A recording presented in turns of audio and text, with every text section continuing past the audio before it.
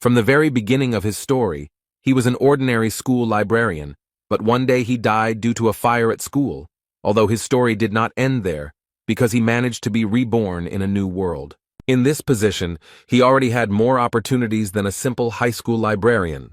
He felt he could do whatever he wanted simply because he called himself the most popular professor in college. Although not everyone thought of him that way, especially the students he pestered, they always felt that Lu Xun was the most capable teacher. This new world was similar to the world described in the most popular novels. In this world, what was important was the power that he thought he possessed in full measure. He always thought that he would become like the hero of novels, become a scoundrel, and thus conquer the whole world, and his name was Zhang Huang.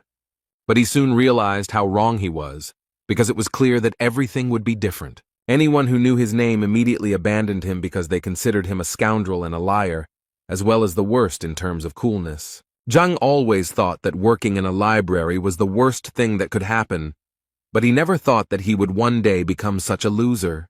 He was a teacher, but unfortunately there was not a single student in his class, because no one wanted to come to a loser. This guy is just unbearable, and in the end he became such a loser that the students felt sorry for him, but still did not go to him. And if there are no students, then everyone hates him. Such were the rules, and in the end, Zhang could not stand it, and began to drink a lot, which affected him even worse. He understood that if he didn't find students today, he would literally be thrown out of here, when suddenly his thoughts were interrupted by a girl. Someone quietly entered his classroom and asked quietly, "Is this teacher Lu Xun's classroom?" Hearing this, Zhang immediately thought that he had finally gotten lucky, and apparently he had finally met a new student, and this time he was confident that he would succeed. So, having collected his thoughts, he carefully turned around and asked the girl in response if she wanted to become his student. She didn't hesitate, and immediately said yes. According to her, she heard that Lu Xun was the strictest and most famous teacher at Hongting University. In response to these words, Zhang told her that she was actually confused, as he thought that choosing a mentor was like choosing shoes, where only the size mattered, and if it didn't fit, nothing could be done. But he still believed that there are some teachers who may not be so famous, but if they are ideal, then the progress from their teaching will be noticeable. At first she was a little upset to hear this, but then she told him that in fact her brother had told her the same thing, but her problem was that she just didn't know which teacher would be right for her. Zhang continued to talk, and got to the point that a teacher is someone who teaches and explains, and he, as one of Hongting's oldest teachers, could no longer watch students stray from the true path without even knowing it. But today the girl was lucky because Zhang was willing to recommend a teacher to her based on her skills. It took her a while to collect her thoughts, after which she began to show everything she was capable of. Zhang, looking at this, thought that he actually couldn't see anything from such a distance. But it didn't matter that much, because it was time to show off a little to attract the girl even more. And when she finally finished showing everything she was capable of, Zhang put on a smart face and said that, from his observations, she had a well-developed base, and therefore he believed that she had excellent prospects. He also added that she had quite a rare talent, and so it was obvious to him that she had trained a lot before this. And as proof, he said that she has amazing footwork. Every movement is like a tiger's jump, and her support is trained, and you can be completely confident in it. And this is the most important thing, because trained legs are the key to success. But the girl didn't quite agree with him, because if you believe her words, her leg was injured, and the doctor gave her a diagnosis that meant that she had no chance of full rehabilitation, which Zhang clearly didn't expect to hear. He tried to turn the situation around and said that the fact that he couldn't see the obvious only proved once again that she had a clear advantage, despite her leg injury. The girl listened to his praise for a long time, but at some point she wanted to know what advantage he was talking about. In response, Zhang stood up and said that the most important thing is that she has hope, which made the girl very happy, because she didn't even suspect that her legs still had a chance. However, Zhang immediately told her that in the entire university, there were only 3 teachers, including him, who could help her, and the other 2, as far as he knew, had long since stopped accepting students. The girl was very upset when she heard this, but she still had hope that Zhang was recruiting disciples, but he told her that he was not interested in fame and fortune. She immediately fell to her knees and began to say that she knew perfectly well that he had strong moral principles, but she still asked him to take her as a student. She was immediately ready to promise him that she would not shirk and would never disgrace his honor. Zhang was so happy to hear this that he decided not to waste time and immediately went down to her and offered to sign a contract, which was quite unexpected for the girl, because it seemed to her that she would beg him for a long time. But everything happened much faster, and Zhang had already taken blood from her finger to make a contract. Although she still had several questions spinning around in her head, she was confused by the fact that the man didn't think for a second, and it seemed to her that he had prepared the contract knife in advance anyway. It was time to introduce herself, and according to the girl, her name was Wang Yin. As soon as Zhang heard her name, he immediately took her out of the house and told her to come back tomorrow, and under no circumstances asked her to forget that she had a lesson tomorrow. Zhang was so happy that he had finally found a student, and now he didn't have to worry about being expelled, and at this stage, he felt like this was also a kind of success.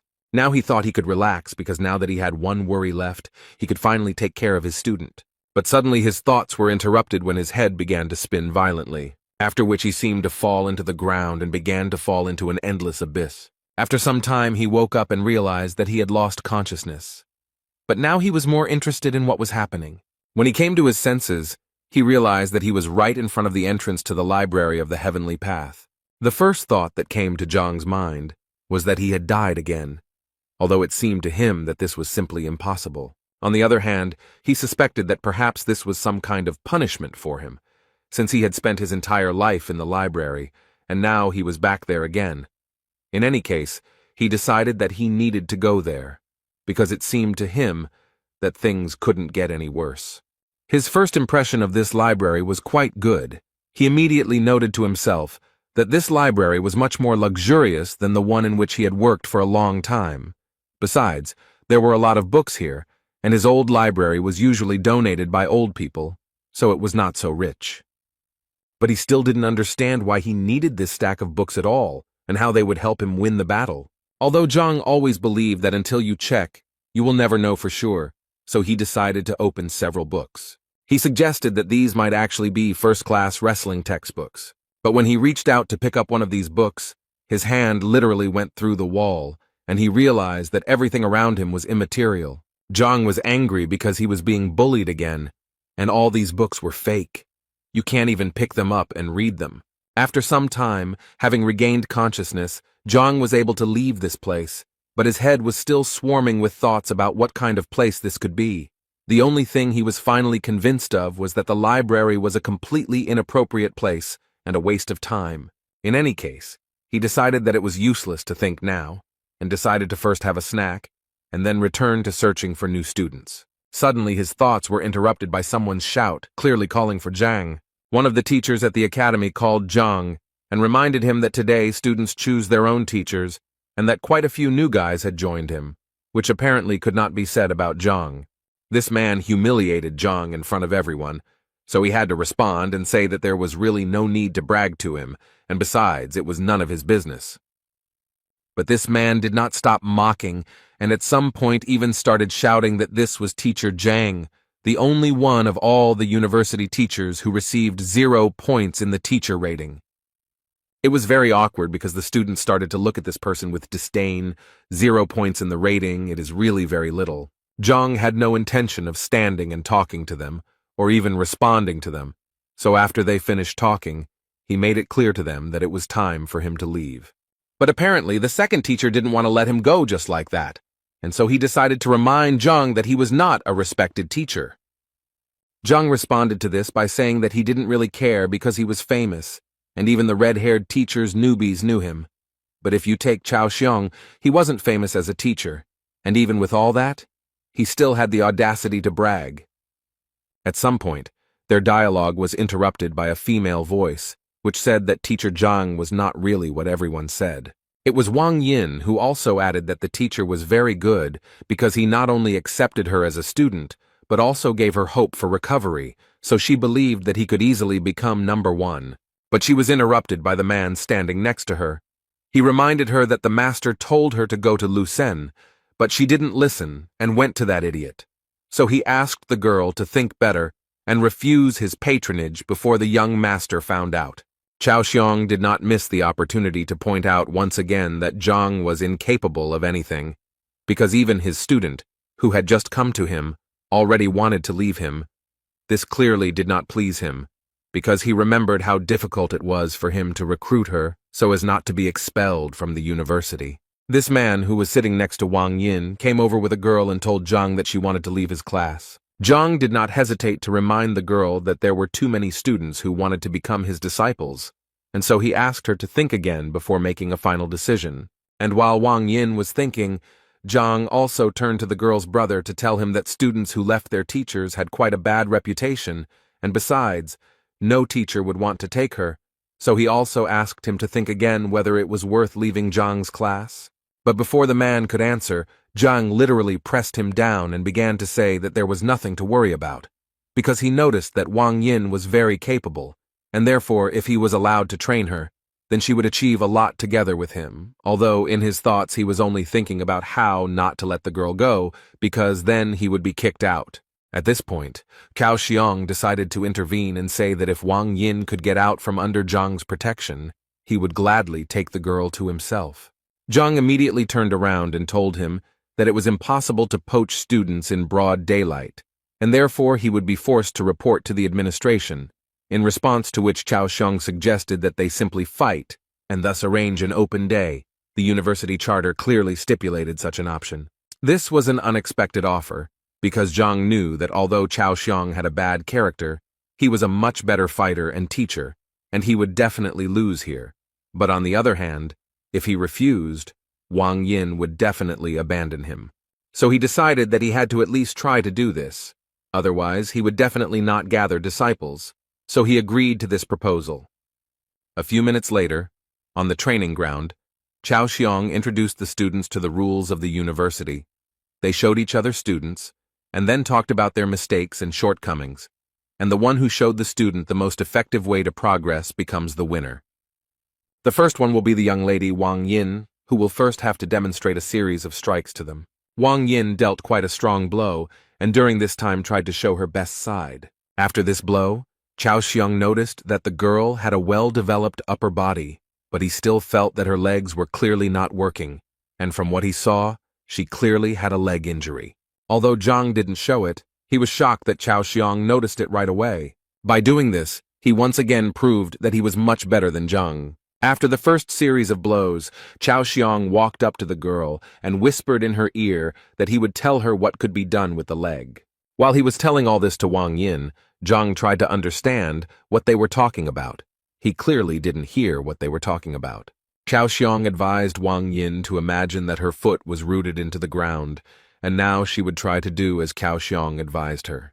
And as soon as she did this, she immediately noticed that the support in the form of a root clearly helps her accumulate more strength in her hands. Thus, following Cao Xiong's advice, she was able to release almost all of her energy and deliver a strike that was a full 10 units stronger locally. This clearly surprised the other guys, who didn't expect that in 1 minute her striking power would increase by 10 units, but Cao Xiong's disciples weren't surprised by this, because they already knew very well that teacher Cao Xiong was very perceptive and attentive. At this point, Master Cao's instructions were finished, and Master Zhang now entered the battle to give advice to disciple Cao. Zhang immediately stopped Cao's disciple, not allowing him to show what he was capable of. The whole point was that he felt that all this was unfair. He meant that if he lost, he would have to hand over Wang Yin to Cao Xiong, but they hadn't discussed what would happen if he won, so he felt like he was at a disadvantage. Cao Xiong was not at a loss and declared that if Zhang defeated him, Yang would become his disciple. Cao was not at all worried about losing such a disciple because he was sure that Zhang would not be able to defeat him. Apparently, that's how it will be, because as soon as Zhang saw Yang's technique, he knew it was all over, because he didn't even recognize his fighting style, and therefore didn't understand how, in his situation, he could even correct the guy's shortcomings. At that moment, Jan thought that he needed to give it his all, because the last thing he wanted was to be a student of the teacher at the bottom of the list. However, Zhang wasn't going to give up so easily, so he tried to find fault with this guy. Suddenly, his thoughts were interrupted as if he had been hit on the head with a hammer. Zhang was transported back to that huge library. He honestly didn't understand why he was here again, until the inscription "Heavenly Path of Deficiency" appeared in front of him, although this phrase was a mystery to him. A few seconds later, he noticed a book fly off one of the shelves and towards him. He managed to catch her, and it was a big surprise to him that she turned out to be material and he could support her in his arms, because last time this clearly did not happen. The title of this book was quite unusual. It was called Yan Li, just like the name of the guy Zhang was currently looking at and trying to find fault with. From the very beginning, the book said that Yang Li was the youngest of the Yuncheng Li family, and it also said that his fighting style was White Lotus, but most importantly, it pointed out his shortcomings, among which were too many unnecessary strikes. This was only the first drawback, so Zhang did not stop and continued to read this book carefully, and at some point, he reached the 12th drawback, which was that his left hand was much more developed, but Yang used his right more often, so the strikes lost their potential. After reading all this information, he finally returned to the training ground, where Yan was able to land 62 punches on the first try. At this time, Zhang finally realized that the library of the Heavenly Path was created specifically to identify and record all the shortcomings. Considering the information he can get, it's a pretty good gift for him to start his new life with. And now Zhang is absolutely ready to finally show everyone around him his true strength. He started by saying that Yang had 12 faults, which made Chao Xiong laugh. The rest of the guys also started laughing, because each of them understood that Yang was using the White Lotus style, which was known to everyone for its power, meaning that it was incredibly difficult to see any flaws in such a fighter, especially in such quantities. He was angry that they didn't want to believe his words, so he said he didn't want to continue competing. After that, he turned to Wang Yin and told her that they were leaving because such bets were simply unacceptable. He was immediately stopped by Chao Xiong, who assured the man that they all trusted Mr. Zhang, so they all wanted to hear his advice. Zhang knew that Chao was only doing this to laugh again, but this time it would be different, and Zhang knew it, so the smile never left his face. The first thing he asked Jan to do was to punch with his left hand instead of his right. This clearly surprised the guy, and the other students started laughing even more because he simply asked the guy to change his hand. Was that really his wise advice? Chao Xiong simply asked Yang to do what Zhang asked, and at that moment he thought that he knew Yang's ability very well, and was therefore confident that his left punch would not reach even 30 units. Jan struck with his left hand, and without expecting it, delivered a blow that was almost twice as strong as the previous one. Cao opened his mouth and froze like a statue in surprise at what he saw. As a result, Yan got the number 123, and this greatly surprised all the children and teachers, including because even teacher Lu Sen had not achieved such a result. Yan himself could not believe that he was capable of delivering such a powerful blow. Zhang was very glad that his advice had worked after all, and now he was once again convinced that the library of the Heavenly Path was given to him for a reason. After thinking these thoughts, he turned to Teacher Cao to inform him that his result was only 20%, but Zhang's advice helped Yang double his strength. This made him say through his pain that Yan Li was now Zhang's disciple, no matter how sad it was for him to say it. At this point, he decided to end his speech and ordered the rest of the students to leave. He thought he was lucky just this once, but he assured himself that he would find a way to get revenge on Zhang. Zhang, meanwhile, threw his stone to Yan so that he would hurry up and check his identity on his stone. At that moment, Yang thought that things couldn't possibly get any worse, and that the other teachers probably wouldn't accept him if he ran away. So despite his disappointment, he bit his finger and signed the contract with Zhang. A few hours later, rumors spread throughout the academy that teacher Cao Xiong had recently competed with teacher Zhang, who was at the bottom of the rankings. At first, it was a source of laughter, but then the laughter turned to surprise when they heard that Zhang had won because he had been able to give advice to Yang, who had doubled his attack. Hearing something like this, the girl became interested and immediately wanted to know how someone could do something that even teacher Lu Sen couldn't do. Her friend believed that it was not just luck, because it increased the impact by 100%. In any case, the girl didn't believe it, and her main reason for coming to this university was because she wanted to get to teacher Lu Sen, and so she didn't understand how they even dared to say that some loser from the bottom of the list was superior to Lu Sen.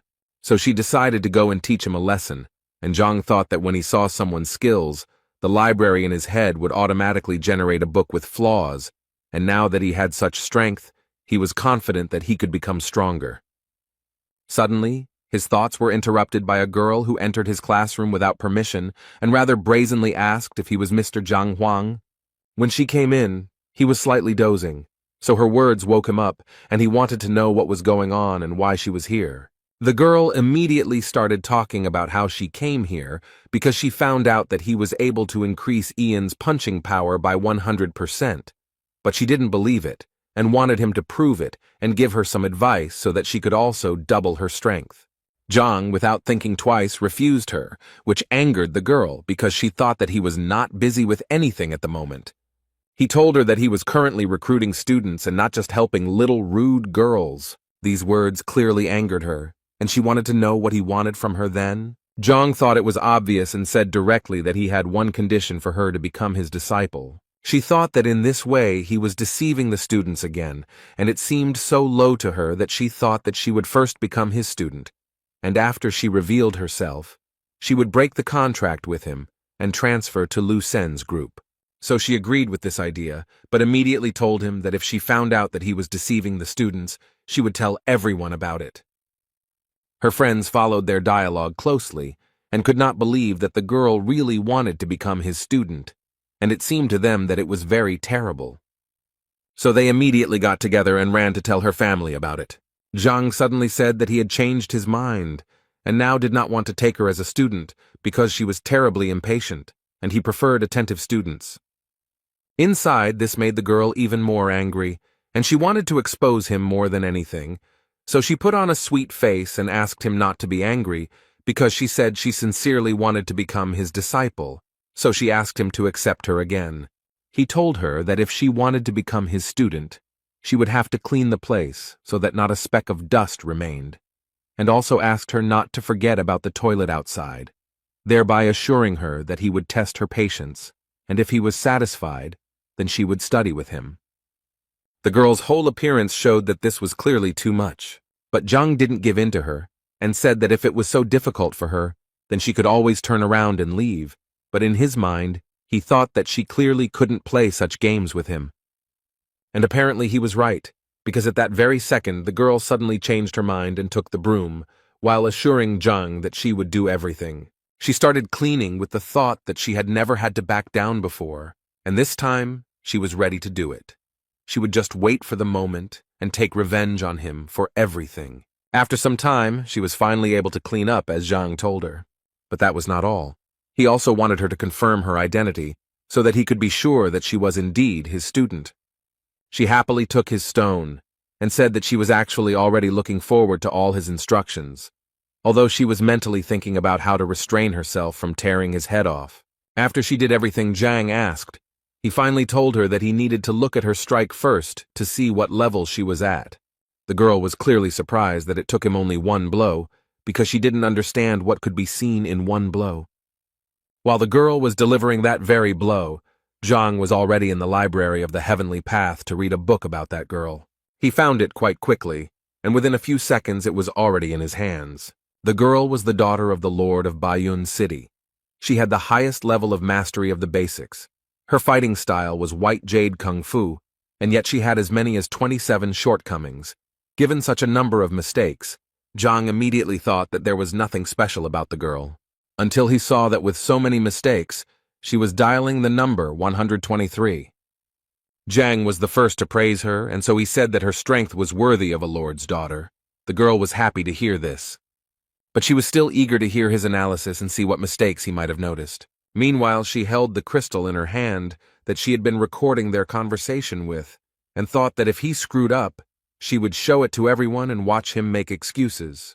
But the girl had to change her mind when Zhang told her that she was sick, although she immediately began to deny it and became embarrassed. He in turn assured her that he was not scolding her, but simply saying that she was physically ill. The girl continued to deny this and responded by telling him that he didn't know what he was talking about. But he paid no attention to her words and continued to talk about how often she felt pain, especially during the full moon, when the body and mind are especially irritated. And one more thing. He also knew that no matter whether she trained or not, she was still always irritable. All this made an impression on the girl, because he literally told her everything she felt, but she did not tell anyone about it. Zhang smiled and said that there was really no point in being surprised, since he was quite an experienced teacher. She lowered her head and asked him sheepishly, "Is there a solution to her problem?" Zhang immediately told her that the solution was actually simple. All she had to do was come to his class tomorrow, where he would definitely explain everything to her. He also did not forget to say that he wanted to see complete trust. If she did not justify it, then it would be better for her to go to another teacher. In response, she assured him that she now trusted him completely, and after hearing these words, Zhang wanted to know if she still wanted to keep that crystal with the recording. The girl immediately squeezed and broke it in her hands and said that this would not happen again. Thoughts flashed through the girl's head about how he immediately recognized her illness and realized that she was recording him on the crystal. Now she couldn't understand only one thing. How could such an experienced man end up at the very bottom of the rankings? The only explanation she had was that he was too noble and didn't need wealth and recognition. Suddenly her thoughts were interrupted by a man who stopped them both. It was Yao Han, the governor of Baiyun City. It was the girl's uncle, from whom she immediately wanted to know what he was doing here. Instead of answering her question, he asked her not to say that she had become Zhang Huang's disciple, but to his great regret, the girl immediately confirmed it. He then turned to Zhang and said that her niece was the pride of the family, and therefore she couldn't study with someone like Zhang, so he asked him to let her go, then added that he would either listen to him or go to the principal and seek his expulsion from the academy. But before he could finish speaking, he was interrupted by the girl herself, who began to ask him not to do this because she had voluntarily become his student. He was clearly surprised that she didn't understand that he was not a worthy teacher who would definitely not be able to increase her strength. She felt very awkward, but still, despite all these feelings, she tried to tell her uncle that she had already made her final decision. As he listened to her, he noticed a broken sound recording crystal on the floor, and this immediately made him furious, and he immediately pounced on Zhang with words to find out what he was going to do with his niece, after which he once again ordered him to immediately release her from the class. Otherwise, he threatened Zhang to destroy him, but he calmly told Yao that he was wrong when he thought that he brainwashed the girl. She also tried to calm her uncle down at that moment, saying that if he didn't calm down right now, she would never speak to him again. He didn't understand why she was suddenly so protective of him, but she felt awkward talking about it here, so she took his hand and said that they were leaving immediately. However, the girl's uncle still did not trust him and believed that Zhang was clearly up to something. Zhang himself did not understand what he was being accused of, since he had simply accepted the student into his group.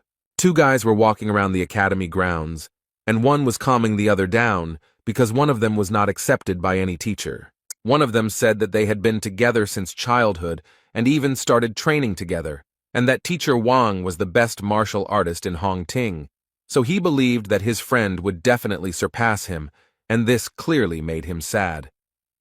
His friend tried to cheer him up in every way, and as soon as he saw the sign for first class, he immediately suggested that his friend go there, since perhaps he would be accepted there. The boy didn't want to go there because the class clearly looked very old, but his friend assured him that he should be optimistic. If the class is old, it means the teacher is experienced. Zhang was a little surprised when two guys came to him and one of them wanted to become his disciple. But what surprised him even more was that his friend was so eager to prove to Zhang that the boy was a good spearman and would therefore become a good student. Zhang was not against taking another student onto his team, but first asked him to demonstrate his skills. The boy was clearly not prepared for this, but his friend assured him that everything would be fine because the teacher just wanted to give him a couple of tips. At that moment, the boy couldn't get the thought out of his head that everything around him was unkempt, and so he thought that the teacher was exactly the same and was unlikely to teach him anything. But he still decided that even if he really was that terrible, he simply wouldn't become his disciple. And to test his theory, he decided to show everything he could do and see the teacher's reaction.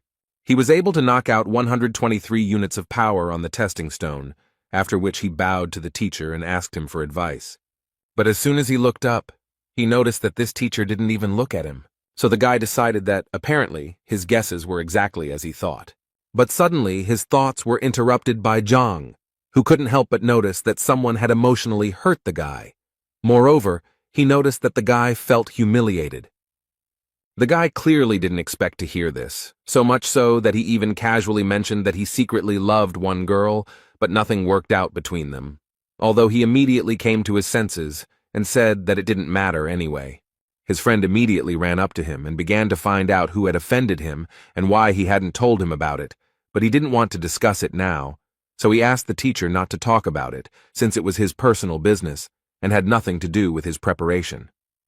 But Zhang clearly didn't think so, and then added that his punch was fierce and purposeful, and that it spoke volumes about his personality. Zhang immediately noted that he only thought about the present, not the future. The most important thing, though, is that this injury made him indecisive and he became very afraid of failure, and because of this his punch became much weaker. The guys were very surprised that Zhang was able to see that he was in love and what kind of character the guy had in general. But Zhang immediately told them that in fact there was nothing surprising about it, because a fighter's blow directly depends on his emotional state, and if it is unstable, then the blow will be exactly the same, and in his case it was clear at first glance that love was to blame. The boys stood there with their mouths open in surprise, as they saw how quickly Zhang had found his true problem. Even Weapon Master Wang hadn't noticed it.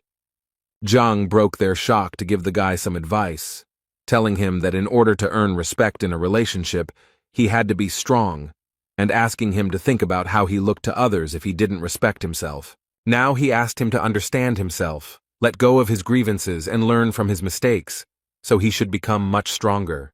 And now, hearing this, Zhang asked the guy to hit him again and see what he was really capable of. The only thoughts in his head were that he shouldn't insult himself, and all he needed was to believe in himself.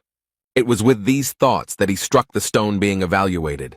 And what was his friend's surprise when the force of the guy's blow increased almost twofold and amounted to as much as 200 units. After that, the guy realized that his teacher must be Zhang, so without thinking twice, he knelt down in front of him and began to ask him about it, and Zhang himself was not against helping the young guy, so the first thing he asked him to do was to verify his identity on the stone.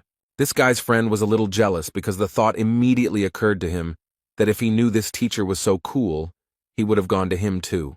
But another question confused him. If there had always been such a great teacher in Hongting, then why had he never heard of him? So he decided to ask the teacher his name, and when he introduced himself, the boys realized that it was the name of the worst teacher in the academy.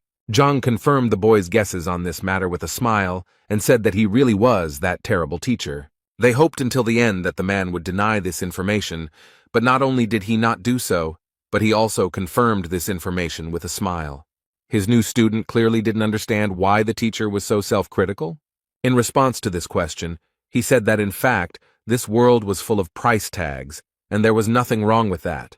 Although in his mind he thought that if it weren't for the Library of the Heavenly Path, he would most likely remain a failure, since without it he didn't have any special talents. Zhang's student, upon hearing this, immediately wanted to give Zhang credit, but Zhang stopped the guy and said that in fact, it didn't matter. Like his bad reputation, what was important was to study hard and go towards his goal. The boy happily said goodbye to the teacher, and his friend could not help but notice that in the end, everything turned out well for the boy, and now he too has a wonderful teacher. Zhang also smiled happily because he realized that today was also a holiday for him, since he had 4 new students. Moreover, for the first time in his career, his license plate has expired, which he will have to get from the logistics building if he wants to continue recruiting new students. As soon as the man entered the building, he immediately noticed that it was completely deserted, but his opinion changed dramatically when he heard voices informing him that their first teacher, Zhang Huang, had appeared before them.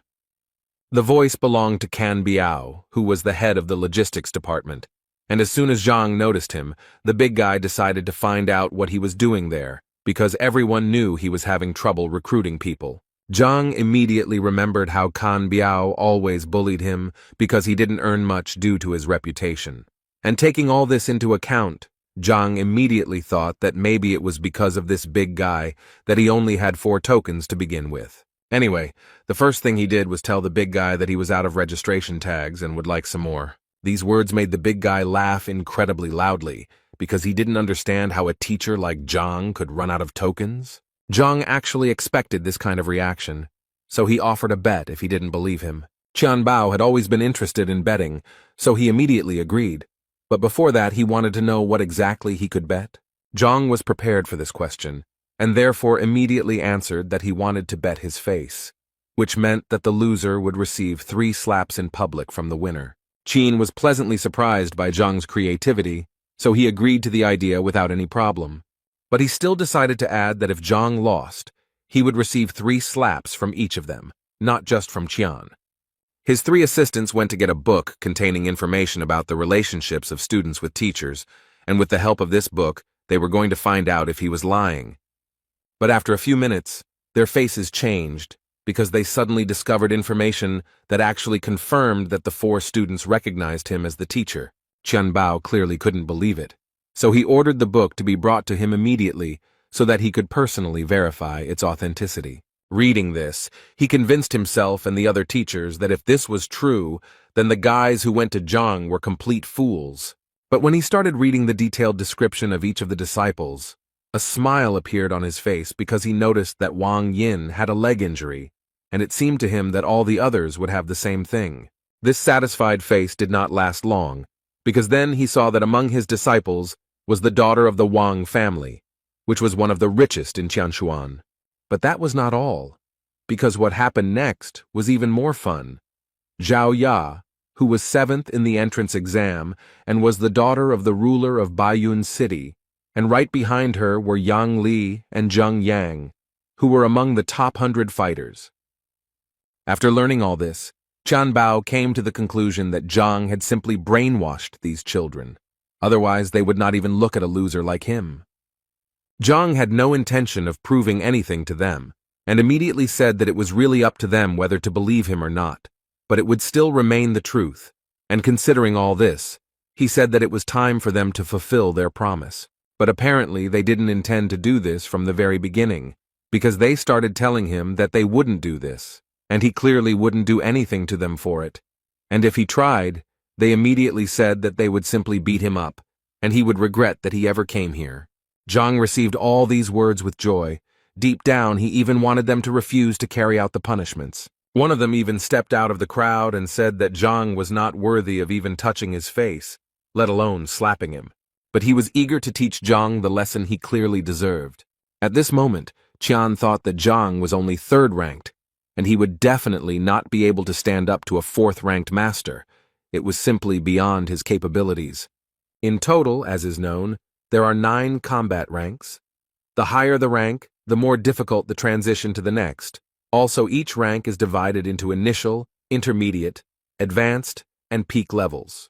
Therefore, given this information, it was clear that even if Zhang was well versed in other people's skills, he was only at the level of a 3rd-rank master, and with such skills, it would be truly difficult to win.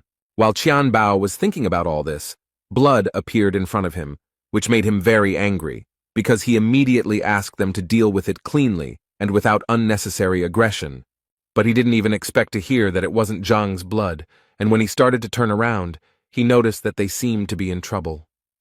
Zhang managed to knock out one of the teachers with one punch, and now he stood up and slowly called the other boys to him.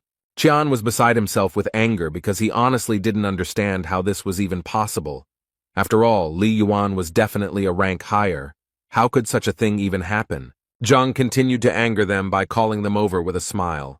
They thought that he was just lucky, and now he would definitely get what he deserved from them for his insolence. Zhang closed his eyes and moved to the library of the Heavenly Path, where 3 books on the shortcomings of these teachers had already been prepared. Therefore, it was not difficult for him to familiarize himself with them and strike where they could have the greatest effect. Each of them had their own point they didn't want to reach, and Zhang knew it very well. This information helped him defeat all these impudent people. After just one touch to each of them, Zhang became the winner, and they froze and could only tremble in fear. The thing is that Zhang touched their vital points, because he knew very well that all fighters who train hard have such a point, and if it is touched even by a child, it can lead to very bad consequences. Therefore, vital points are the most important place of a fighter. Often even close people do not know about them. Qianbao could barely speak, but he still wanted to ask the guy how he knew about their vital points. Of course, he knew in his mind that all this was thanks to the library, because he only now realized that it could help not only in teaching students, but also in real combat, despite the fact that he was from the ground and did not really understand kung fu. But he told Tianboa that they just needed to fulfill the promise, and everything would be fine. All this irritated Tianbao, so he immediately called Zhang a pathetic and incompetent teacher who dared to attack his superiors in a public place, so he would definitely go to the administration to file a complaint against him. The other teachers agreed with him too. They even told him that he would do better to kneel if he didn't want to get fired. For Zhang, this was so humiliating, because he understood perfectly well that they simply could not win with the power of intelligence, so they decided to use meanness. Then he decided that he too needed to resort to their methods, since that was what they wanted so much. After that, he began to talk about how Master Qian Biao stole Elder Chen Ming's treasures half a year ago. And he did it only to please a woman who ultimately did not stay with him. Next in line was teacher Bai Lin, who had driven the girl to suicide 3 years ago by abusing her, and her spirit often returned to him in his dreams. Teacher Chun deceitfully took away his brother's business by poisoning him and successfully blamed it all on an accident. When all those teachers heard this, they forgot what had hurt them so much because they could not believe that Zhang knew their secrets. But without thinking twice, they decided to ask him for forgiveness and immediately admitted that they were the only ones who were wrong. Zhang could only reply that he really didn't have time to deal with their past mistakes, but he wanted to convey to them that if they repeated them in the future, he would definitely ruin their careers once and for all. They assured him that they would not dare to do so again, and as a token of gratitude for his kindness, Tian Bao gave him his registration tokens and said that he could indeed take as many as he wanted. Zhang took exactly as many tokens as he thought he needed and left, and his new friends wished him a good day. The man's head was filled with thoughts about how long he had been waiting for this exciting life, and that this was exactly what he needed. Suddenly, his thoughts were interrupted when he saw 2 guys pulling a third one, who seemed to be screaming that he didn't want to live anymore. As it turned out, the big guy was shouting that he wanted to die, but at the same time he was holding another student's hand and not letting him leave. And the third one was trying to explain to him that if he wanted to die so much, then he didn't need to drag anyone along with him. But he asked them to leave him alone because he was already dead. Although the guys tried to shout to him that it was he who was holding them, and not they him. Zhang didn't quite understand what was going on here and how it had led to this. In any case, he decided that it was better for him not to interfere in this situation, since at the moment his main task was to continue recruiting students. Suddenly, his thoughts were interrupted by a shout that seemed to be directed directly at him, because he heard someone shouting something about the uniform of one of the teachers. And a few seconds later he noticed the same big guy clinging to his leg. He immediately turned around and saw the 2 students quickly running away, thanking Zhang along the way for helping them distract the big guy. Zhang tried to calmly ask this guy to let him go, but he refused, and kept saying that he had already been rejected for patronage 10 times, and today was his last day of selection, so he just wanted to ask him to take pity on him and take him as a disciple. The man came down closer to him and said that if the boy wanted to become his student so much, then first he needed to show him everything he was capable of, and that hanging on his leg was useless.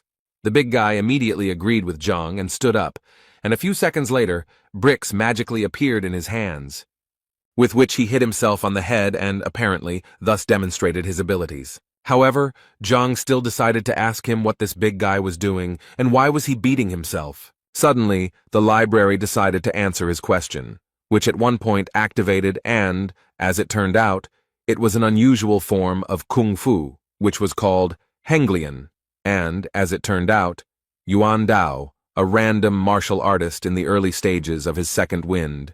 The guy had 18 flaws, the first of which was the inactivated horned dragon blood.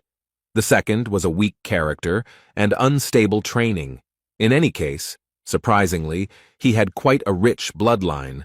But still, even in this case, he was not a capable guy. Suddenly, Zhang realized what he had just read. Could this guy have something to do with the power of the imperial blood? In this world, the birth data of the body and blood are of great importance, and if a fighter has a heritage, he can improve much more actively than his opponents. Thus, there are several types of bodies: the purest body, the yin body, the yang body, the golden body. Likewise, it can be said that there are several types of blood: ancient blood, new blood, ancestral blood, and variable blood. The blood of the horned dragon is one of the ancient bloods. It is said that when it is used to its full potential, the fighter becomes invulnerable to weapons, and nothing can break him. It could be said that this was one of the best bloodlines in terms of defense, and Zhang could not even imagine that such a big guy would have such a huge potential, although it would be incredibly difficult to unlock. Either way, he knew that this guy definitely needed to be taken into his class. So he immediately gave him his token to make a deal with him, and the big guy was over the moon. He was so happy that he finally had a teacher, but Zhang immediately asked him to stop rejoicing because they had a lot of work ahead of them. Suddenly, their dialogue was interrupted by Shang Bin. He was the grandson of the elder of the Shang Academy, and one of Shenbi's admirers. This guy, as soon as he saw Zhang, immediately told him that the teacher was not very good and was recruiting exactly the same kind of students. The girl standing next to him was called Shenbi Ju. She was one of the top teachers in the academy with a huge number of fans. Moreover, it could be said that Zhang was once a big fan of hers. And now Zhang didn't understand who Shang Bin was talking about and who he called trash. Shang Bin smiled and told Zhang with great confidence that he was talking about him if he didn't understand.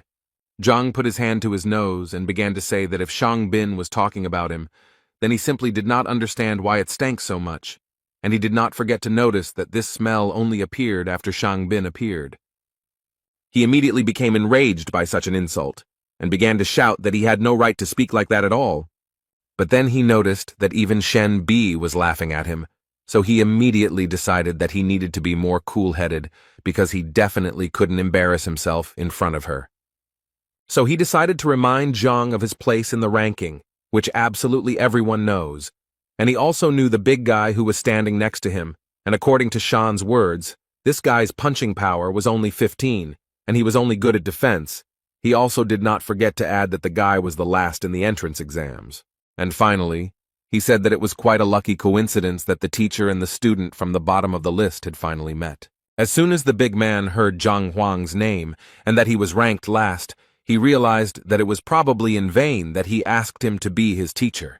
Zhang didn't intend to react harshly to all these words, and decided to tell Shan that if he finished speaking, then his personality could leave. Zhang personally let him go. Although this made him angry, he still decided to listen to Zhang. But first he turned to Shenbi and told her that they had better leave here, because communicating with this abomination was dangerous. It could negatively affect her beauty. Before leaving, Shenbi decided to say some nice words to Zhang. So she said that last time, although he was at the bottom of the list, she asked him not to give up and work hard, and then he would definitely succeed. Zhang understood that she thought that since he took this big guy, it meant that he had given up on himself. But he still told her that he was pleased to hear such words from her. But he could still guarantee that this big guy was a diamond in the rough, and if he was trained properly, he would most likely shine. Shenbi didn't argue with him, and said that she would look forward to it, then turned to Shang to tell him that she was already very tired, so she would like to rest for a while without him. Shang again decided that Zhang was the only one to blame for this, so he promised him that the time would come when he would have to answer for everything he had done. While they were talking there, the big guy decided to run away very carefully, but Zhang noticed this and pretended that the big guy was just confused and went the wrong way, because in fact his class was in a completely different direction. The boy was trying to say that he was too weak, and therefore didn't want to ruin teacher Zhang's reputation, and therefore he wouldn't mind if the man suddenly decided to let him go. Zhang came close to him and said that these were meaningless words because he had already dripped blood onto the token, and therefore from this second on, he would live as his disciple, and then die as his disciple. After this conversation, Zhang went to his room to think about the fact that today was his last day of recruiting disciples, and it looked like his limit would stop at 5. But in reality, everything was fine. So he decided that he needed to sort out all the materials first so that he would be ready for his first lesson tomorrow. He believed that he had previously trained according to the principle of the 9 paths of Hongting, and each level corresponded to the essence of the 9 ranks. Many in Hongting train according to this system. And it looks like he's the last one of all the teachers left at rank 3.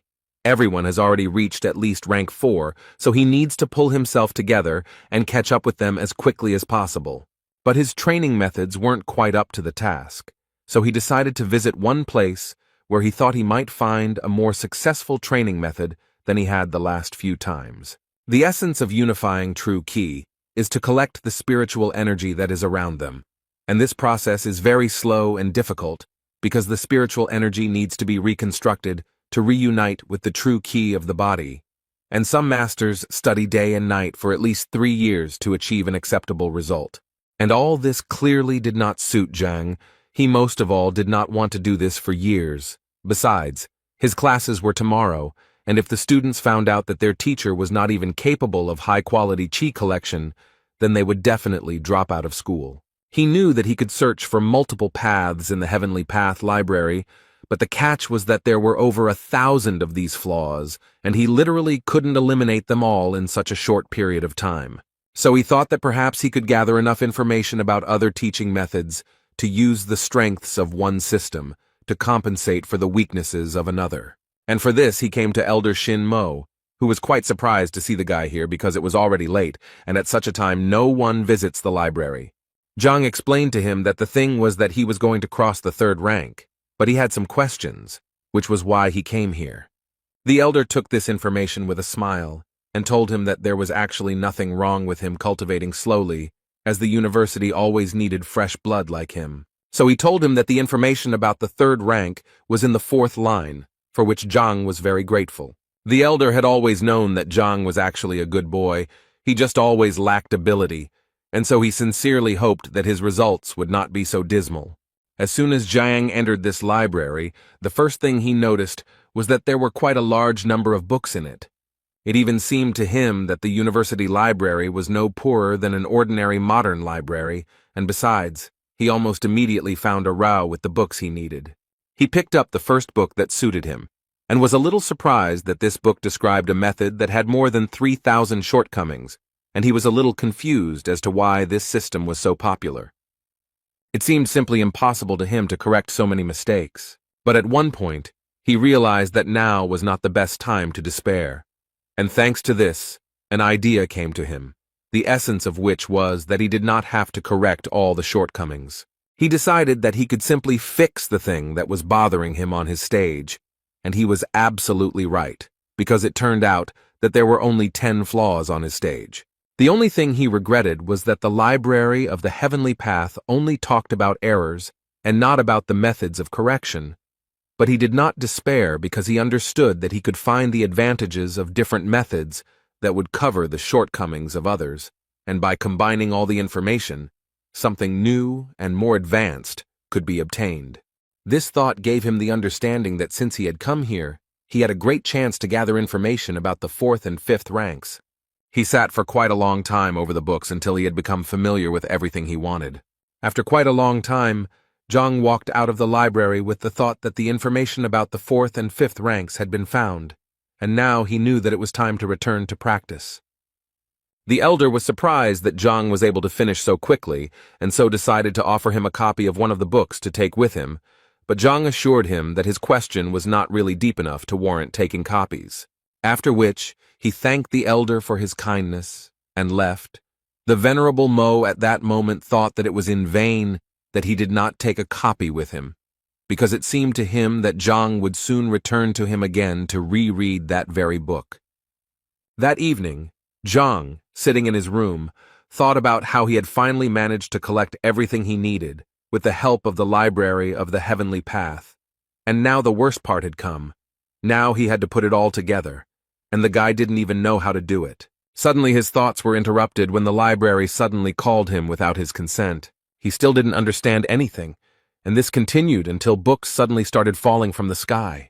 And so it went on until one fine moment, a bright light suddenly appeared before Zhang's eyes, from which he had to hide, because it was simply impossible to look at it. After a while this light finally went out, and in its place appeared a book, which fell right into Zhang's hands. As soon as he opened this book, he realized that in front of him were all his notes from the elder's library, only they were structured and laid out on shelves.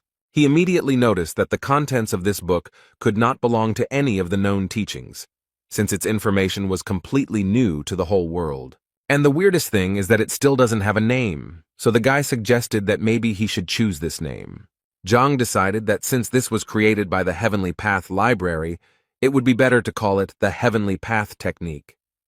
And as soon as he said it out loud, the title itself appeared on the book, which even scared the guy a little. After some time, he began to study this book and did it gradually, as the library of the Heavenly Path recommended to him. And at some point, his understanding and knowledge of this book reached its maximum. Zhang immediately realized that this was some kind of breakthrough, but he was surprised by the fact that it happened so quickly, because he knew that other people who had advanced to the rank of skin and bone purification fasted for a long time, constantly meditated, and all this in order to achieve even a small success. It only took him half a night to reach the 5th rank of Qi vessel. He also couldn't help but notice that his training had increased the strength of his Qi, but he always felt that it required sacred or divine purification. But it seemed like the Heavenly Path Library had done all the work for him. He realized that apparently when he used Hongting's 9 paths, he had made too many mistakes, but now he seemed to have finally been able to gather the highest quality Qi. After such a breakthrough, he immediately became curious about whether he could use the Heavenly Breakthrough Library to learn a sacred or even divine purification method. There are 3 types of Qi energy: high, medium, and low, and accordingly, the higher its quality, the stronger the fighter. Zhang was confident that he was now using the highest quality Qi, and that this practice had improved his body and his energy. So taking all these points into account, he decided that he immediately needed to test what he was now capable of. The first thing he decided to do was to go to the measuring plate that his students were hitting. It seemed to him that it made sense to start with this. He gathered more energy in his hand and was about to deliver his first blow after meditating. And as soon as he struck this blow, the number 8 appeared in front of his face, followed by the word ding, which was roughly equivalent to a blow of 8,000 units. Zhang initially thought that this plate was simply defective, since according to the measuring stone, its strength was equal to that of a 6th-rank sage. In a way, he looked at his hands and thought that this was quite frightening to him. Moreover, he managed to reach the 5th rank in just one night, so he decided it was better to keep this news a secret. Suddenly, his thoughts were interrupted by a strange sound. Zhang thought that it was too late for guests, so he decided to check who had come to see him. When he saw this person, he immediately realized that whoever he was, this person was clearly heading towards his room. But more importantly, he did not notice Zhang. This unexpected guest at that moment thought that Zhang himself was to blame for what would happen, because he should not have taken everyone as a disciple. Zhang knew that if this man was sneaking up on his teacher in the middle of the night, he certainly wasn't bringing joy, so he decided to take off his teacher's uniform first for better camouflage.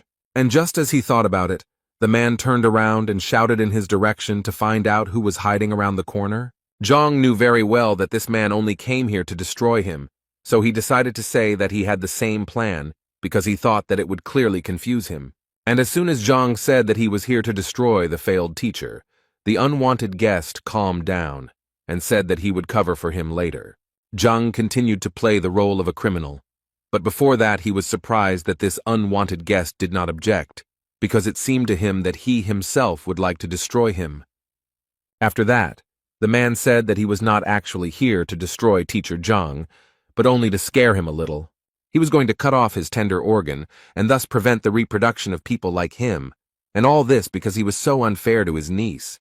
For the first time in his life, Zhang did not regret going to training instead of going to bed, because if he had fallen asleep, the consequences would have been very dire. In any case, this strange man decided that it was time to end the conversation and get down to business, and Zhang decided to offer him to start first, because if he simply destroyed him, there would be no point in castrating him. The man at this moment thought that it was such an incredible coincidence that they both came that night to finish off Zhang, so while thinking about it, he suggested to his unexpected partner that they go on this mission together. First of all, the criminal asked him to focus on his energy in order to better feel his body and deliver the most powerful blow. Zhang was transported to the library of the Heavenly Path at this moment, because he realized that he had heard this man's voice before, and the book itself fell into his hands. This man's name was Yao Han, and he was a servant of the Baiyun house, a 6th-rank fighter who had opened the 8 chakra points. Zhang immediately understood that Yao was Zhao Yao's direct assistant, but he didn't understand what he had done, that this mercenary had come to destroy him. In any case, he decided to ignore the fact that he was already 6th in rank, and that he had beaten 12 dings on the evaluation stone, because if he didn't teach him a lesson, then he wouldn't be able to be called Zhang Huang. But he still understood that this clearly had to be done not in direct confrontation, because then he would definitely lose. So he decided to outsmart Yao a little and at one point shouted at him to look at the sky because there was a UFO flying there. Yao didn't understand what a UFO was and how it related to their case, but he didn't even think that this was all just a common trick by Zhang, who deceived him in such a childish way. Zhang didn't miss his chance and delivered a fairly strong blow from behind, which sent the man flying into the nearest wall. He thought that the 6th rank should be much stronger, but apparently the fact that he knows all of his opponent's weaknesses decides a lot in this regard. Yao didn't quite understand why the guy suddenly attacked him, because it seemed to him that they both wanted to take revenge on Zhang. But apparently Yao was very wrong when he decided that he had an ally in such a matter. After that, Zhang dealt several dozen blows to his opponent, and realized that in fact, all this was not as difficult as it might have seemed to him. This guy was the assistant of the Yao family, and Zhao's uncle, so he did not hit him very hard. But before he left, Zhang knew he first needed to divert suspicion from himself. The idea immediately came to him to blame everything on Shan, although Zhang believed that it was his own fault, because if he had not approached him that afternoon, he would not have even remembered him. After that, he turned to Yao and said that Zhang had angered him during the day, so he wanted to teach him a lesson. Zhang pretended to talk to himself, but Yao heard everything perfectly well, and so Zhang made him understand that he was Shan. After that, he made a threatening face and ordered Yao to get out of here immediately. This scene made Yao think that he saw this person talking to Zhang today, and he also knows very well that they often quarrel with each other, and in the end he said something for Shenbi, so he was sure that it was that guy. Zhang thanked himself again for deciding to train today instead of just lying around and resting. Besides, tonight had given him the understanding that he needed to become much stronger if he wanted to survive in this world. The next morning, all his students except Zhao gathered, and when he asked the boys why she was not there, they answered him quite confidently that she was simply late and would come a little later. He decided that they would start without her, and then began to talk about how his teaching methods differed from others, saying that individuality was important to him, so he would work on each of their styles. And he decided to start with Wang Yin because she was his first student. Although the girl agreed with him, at this moment she thought about how yesterday, when she returned home, she found out that teacher Zhang was actually a liar. So she mentally didn't want to have anything to do with him, although she couldn't tell him about it yet. At this point, Zhang asked her to come closer to him and show her strike again, as he needed to examine it more closely. Wang Yin felt that there was too little space for this, but Zhang assured her that it did not matter. The thing is, when he first looked at her strength, he didn't have the Heaven's Path library yet, and so he didn't quite understand what shortcomings the girl had. So she had to give another blow, which was quite strong, and Zhang immediately decided to praise her. Then Wang Yin wanted to say something to her teacher, but he did not let her do it because at some point he simply interrupted her. And he began to say that if he was not mistaken, then she injured her leg 2 years ago in a fight. Wang Yin didn't even understand how he could know all this. Zhang ignored her questions and continued to talk about how there were 3 points on a person's leg that were responsible for strength, speed, and agility, and it seemed to him that her opponent had touched the point that was responsible for strength, which caused it to close and the blood to flow in the opposite direction. At this moment, Wang Yin thought that one of the top doctors they had invited had said the same thing, but he couldn't do anything about it, since it required a master of at least the 8th rank. So she asked him without much hope if he could cure her, but the answer completely changed her expression, because Zhang said with complete confidence that for him it would be just a piece of cake, although the girl had thought all her life that her injury could no longer be cured, and the teacher said that for him it was a mere trifle. According to Zhang, he called her here specifically to cure her, and to begin with, he would like her to relax her body and sit down. At this moment, Wang Yin noticed that for some unknown reason, she suddenly began to trust her new teacher. At some point, her thoughts were interrupted by Zhang, who, completely unexpectedly for the girl, threw a small needle at her. The girl immediately thought that this was a technique that required strict control over the flight of the needle so that it would hit the target accurately, and this technique was known as air acupuncture. But this technique required at least the 5th rank. That's why she couldn't believe that the worst teacher in the university could even reach 5th place. But Zhang had been continuing to perform his technique all this time, and he had only just begun the stage of introducing true qi into Wang Yin's body. It was an incredibly painful process, and the girl had to endure it. But the thought that this was indeed the teacher's qi was still spinning in her head. She immediately realized that this was the purest qi, like spring water without a single impurity, flowing through her body. But she still couldn't get the fact out of her head that such energy simply couldn't be found in a 3rd-rank master. Moreover, no matter how much she studied the matter, she had never heard of such a true qi refining mastery. Anyway, the most important thing now is that she can feel her legs more accurately and clearly than ever. Wang Yin felt like he had turned some kind of lever, and now she could feel them. The girl had been waiting for this feeling for so long, and finally, when she had almost lost hope that she would ever be able to cure this disease, the teacher was still able to cure her, and he did it so simply that she could not even believe it. For such a gift, she immediately fell to her knees in front of him and began to thank him. Zhang thought that there was no particular meaning to it. He just wanted the girl to start training hard so that the second one would not be so easily corrupted. After his first training session, Yan, sitting with all the students in the class, told them how he was going to leave the teacher. So he wanted to know who wanted to join him, and the big guy immediately supported him. But he still added that, in addition to the fact that he also wanted to leave, he was afraid that the teacher might get angry about this, and then things would be bad for them. Jan thought it was a mere trifle because it was better to be angry than just stay here. He was confused by the fact that they didn't even know what rank he was, but he was sure that when Wang Yin came out, she would finally convince them that they should leave him. Immediately after his words, Zhang and Wang Yin entered the waiting room. It was clear from the girl that she was very pleased, and with such an attitude, she clearly did not intend to leave. Jan noticed this, and realized that his escape plan was slowly beginning to fall apart. The big guy also noted the fact that Wang Yin clearly didn't look disappointed, but Yang couldn't believe that Zhang actually told Wang Yin something worthwhile. Suddenly, his thoughts were interrupted by Zhao Yao, who entered the classroom and first apologized for being late. Zhang, of course, was very happy to see her, but he couldn't help but ask the girl who was this disabled person next to her. The girl did not expect such a formulation and was a little stunned when she heard the word disabled. But the man who was next to the girl did not tolerate this and immediately responded by calling Zhang a cripple because in fact his name was Yao Han and he was a servant of the Baiyun house. He also added that he came here to check on Zhang and how he would handle this lesson.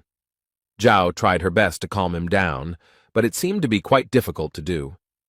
Zhang, in turn, decided to add fuel to the fire and said that he actually needed absolute silence in the classroom in order to teach, and besides, he believed that it was not a public place where anyone could enter. Zhang gently hinted that he should leave here, which made Uncle Zhao even more angry, and so he immediately began to threaten Zhang, saying that he could slap him right now. The teacher did not argue with him and asked Zhao to deal with her relative herself. Zhao immediately sent Han out of the classroom and told him that he was disturbing her while she was studying. A few seconds later, the doors closed in front of the man, and he apparently would not be able to watch his niece's occupation. And when Zhao finally dealt with her uncle, Zhang decided to call Yang to him, because it was his turn. The guy happily agreed because he really wanted to see what his new teacher was capable of, and he also decided that if Zhang really was as bad as everyone said, then the guy would quit without hesitation. He entered Zhang's room, and the first thing he did was ask the teacher if he wanted Yang to show him what he could do. But before he could finish his question, Zhang told him that it was actually useless, and that he had already figured it out. Zhang explained to the young master that at the moment the Feijoa strike was at the initial level, although the Kolong strike was at an advanced level. Yang was a little surprised that Zhang knew that he was practicing Kunlun, because absolutely no one knows about this training, not even his family. Zhang replied with a smile that it was actually quite simple. Yesterday he saw Feijoa in his style and ate it. This shocked the boy even more. He couldn't believe that Zhang was even able to see such a thing. In his mind, he remembered that even teacher Qiao Xiong hadn't seen anything like this. How could Zhang have guessed back then? His thoughts were interrupted by Zhang, who assured the boy that every time he used the Kunlun strike, the pain in the boy's armpit increased and his shoulder began to itch. At this moment, Zhang amazed Yang so much that he even cried out upon hearing such detailed information about himself. The body of a Kunlun technique master is perceived as the body of a dragon, and if the warrior has reached the rank of skin and bone purification, there will be no side effects, since the qi energy will nourish the muscles and bones of its wearer. But according to Zhang, Yang is only at the second wind level now, and his body is still too weak, so the Kunlun is injuring him, and if he continues, the injury will become even worse. Yang was speechless, and clearly didn't know what he had said to his teacher. He simply remained silent, and waited for Zhang to continue. So the teacher kept saying that if he continued like this, his arm would atrophy, and it would be impossible to save it. Zhang also suspected that the boy was already at the stage where his sleep was disturbed, and at night the spasm was felt throughout his entire arm. Jan realized that he was in trouble, so without thinking twice, he knelt down in front of his teacher and began to ask him for help. Zhang went down to him, and the first thing he did was ask him not to worry so much, because in fact, the solution to the problem was quite simple. He just needed to stop using Kunlun and focus on his rank for now, and Zhang would definitely find a solution to this problem. There was so much hope in Jan's eyes, and in his head he was thinking about how wrong he was, but now he understands how lucky he is, because his new teacher is the best. The other boys waited impatiently for Yang to leave Zhang's room, and finally he came out, and they waited for him to decide that the guy would leave this teacher. But Yan, upon hearing these words, immediately pounced on the big guy to tell him that he really didn't understand what he was talking about. He then added that if he had been destined to learn from this man, that was exactly what he would have done, and now that he was here, he saw no point in retreating. The boys' faces were far from normal. They did not even try to hide their surprise. Next in line was Zhao, who couldn't believe Zhang's words when he said she had a yin body. The man also added that she was far from being ill, but simply had a body that most women in the world dream of. He told her that her body had a lot of yin energy, and with the right training, her progress would be much faster. The only thing Zhang regretted was that no one had noticed this before, and she had been practicing white jade kung fu all this time, and considering that she was adding yin energy to her own, this could only mean one thing. She was on a direct path to illness. He believed that the only way to get rid of the pain was to change his training method to one that suited it better. Zhao began to worry, because she didn't know any other teaching methods except her own. Zhang reassured her, saying that there was really no problem with it. Tomorrow he would go to the library and try to find something for her. Next in line was a big guy who came out of the office just as pleased and grateful to Zhang for his help. He never thought that he would have to kneel before Zhang for helping him so much. Zhang understands his emotions because he gave him the adjusted Hongting 9 Paths method, although he still felt that the big guy was getting too close to him. As for Zhang Yang, his strength increased greatly after his advice, and the boy was finally able to reveal his talent, after which he went out to the guys to tell them that he had analyzed almost all of their individual recommendations, but assured them that this was only the beginning, because they clearly would not be able to achieve success with simple words. Suddenly his monologue was interrupted when someone knocked down the classroom door. Brother Wang Yin said that Zhang was deceiving the students for his own benefit, but he would not tolerate him dragging his sister into it. This guy's name was Wang Tao, and he said that he wanted Zhang to stop being Wang Yin and Zhao Yao's teacher and let them go immediately.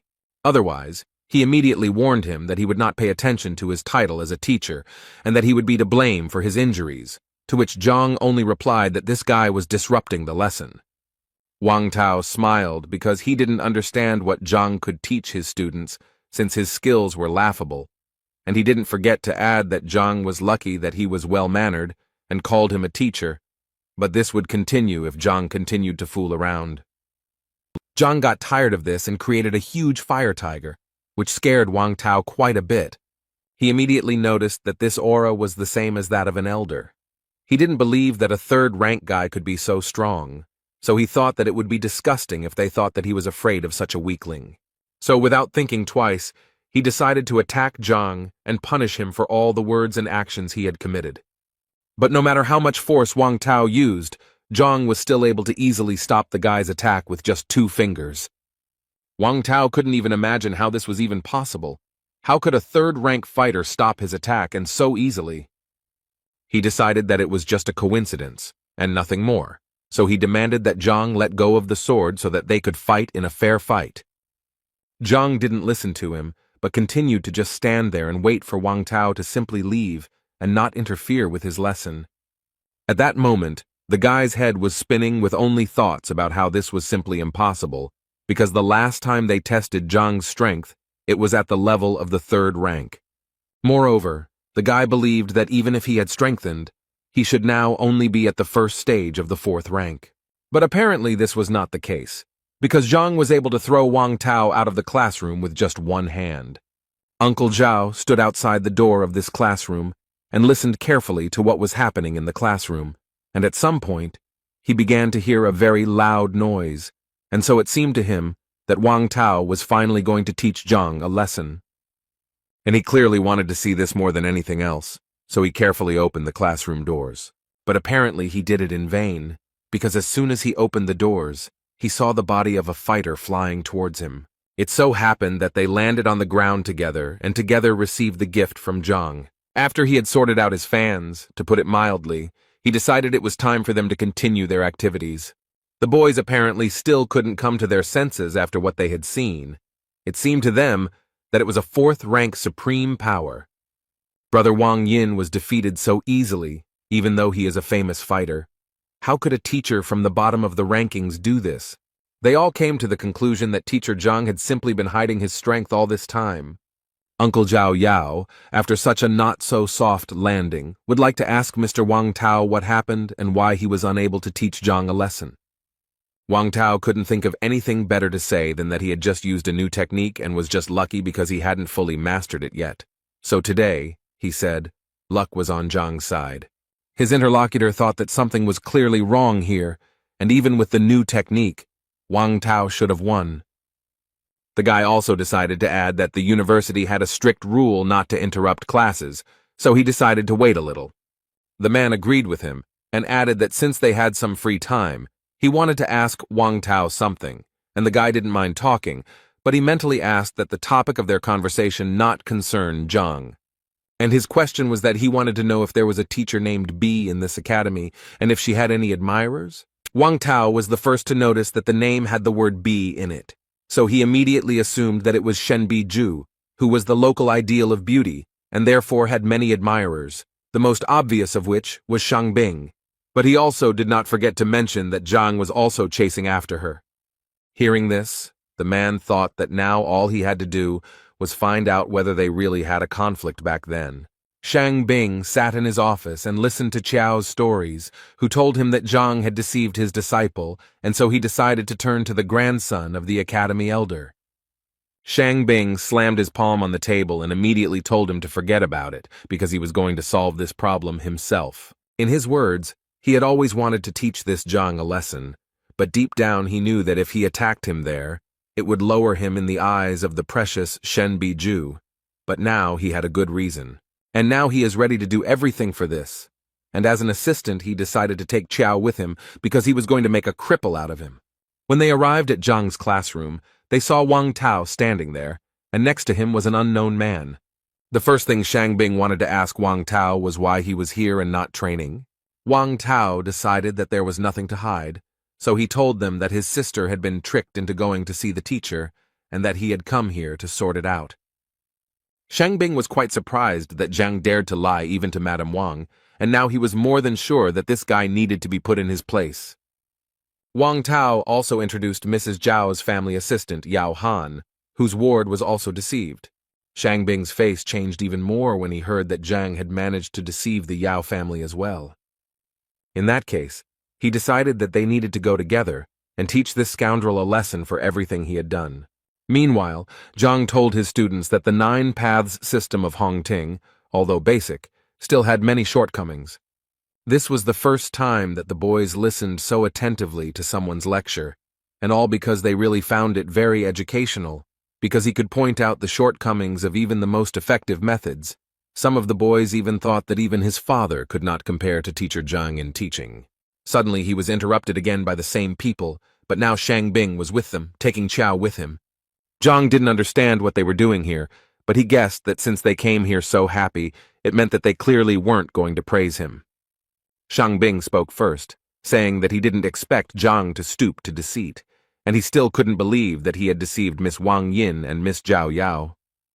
Zhang was tired of enduring all these senseless accusations and suspicions, so he immediately replied to Shang Bing that if he had any business with him, he would listen to him after class. But Shang Bing didn't seem to hear him and continued walking, only to say at one point that he wanted Zhang to let those disciples go right now, otherwise he would have to force him.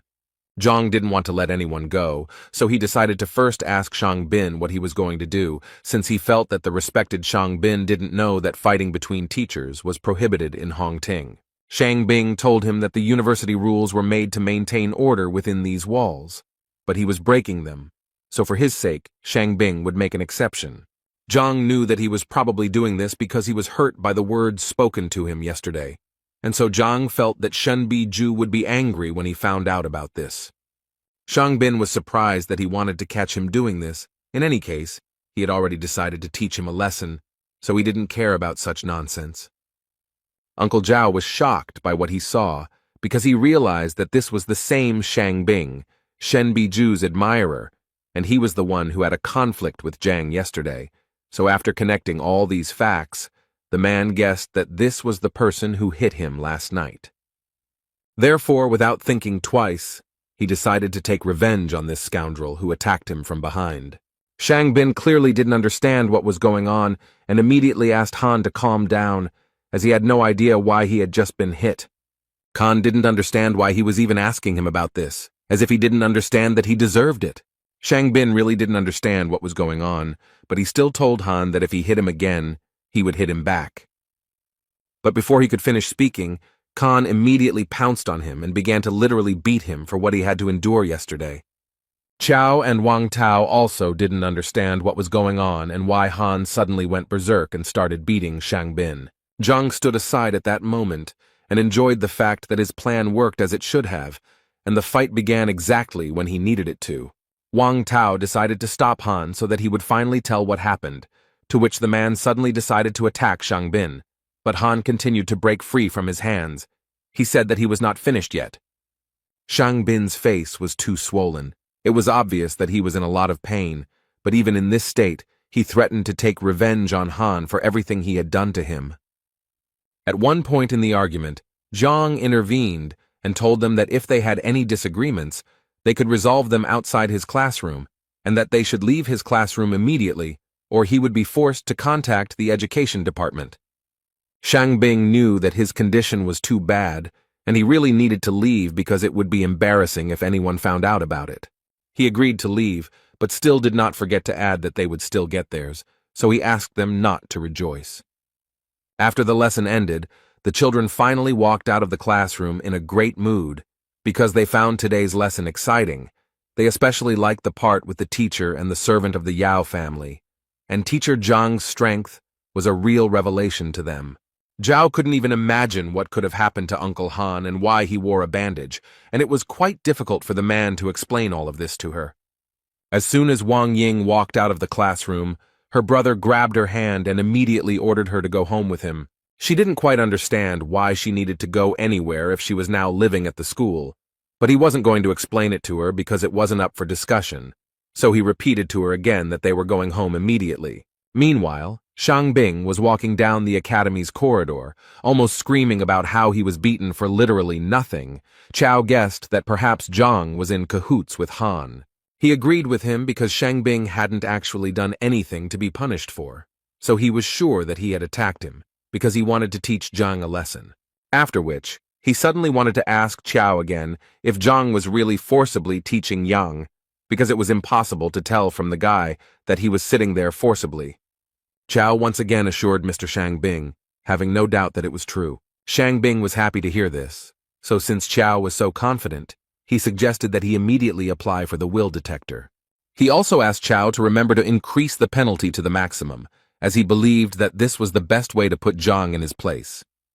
In the Wang family mansion, the girl was yelled at very loudly because her father thought that she didn't even understand what she had done. He wanted to hear her opinion about his teacher. He wanted to know if she knew that he was the worst teacher in the entire academy. The girl immediately tried to assure her father that teacher Zhang was not as bad as everyone thought, and that he was actually very talented. Her father didn't believe her, but the girl confirmed it with a smile. So he had to turn around and start yelling at her again, because he thought Zhang was only capable of raising trash like himself, and so his father didn't understand why she even thought he was fit to be her teacher. Moreover, he didn't even think that such problems could arise with her. He asked the girl again with all his anger if she knew what place her teacher occupied in the ranking. The elders of the family who were behind all this advised the girl to listen to the chief. They believed that he would definitely not say anything bad, and as an example, they decided to give her Wang Yang, who studied with Lu Sen. According to them, the guy's strength increased by 40% in just one lesson. Wang Yin, overcoming her fear and embarrassment, decided to say that with teacher Zhang, her strength had increased by more than 100%, and he was also able to heal her legs.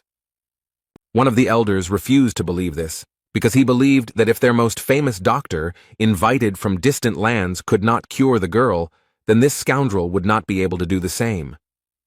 The other elder also laughed when he heard that she had increased her strength by 100%, and the healing of his legs captivated him even more, after which they asked her not to lie, if only to cover up for this liar. At some point, she decided to shut them up and started shouting about how they could even talk like that about teacher Zhang if they had never even seen him, and she had already firmly decided that she refused to leave his class. But this made the old men laugh even more. They assumed that the girl had some other reasons for protecting this guy. The girl's father also thought that he was talking complete nonsense and ordered her to leave classes that very day. Otherwise, the doors of this house would be closed to her. Without thinking twice, she left the house, hearing her father shouting after her that if she left, she would never be able to return. But the girl was not going to go anywhere. She approached the column that measures strength and said that if they did not believe her, then she would gladly prove it to them with actions. Having gathered her strength a little, she decided to deliver the first kick. She was able to knock out a full 205 units of strength, which surprised all the elders, because they were sure that yesterday her strength was only 53 units, and what is even more surprising is that her legs work as they should. After which Wang Yin immediately added that if it weren't for teacher Zhang, she would never have been able to achieve such a result. The father couldn't believe his eyes. Could he really cure her legs? The girl confirmed this information, after which the man immediately wanted to know what teacher Zhang said in his lecture. The girl was ready to tell him about it without any problem, but she immediately stated that teacher Zhang was talking about deep things, and therefore she could not remember everything. After listening to his daughter, Wang Yin's father simply couldn't understand how he could teach the first rank so subtly. The elders also realized that Zhang had truly delivered a genuine lecture from a master of his craft, and they now clearly looked at studying it in a new way. They even thought about what would have happened if they had heard it at that time. How many heights could they have reached? In any case, her father was so impressed that he ordered his daughter not to leave this teacher under any circumstances. Moreover, he asked the girl to ask Zhang if he could accept other fighters, and if the man himself could attend some of his lectures. The elders immediately reminded the man that he was the head of the clan, and he could not simply become a disciple of such a person, because then their family might think something wrong. Father realized that they were actually right, and it was clearly not the best idea for him. But the elders themselves were not against attending a few lectures of this teacher, so they politely asked Wang Yin to ask permission. Meanwhile, Zhang decided to visit the library again, as he believed that although his skills had improved greatly, he still knew little about martial arts, and so he decided that he needed to study now. Otherwise, he would not be able to properly teach his students. He came to Reverend Mo again and said that this time he wanted to look at the martial arts materials, but the elder told him that today was not the best time for that. Before Zhang could ask what was going on, he was suddenly interrupted by Shen, who had also come to the library to borrow some books, and the elder happily let her in. After which Zhang turned to Venerable Mo again to say that it was unfair, since he and Teacher Shen had the same goal, to read the book, and he did not understand why he was not allowed, but she was allowed. The thing is that the elder believed that Shen was really looking for knowledge, but he came here for an unknown reason. Zhang had to start proving that he also came here for knowledge. Shen, at that moment, did not understand why Zhang did not talk to her. Did he really stop liking her? In any case, she decided to support Zhang and told Venerable Mo that she was confident that Teacher Zhang had no evil intentions, and so she suggested that he also let him in, especially since, as a teacher, he had every right to do so. The elder decided that since Shen insisted on it, he would let Zhang into the library, but he immediately warned him that if he saw Zhang breaking the rules again, he himself would be to blame and would also bear responsibility. Zhang was glad to hear this and then decided to thank Shen for his help. Then he simply entered the library without talking to Shen. This confused the girl, as she thought that Zhang would take the opportunity to talk to her. Zhang didn't even expect that getting into the library would be so difficult, and he understood perfectly well that next time he would definitely not be allowed in there. But then he looked around and realized that this library was not really that big, and if he tried, he could go through all the books in one day. Elder Mo heard the noise in the library again, and realized that Zhang had apparently returned to his old habits, even though he had said that it would not happen again. He decided to go into the library and check out what was going on there, and at that moment the thought flashed through his head that he wouldn't mind finding out what was going on in this guy's head. The old man noticed that Zhang was taking everything in a row and trying to read everything at once, and this once again confirmed that the old man was right, and the guy was just doing something incomprehensible, so he decided that when Zhang decided to leave here, then he would teach him a lesson. At this moment, Shen was also watching Zhang closely, and now she began to understand why Elder Mo didn't want to let him into the library. Although on the other hand, she had the thought that Zhang simply found out that the girl wanted to come to the library today and was simply trying to attract her attention. So she decided that she wouldn't let him wreak havoc in the library just because he decided to see her. The first thing she wanted to know from Teacher Zhang was what he did, to which she received the obvious answer. He told her that he was just reading. She became even more angry about this, so she decided to tell him that he definitely didn't look any more attractive this way, and she didn't like the way he was acting, so she asked him to leave the library immediately. Zhang told her that he could imagine how difficult it was for her, but he still continued to pretend that he didn't hear her and continued to read all the books in a row. Shen was already very angry and started yelling at him that he apparently didn't understand what she told him, so she decided to repeat that if he continued to do this, then this way he definitely wouldn't attract her attention. Zhang was tired of listening to her nonsense and asked this crazy woman not to disturb him, and if she was so bored, she could always go to the corner and draw there. The main thing he asked was to leave her alone. The girl couldn't believe that Zhang was talking to her like that, but still, the thought was spinning in her head that he was just joking, and that's why she wanted to see how long he could hold out. In the end, 6 hours had already passed, and Zhang was still leafing through the books, and the girl finally realized that if he wanted to attract her attention, he would clearly stop doing this. During this time, Zhang still managed to do the impossible. He still transferred all the books to the library of the Heavenly Path. Furthermore, during all this time, he was finally able to find a suitable training method for Zhao Yao. Turning around, he noticed that Xin was still there, even though it was already around 7 o'clock in the evening. But on the other hand, he realized that he actually didn't care about her at all. And since he had done everything he wanted, it was time for him to go back. But suddenly, just before leaving, Elder Mo stopped him and told Zhang that he was not going anywhere. After which the elder told him that from now on, he was forbidden to enter this library, and he really wanted Zhang not to return here again. Zhang pretended to be surprised by this, and asked the old man the reason for this decision. Elder Mo started yelling at him because he immediately realized that Zhang was just leafing through the books instead of reading them carefully, and that he never took any notes, so he thought the man was just having fun. Zhang understood that the old man was essentially angry because he read too fast, But on the other hand, Zhang understood that he no longer needed to go to the library, so on the other hand, he didn't care what this old man said. And with such thoughts, he replied to Mo, saying that he was completely right, and Zhang would quickly leave here. Just as he was about to leave, Shen suddenly asked him to stay. She left the library saying that he read quite a lot, and she was very interested to know if he had managed to remember anything at all. Zhang didn't fully understand what she was telling him and what it all meant. She immediately started telling him that she had just seen him reading 8 ways to improve medicines, so she wanted to ask him about the contents of the book. Deep down, she was sure the man was just pretending to read, so now she just wanted to see how he would get out of it. Zhang unexpectedly agreed to answer her questions, but asked her to do it as quickly as possible, as he was in a hurry for dinner.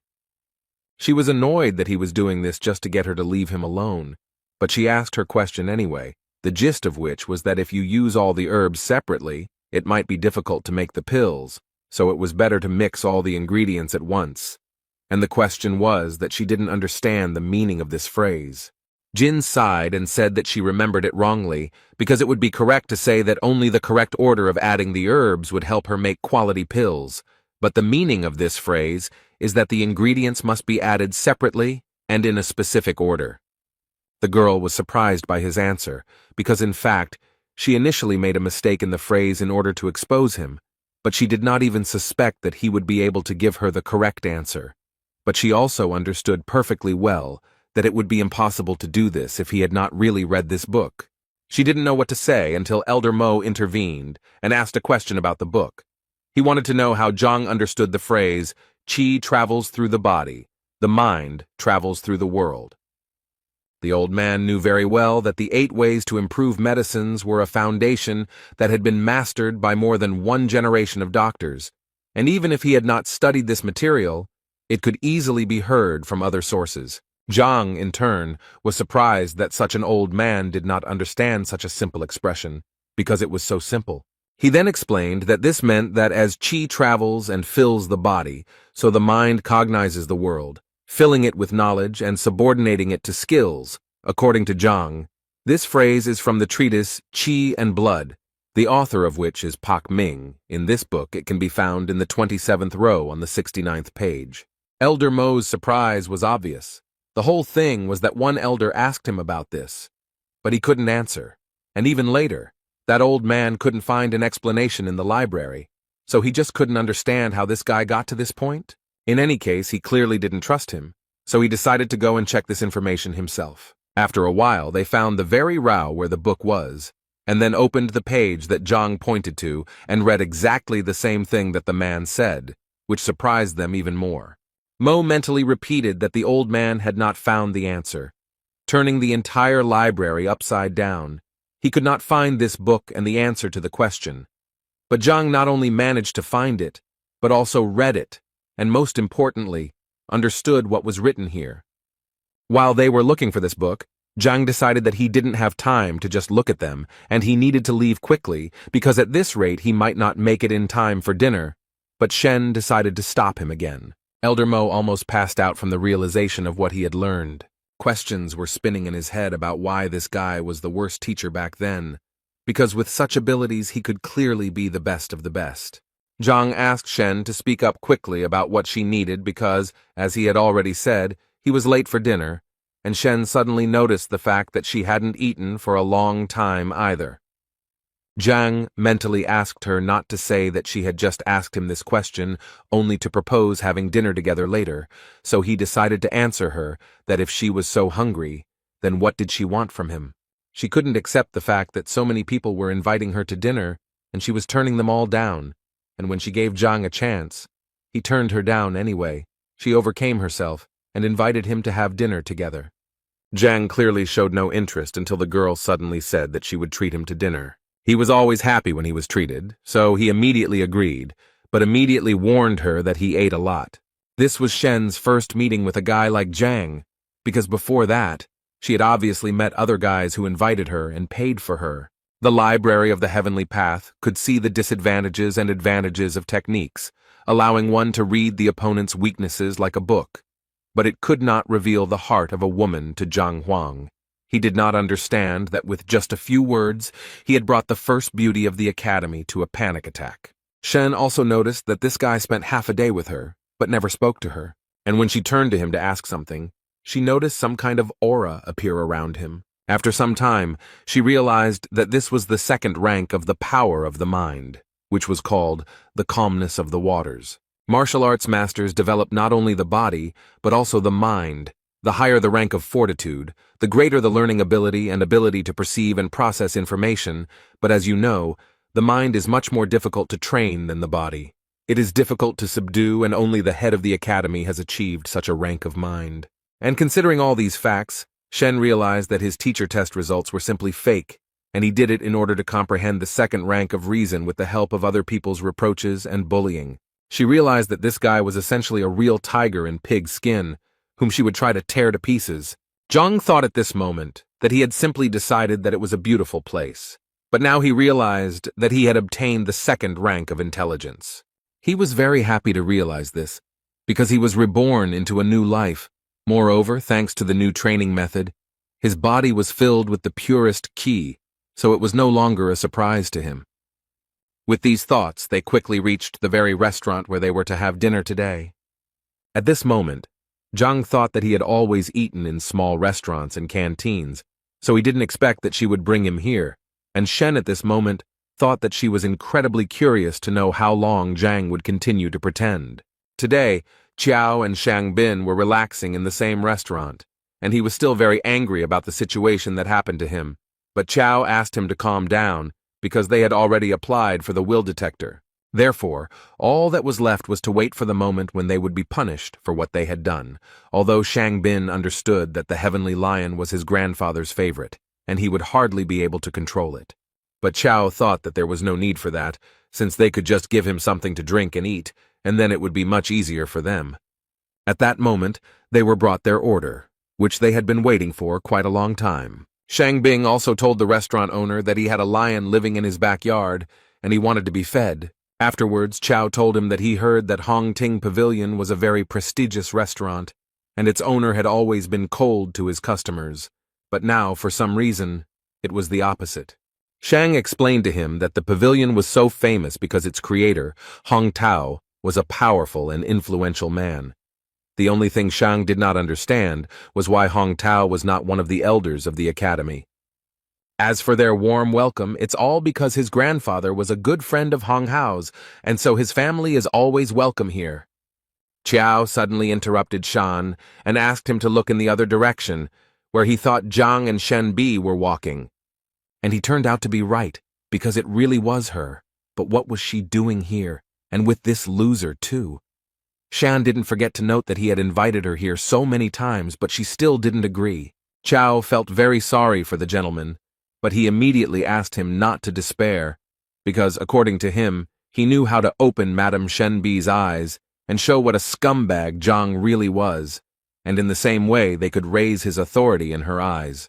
After a while, Zhang was very happy because he had not eaten so deliciously for a long time. The food was incredibly delicious. Shen was a little upset because Zhang had been eating all this time and hadn't paid any attention to her, so she wanted to ask for the bill for this dinner as soon as possible. The waiter happily came up to her to say that he hoped they enjoyed everything, and also to inform her that they only owed 1,280 coins. The girl clearly did not expect to hear such a number, because she was more than sure that they ordered a maximum of 100 coins. The man decided to explain to her with a smile that the thing was that they had ordered wine, which cost 1,200 coins. This surprised the girl even more, because they didn't order it. They just received this bottle, and she thought it was free. The waiter's face suddenly changed, and he started saying that it was quite logical that they had to pay for this wine. And he also thought that if she didn't ask how much it cost, then it wasn't their problem, but only hers. This was definitely a problem, as the girl did not have that amount of money with her, so she asked to transfer the amount to her account so that she could pay it back to them later. The waiter was not going to make any concessions, because he believed that if she could not afford this wine, then there was no point in ordering it. So he told her to give them their money back right now, because no one would feed them for free here. At this moment, teacher Shang Bin approached them, and the first thing he asked was, what was going on here. The waiter smiled again and told the man that there had been an incident and that the people had eaten but were unable to pay for their order.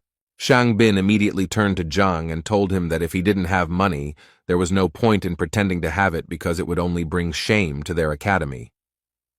Zhang immediately asked him to stop saying such things in front of everyone, especially since it was not true. But Xin Bin was clearly not deterred, and continued to say that he never thought that Zhang could stoop to such a level as to pretend to be such a generous person. Although at that moment he thought that it was he who asked to serve Zhang an overly expensive drink that he could not pay for when he looked like a nobody. Then he, Shang, should have come and saved the beautiful Shen. This way, he will do everything in one go, punish Zhang, and finally get Shen. But apparently, he hadn't thought his plan through to the end, because Shen made it clear that she didn't like anything Shang Bin was doing now. He thought she had taken it personally, so he decided to explain again that he had said all this about teacher Zhang, and that he specifically didn't have any money, but he still treated her like that, and it was somehow embarrassing. At that very moment, Zhang decided to intervene in their dialogue to say that it was not he who was treating her, but teacher Shen, who had decided to treat Zhang. Shan clearly didn't expect such a turn of events. It seemed literally impossible to him. After all, he invited her to dinner every day, but she refused. And now suddenly she decided to invite this bitch herself? In any case, he would have to make things right somehow, because Shen was clearly very angry that Shang told her that she was pretending to be magnanimous and that it was a disgrace to the teacher. Chao tried to push him from the side and told Shan that it was even better this way because now he could offer to pay the bill for her, and then everything would be fine. Without thinking twice, he decided to listen to his friend's advice, immediately put a bag of coins on the table and told the waiter that he would pay Miss Shen's bill. At that moment, he immediately thought that this would definitely calm Shen Bi down. Moreover, he even thought that she liked him, but apparently his thoughts were too premature, because at some point Shen simply took off the necklace and said that she didn't need it and was ready to pay herself, so as not to pretend to be generous. She took off what turned out to be a jade pendant worth about 5,000 coins, and offered it to the waiter as payment. Although later she changed her mind and said that she would leave it only as collateral, so that she could buy it back later. Shang Bing immediately turned to Qiao to ask him what to do next, because things were clearly not going according to plan. Suddenly this whole farce was interrupted by Zhang, who assured the girl that there was actually no need to give up such a valuable thing as collateral, after which he got up from his seat and went to the waiter, telling him that in fact this food was not that expensive. And besides, she was trying to get revenge on him for deceiving her so maliciously. These words outraged the waiter, because according to him, they had a prestigious restaurant and an honest place, and there was no point in talking about any deception here. So he promised them that after such words, they would definitely not leave here unpunished. Shang Bing and Chao were happy to see the waiter and what appeared to be the owner of the place get furious, and they were now sure that Zhang would be in trouble. Shen, who was also standing behind him, didn't understand why he even said all that, since she knew very well how influential this restaurant was, and it was obvious that he would get into trouble if he continued like this. Zhang also decided not to remain silent, and told the restaurant owner that since he was telling him such things, he would not mind telling him why he was so unhappy. The first thing he mentioned was the fragrant violet-infused bear meat. To make this dish, you have to marinate the bear meat in violet extract for at least 3 days, but Zhang says they marinate it for only half a day and then fry it to get at least a hint of the flavor. Zhang believed that the extract had not penetrated the meat at all, so ordering the dish was essentially throwing money away. As he told this story, people gathered around and listened attentively to the story of how they were being deceived. Zhang clearly wasn't going to stop there, and went on to explain how the Honghu guppies they pass off as wild were actually captive bred, as you can tell from their small, thin fins and tail. The waiter became more and more angry with every word, but his anger was connected with the fact that Zhang was actually right, and he really did substitute all these products behind the back of his superiors. But it was difficult to notice even for a professional gourmet, so the man could not even imagine how Zhang managed to figure this out. He decided to deny all of this, and so the first thing he did was start yelling at Zhang that he was talking complete nonsense, and everything he was saying was just a coincidence, and if he was going to accuse him of this, he was going to demand solid evidence. But in his mind, he knew that if he admitted this, the restaurant's reputation would be ruined. Zhang decided to prove to everyone around him that this man was lying, and the first thing he did was take a vessel of wine and start pouring it out. Then he took out a fire and said that since this wine was so expensive, they could easily test it. He set fire to the liquid he had just poured out, and said that he would be very sorry to pay so much money for such a poor quality fake. Not only was the wine burning, but it was also spreading a smell throughout the restaurant that was so disgusting that at some point all the diners covered their noses to avoid smelling it. And Zhang at this time summed up that the taste really resembles drunken immortality. If you drink it, then it brings benefits. But in this bottle there was a drink that only brings harm, and this stench is the best proof of that. A few minutes after Zhang's speech, everyone around him started demanding that the restaurant return their money, and the owner couldn't even imagine how this could happen. The waiter thought that Shan told him that the guy was a loser, but then how could such a loser understand all his tricks? After all, he spoke as if he was a professional chef anyway. He knew that if his superiors found out about this, he would be in big trouble. Shang didn't understand what had just happened at all, but Chow couldn't explain anything either. The owner of this restaurant at some point realized that in fact these two people who set him up with this wine were to blame for everything, so his anger towards them went through the roof. So at some point he couldn't take it anymore and asked these two to leave his restaurant immediately. They didn't understand what exactly they had done to make him react so harshly, but they knew that it was really best to leave because it seemed like the man had gone crazy. Zhang also suggested that Shen leave, as he felt that they would hardly get the bill. The girl at that moment was just thinking that Teacher Zhang was really good, because he could so easily determine the quality of wine and food that she even assumed that he did so poorly on the teacher exam, because he was honing his culinary skills.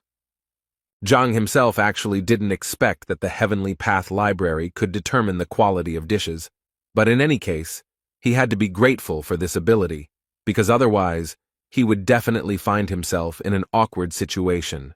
His thoughts were interrupted by Shen, who was incredibly grateful to him for saving her today. But suddenly she said that she couldn't just leave it like that, and so she was going to invite him to dinner again because they hadn't been able to do it. Zhang was not prepared for such a turn of events, and immediately told her that it was not worth doing, because he had eaten his fill for a whole year, although he would not mind having dinner with the Nettle girl, but he did not want to fight off her suitors later. He managed to surprise Shen again, because she never thought that someone would refuse her several times in a row. But then he managed to add that it was very good that they had just eaten together, and now it was time for him to go, and this literally finished off the girl. Suddenly, he was stopped by Shang, who ordered Zhang to stand in the place where he was now standing, and was going to make sure that Zhang would not leave here in one piece today. Shen immediately wanted to ask him what he was going to do and why he had rolled up his sleeves, but instead of answering, Shang asked the girl to step aside, because this should be decided only by him and Teacher Zhang. But she wasn't going to do that, so Shang decided to shout at Zhang and tell him that if he were a real man, he wouldn't hide behind a woman's back. Although Zhang himself did not understand what was wrong with hiding behind a girl's back, moreover, he called it conflict resolution and saw nothing wrong with hiding behind a woman's back to calm her down. Once again, everything did not go according to Shan's plan. Moreover, Zhang managed to justify himself so bluntly that he simply could not answer him. But that was only the beginning, because then he turned around and said he was leaving, and asked Teacher Shen to calm the two down, because he didn't have time for that. At that moment, all he could think was that they were complete fools if they thought they could provoke him with this, because he was a transmigrator from one world to another and had been through so much that they definitely couldn't surprise him with this. Shangbin continued to order him to stand still, and also added that if Zhang died today, he would not have the right to bear his surname. Zhang wasn't going to listen to this madman, so without thinking, Shang summoned the heavenly lion, and then he ordered this animal to destroy Zhang, and if he did so, then Shang promised to feed him every day. Shen did not understand why he was doing this, because he knew very well that destroying a teacher was a terrible crime, for which he would face a terrible punishment. Shang told her that Teacher Zhang was trying to kill him, and the lion was simply defending his master and accidentally counterattacked too strongly, and so it could be taken as self-defense, and no one would be able to tell him anything. After his words, the lion immediately ran to attack to carry out Shan's order. Shen understood what consequences this could lead to, so she obviously began to worry about Zhang. The girl fell to her knees in anxiety because she began to understand that she was to blame for all of this. Shang Bin interrupted her thoughts by yelling at the girl that Zhang was definitely already dead and that there was no way to fix it, and all of this made him incredibly happy. But suddenly his euphoria was interrupted by Qiao, who noticed that something was clearly wrong here, and it was probably too early to rejoice. Shang started yelling at him because he was sure that this time everything was going according to plan, and there was no point in panicking, but Qiao asked him to just look over there, and everything would become clear at once. But when Shang finally looked in that direction, he realized that Qiao was indeed right, because Zhang had literally tamed the huge heavenly lion, which was definitely not going to eat him now. Shang couldn't believe his eyes, because he always thought that the celestial lion was his grandfather's pet. This animal was very proud and would get angry even when it was touched, let alone stroked on the head. So he didn't understand why this powerful animal was groveling before Zhang like a loyal dog. He decided to try his luck again and ordered the heavenly lion to immediately gather and carry out the order, namely, to destroy Zhang. But the lion did not hear a single word of Shan. He enjoyed the presence of Zhang, who was scratching him. Teacher Zhang got tired of listening to this madman's screams, so he politely asked his new friend to shut him up. The Sky Lion was ready to destroy Shin without any problem, and therefore immediately attacked him. Qiao immediately ran to Shang Bin to ask how he was and if everything was okay with him. Shan literally cried because he didn't understand what was happening here, because this lion was his grandfather's pet, who always obeyed him, and now Zhang was like his master. The lion continued to flatter his new master, and Zhang himself was not averse to praising him and saying that he was a good boy. Shen was also very interested to ask Zhang how he managed to do this. According to Zhang, it was all quite simple. He thought that this heavenly lion was very accommodating, although he did not deny that Zhang simply seemed handsome to him, so he did not continue to attack him. Although Shen knew very well that he was a heavenly lion, and if he were to respect anyone of his own free will, it would be another male heavenly lion. Anyway, Zhang thought it was time for him to go home and say goodbye. He also told the lion to go home, and that they would definitely see him again. Zhang continued to be amazed in his mind at the capabilities of the heavenly library. He couldn't even imagine that it worked on animals, and as it turned out, this lion had many shortcomings, so it was easy to tame. Shen asked him not to leave so quickly, because he still hadn't explained to her why the lion listened to him. Zhang was tired of being followed by so many troubles, so he asked her to leave him alone as he really wanted to live a long life. At first she yelled at him because he spoke to her so rudely, but then she calmed down and said that she was not holding him back, and that he could go about his business. The same man from the restaurant was called in by management to be scolded and punished for siphoning off food for his own gain, and the man agreed with it, but still felt it important to add that the other guy was much worse because he said it in front of everyone, without hiding it, as if he had no respect for the real owners of the restaurant at all. His boss slammed the table and ordered him to shut up immediately, as he considered that this in no way justified his theft, which sooner or later someone would notice, and now he was giving him exactly 5 days to restore the good name of his establishment, and then he would forgive him for the deception, otherwise he would die. After which he still wanted to know who this guy was, and who gave him the right to publicly insult the Kuntian restaurant? The frightened waiter overcame his fear and said that the man was the last-ranked teacher and his name was Zhang Huang. The restaurant owner was very annoyed that this Zhang Huang dared to disgrace the reputation of his restaurant.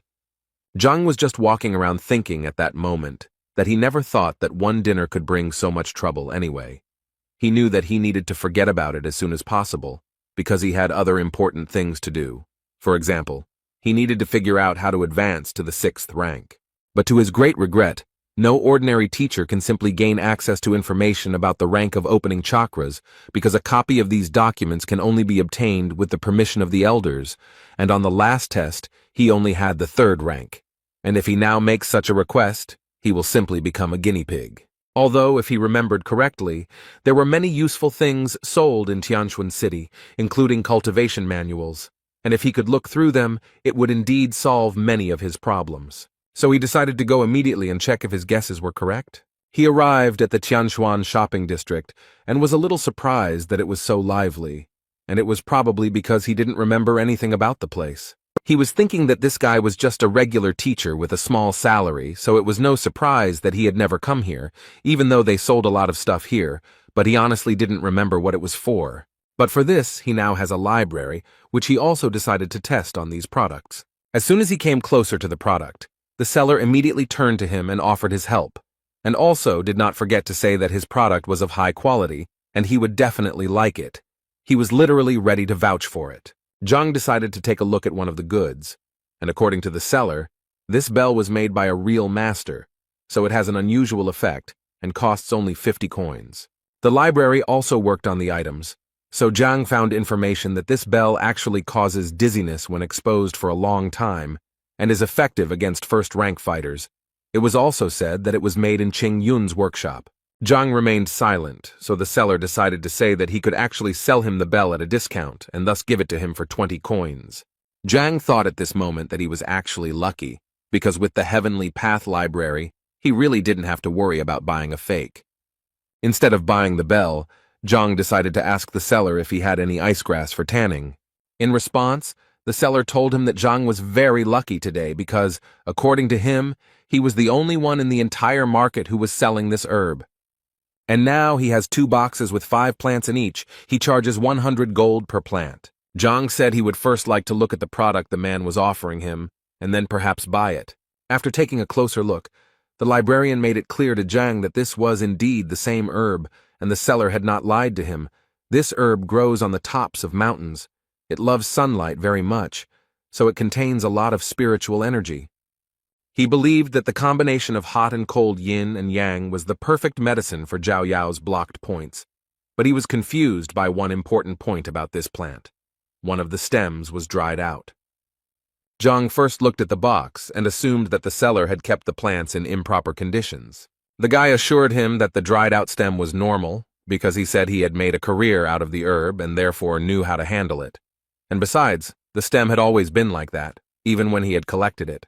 But he still told Zhang that if it bothered him so much, he could give him the flower for half price. Zhang continued to study these herbs at this time, and at some point he discovered the ancestral stem, which was known to produce medicine twice as effective as the regular stem. The most unpleasant thing is that if the seller had understood this, he would most likely have increased the price. But he still asked to pack this stem. At that moment, Zhang thought that with this herb the problem would be solved much faster, and he would not need any other ingredients. The seller carefully wrapped 1 stem of this flower and said that Zhang would give him 50 coins. But when it came to paying, Zhang realized that with this library he had completely forgotten about money. He didn't even have 10 coins in his pocket, let alone 50. Although he still decided to ask the seller to sell him this stem for 8 coins. Apparently, this really angered the seller, who considered Zhang to be an ordinary impudent fellow who had no respect for men's work, since he had actually risked his life to get the stem of this plant. After which the seller also added that although these flowers are not of the best quality, they are in any case medicinal, and their price is no less than 30 to 50 coins, and if he does not buy anything, then the seller is already going to call security. Zhang immediately stopped him and said that there was no need to call security because he was really interested in buying it. He just didn't have any money, but he wasn't a thief either. Zhang even suggested resolving the conflict in another way, where the seller would give him the flower for free. The guy couldn't believe that his new client was so impudent. Not only did he come here without money, but he also expected gifts. The seller decided to play a game and said that he would give him the flower for free only if Zhang made him believe that he was a sage. Zhang immediately told him that there was no need to call him that. He simply suggested hitting him. The seller had already begun to get noticeably angry, because it seemed to him that Zhang considered him a fool and a weakling, although the guy himself was sure that he could very easily crush Zhang. But the teacher very easily stopped his aggression, saying that if he was not mistaken, then the seller was from Pingyi. The guy was very surprised, because Pingyi is a small settlement near Tianquan City. And so he was sure that Zhang simply could not guess this, and he wanted to know how Zhang guessed that he was from there. Zhang immediately told him that he thought it didn't really matter how he knew. What was more important was that he had been bitten by a cold bamboo snake in Tianshuan forest half a year ago. The guy eventually managed to survive, but due to the bite he was almost completely disfigured, and in addition to this, unfortunately, he became impotent. The salesman turned noticeably pale because 6 months ago in Tianshuan forest, he had indeed been bitten by a cold bamboo snake. But the guy couldn't even imagine how Zhang could have known about it if he had only told that girl from the brothel about it. Zhang looked at the guy with a smile, and at some point finally decided to say that if he lied, he would just turn around and leave. But then Zhang assured him that he would definitely never be able to feel like a man again, and also he would not have the right to later say that Zhang did not warn him. The salesman immediately perked up and asked Zhang if he really knew how to help him with his problem. Zhang smiled, and the guy started asking him for more help. If he knew the cure, then he literally started begging Zhang to give it to him, and then he could take everything he had on the shelves for free. Finally, the teacher got the desired words, and after that, finally, he added that the poison of the cold bamboo snake, getting into the body, freezes the organs. And this is a fact. Medicines are powerless here. For this reason, people often amputate their limbs. Even the most skilled alchemists can do nothing. But here's what's strange. Despite the chilling properties of this snake's body, its bile has a warming effect, so it's enough to absorb it, and it will completely cleanse the body of foreign cold, and it will be able to become human again. The guy couldn't believe that all he had to do was eat the bile of a bamboo snake. Was it really that simple? Zhang confirmed this information and also decided to say that he saw these snakes in one kiosk, and if he did not believe him, then he could go and buy this snake right now and try it. But the seller thought that he had a better option, as it turned out. He had one of these snakes lying around in a distant drawer. He opened the box, which indeed contained one of these bamboo snakes, and the first thing he had to do was cut it open. And as soon as he managed to get the gall sac out of the snake's body, the guy immediately brought it to his mouth to swallow. Imagine his surprise when he felt that the effect came literally within a few seconds. He immediately knelt down in front of Zhang and began to thank him for this, because he could finally feel like a man again, and as a token of gratitude, he would like to give him all this icy sungrass. Zhang laughed at him and said that as he said, the seller would give him the herb for free. The salesman felt a little ashamed that he had not immediately recognized Zhang as a talented person, when suddenly their conversation was interrupted by the shouts of other people who were very loudly discussing the fact that Master Mo Yang was finally here. They believed that they had the opportunity to receive his invaluable advice, and if they were lucky, they would definitely become his students. Zhang didn't quite understand what was going on, so the shopkeeper explained to him that it seemed that Master Mo Yang had come to the village again. According to the guy, he is simply an excellent appraiser, and as far as Zhang understood, this is a rather specific profession, like a gourmet, and they are valued approximately the same. But whether to follow the appraiser's advice or not is like gambling. You never know until the end whether you will be lucky or not. Betting on treasures is like betting on precious stones in his world. Someone will get a fake, and someone will get a valuable artifact. But with the library of the heavenly path, he doesn't need luck at all. He just needs to touch the object, and he will understand everything immediately. And considering all this, he realized that at the moment, this is the best way to get rich. So Zhang decided not to stand still for long and take action. He asked the guy to pick up the grass later, after which he said goodbye to him. When he arrived at the scene, the first thing he saw was how people were literally going crazy over this Master Mo Yang. Each of them wanted to hear his advice. This master replied to all these people that he would leave here tonight, but he still wanted to thank them for the hospitality they had shown him, and so he was willing to give advice to the 5 people. He also assured them that they also did not need to quarrel, because if they were destined to receive help, then so it would be. Zhang, meanwhile, continued to look at the exhibits displayed in this market, and at some point he reached a table where there was a vase that, although it looked impressive, still assured him that it was just junk. Now he was 100% sure that, as he thought, with one touch he would be able to find out detailed information about everything, and he also immediately realized that the prices here were terribly inflated. People were clearly upset when they heard that Master Mo was leaving that evening, and so they began to suggest that he stay for at least one more day.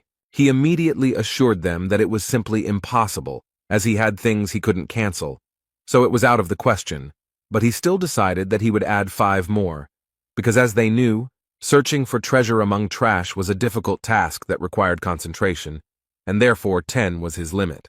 People started shouting that they were ready to pay him for help, if only he would give them advice, but he immediately answered them that they were telling him complete nonsense, because he had been doing his craft for a very long time, and if he wanted to make money on it, he would have done it without them.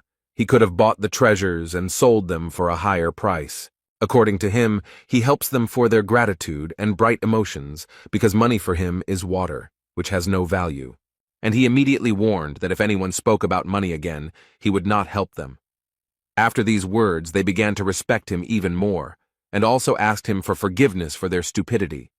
He also wanted to tell them that the appraiser could actually only increase the chances that they would not get a fake, but they still could not get a complete guarantee of success.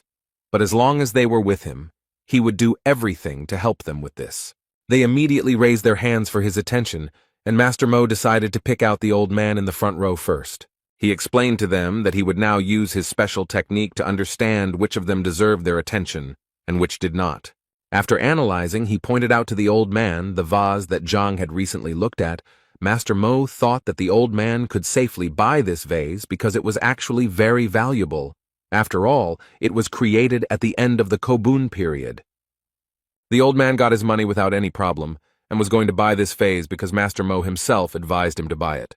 Zhang watched this process, when suddenly he realized that he had just been looking at this vase, and if he was not mistaken, then this was a normal phase from Qing Yun's workshop. As a token of gratitude, the old man immediately brought Master Mo a few coins, which he happily took, and Zhang began to understand that he had definitely not made a mistake with this vase. Suddenly his body moved back to the library, which Zhang didn't understand because Master Mo didn't seem to have landed any combat moves on him. But the book about that person was still flying towards him. In this book, it was written that Master Mo was originally an appraiser's appraiser, worked as an informant in the Liuju kingdom, and eventually made his way into the appraisers of artifacts with his generalizing voice that clouded people's minds with words, convincing them of the master's greatness. Zhang took another look and noticed that this man really looked refined and highly moral, so much so that he even managed to deceive him. But now he realized that if there are scammers, then there are also their victims, and apparently, most of this crowd are victims. Zhang decided that everything was so good that he didn't need any help, and he got ready to leave. Suddenly, he was stopped by the same Master Mo, who had chosen the guy as the next lucky one to whom he would give advice. This obviously surprised Zhang. After all, there were a sea of crazy fans of this Master Mo around, so why did he decide to choose Zhang? Zhang decided to immediately answer him that he certainly appreciated his kindness, but he did not need his help, although the old man did not think so, because he saw that the boy did not know what to choose, and he really did not want the boy to become a beggar at such a young age, so he asked the boy to think again. Zhang knew very well that if he listened to this master, he would definitely be left without money, so he assured Master Mo that he definitely did not need his help. But the old man still continued to insist, because he believed that it was not easy for a young man to quickly accumulate capital, and he was now giving him such an opportunity, and his kind heart could not allow him to spend a lot of money on scrap metal or other junk. His fans began to admire him even more after these words. At one point, Master Mo said that he was almost certain that the guy was probably thinking that he finally had a great chance to get the treasure, and he also felt that he wouldn't be able to protect it because they would most likely want to take it by force.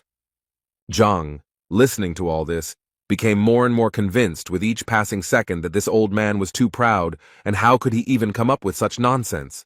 Master Mo continued to tell his fans that he had chosen this young man, and no matter what treasure he received, he would always hope that none of them would covet it, otherwise he would consider it an insult, and then he would be merciless. After which the old man turned to Zhang again and asked the boy to rejoice, because if he was giving him the last place, it meant that it was his destiny, and he in turn believed in karma most of all, and therefore he was giving these treasures completely free of charge and only with good intentions. The old man even prepared a valuable item from one of the sellers, whom he asked to calculate the exact cost of this item.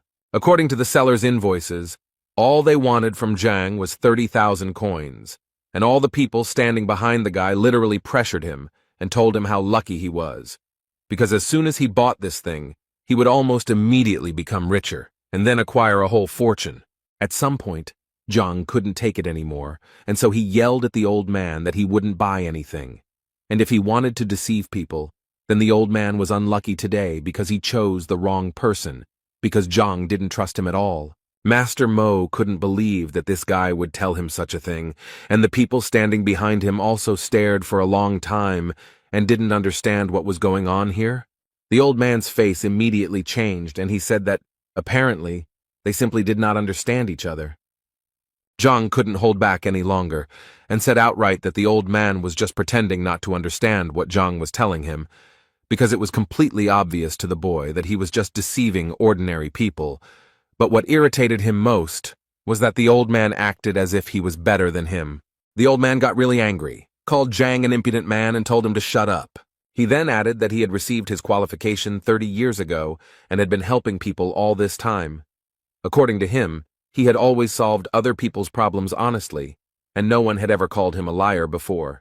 The common people also began to stand up for the old man and tell Zhang that Master Mo Yang had been helping people honestly, and so they couldn't understand how Zhang could even accuse him of lying. Then the old man said that the guy was incredibly lucky that he turned out to be a kind person, and if the guy now asks for forgiveness, then so be it. He will forget about his offensive words.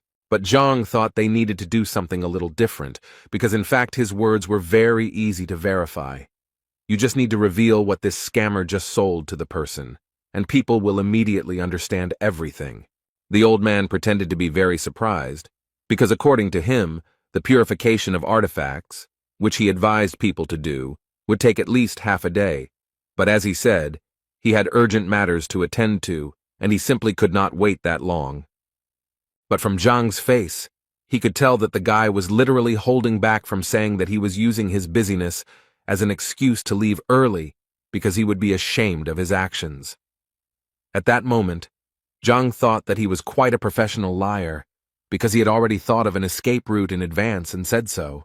Suddenly, their conversation was interrupted by one person from the crowd who suggested that since this guy claimed that the master was a fraud, then he himself apparently had knowledge of this craft, and if this was really the case, then he had better demonstrate it. The old man smiled and agreed with the gentleman, because if the guy was so confident in his words, then he probably did a lot of evaluation research himself, since he dared to insult him. Master Mo Yan decided that he would give this guy a chance, but for this, Zhang needed to choose one artifact, and if it was of value, then it would be possible to continue the dialogue with him. Zhang agreed to this condition without hesitation, as he understood that with the library of the heavenly path, he would be able to easily name a truly valuable thing. But before that, he decided to ask the seller if he would be able to pay for the artifact after polishing, when its true price would become clear. The seller immediately refused him because, according to him, it was necessary to pay in advance. This rule was introduced to prevent liars who refused to pay if the cost of the goods did not cover its original cost. But suddenly this salesman was interrupted by Master Mo, who asked him that this guy pay in a way that was more convenient for him, and if this young man won, then he would pay for him, and if not, then he would just apologize, as he said. Zhang was more than satisfied with these conditions, so he waved to the teacher and said that he would definitely not refuse help, and thanked the old man in advance. Master Mo thought that he had never seen such rude people. After this, Zhang began to look at the items, and the first thing he did was approach the item he had already looked at, and if it weren't for the lack of money, he would have bought it. But since the old man was paying, he saw no point in refusing. Without any doubt, he took the stone in his hands, threw it into the hands of the seller, and said that he had chosen exactly this thing. After which he immediately asked to be cleared here, in front of all the people, so that no one could accuse him of lying. The salesman stood there in a stupor for a while, not knowing what to do next, until old man Mo asked him to clean the goods, as he was sure that Zhang knew nothing about them, and had obviously chosen the goods at random. The man who was cleaning that stone thought at that moment that he really wanted to look at that guy's face when they were cleaning that stone and found nothing there. And in his head he had thoughts that he gave him small stones because they were ordinary roadside stones. But apparently he was very wrong, because when he cleared away what he thought was an ordinary roadside stone, he discovered a ling long stone. It was the main material for making ghost armor, and each of them was worth a fortune, since it was extremely rare. They began to discuss among themselves that this stone was so large and apparently without impurities, which meant that it could be worth about 100,000 coins, which could not help but please Zhang. The old man, without thinking twice, began to make excuses and say that the guy was just lucky, and that in any case it didn't mean anything, after which he turned around and said that he urgently needed to leave, as he had important things to do. But Zhang noted that in their case, there was no need to rush, and besides, he had one more question for the old man. He drew people's attention to the old man who bought the vase for 80,000 coins, and Zhang did this in order to tell the man the truth, that this vase was made in Qingyun, and therefore it was an ordinary decorative vase, which, on top of everything else, was cracked. And considering all this, Zhang was almost certain that in a few days it would fall to pieces, which was hard for this man to believe, since he believed to the end that it was an expensive vase because Master Mo Yang advised him to buy it. Zhang didn't want to argue with the man and just told him that if he didn't believe him, it was very easy to check by simply pressing on the thinnest part of the vase. The teacher also added that there was nothing to worry about, because if it was a truly valuable artifact, it would not be damaged, and the trash would immediately break. The man simply pressed lightly on the neck of the bottle, and it immediately fell to the floor. People couldn't believe that this was actually true, and that Master Mo had advised this man to buy trash. Zhang suggested asking this question to Mo Yang himself, who replied that it was a precious vase that would make a poor man rich. But without waiting for an answer from the old man, Zhang himself decided to tell that if he was right, then he and the kiosk seller were in cahoots and were selling their goods with the help of false popularity under the guise of free advice, and buying junk for huge amounts of money. And now all that remains is to check with Master Mo, whether he said everything correctly, or perhaps he missed something. Two guys from the crowd suddenly started talking about how, come to think of it, they had once heard of a certain swindler named Mo from Liuju. But those who had already bought something on the advice of this scammer began to worry the most, because it finally dawned on them that it was most likely a fake. Old man Mo was still trying to justify himself, and so he told people not to listen to this guy because he was most likely not an experienced appraiser, and he, in turn, only made one mistake. It happens to everyone. But people no longer heard him. They began to break ordinary stones one after another and realized that they had paid about 60,000 for ordinary stones. It was a waste of money and he was cheating them all along. Old man Mo asked them not to worry because he could explain everything, although it might be better if he did it a little later, since he had urgent matters to attend to.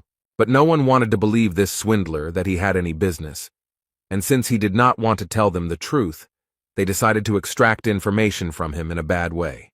This world is vast, and although there are deceivers, there are also those who have been deceived, and Zhang understands this pattern. So if Master Mo Yang had not targeted him, he would not have intervened, which can be concluded that the old man himself is to blame for his troubles. In any case, it was time for him to continue on his way, so he headed to Huang Yu's bookstore, as he believed that this store might have the 6th-rank reference book that he so badly needed, so he thought that he should take a look there. As soon as he entered this bookstore, the first thing he was greeted by was a pretty cute girl who wanted to ask Zhang whether he came to read or buy a book. Zhang, without thinking twice, directly asked the girl if they had any materials about the 6th combat rank. She thought he was joking because, she said, the store was very small and such materials required specialization, but books were their #1 item. Then Zhang decided to ask her if she knew where he could find such books. She immediately thought that this required special rights, but some big people could still collect the materials he needed, and Zhang immediately decided to ask her if she knew such a person. The girl thought for a while, and then remembered that she knew one person, but he was a very unusual person, and if he was in a good mood, he could even allow her to take a few books home with her, but if he was in a bad mood, she could not even cross the threshold of his house. Zhang would have been very happy if she had helped him find him, but the girl decided that she would not only help him, but also go there with him so that Zhang could find this person faster. On the way, the girl told Zhang that this man had a large library, and it was not for nothing that he was known as one of the smartest people in the kingdom. He even taught Shen Jue himself. Elder Lu Shen hated frivolity, so she immediately advised Zhang to try not to appear frivolous to him. Otherwise, he would definitely not be able to take the book from him. She also added that when it came to taking the book, it would be their personal matter, and she asked him not to drag her into it. On the way, she continued to tell the characteristics of this man. He prefers obedience in response to all his words, so she advised Zhang to just nod his head, and then he can be conservative in some matters, but there is nothing critical about this. After some time, they finally came to the house of Mr. Lu Shen, and Zhang could not believe that the emperor lived here. The girl in response told him that the emperor insisted on a richer housing for his teacher several times, but he always refused. Suddenly, out of nowhere, a guy on a horse appeared who clearly knew the girl, and immediately turned to her and said that he was glad to see you here again.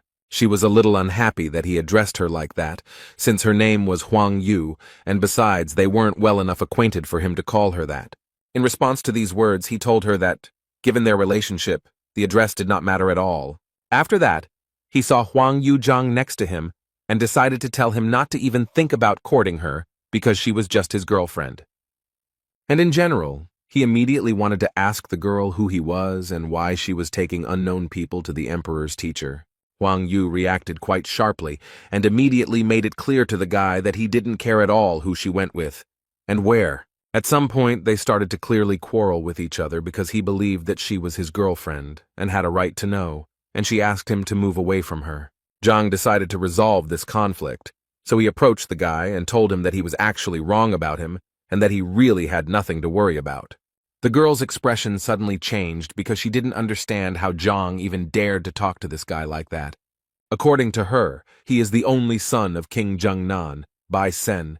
King Zheng is one of the most influential people in Qianshuan, and if anyone offends his son, he will make his life a living hell. At that moment, Zhang realized that his body seemed to be not from this planet, because after the appearance of the heavenly library, he forgot absolutely everything. Huana Yu was incredibly surprised that Zhang actually didn't know King Zhengnan, but on the other hand, she immediately knew that if this man was ignorant, then if she brought him into the palace, she would be in big trouble. Suddenly her thoughts were interrupted by the opening of the doors of this palace, from which Chen Bo, who was the master's assistant, came out, and the guy immediately asked to take them to the teacher.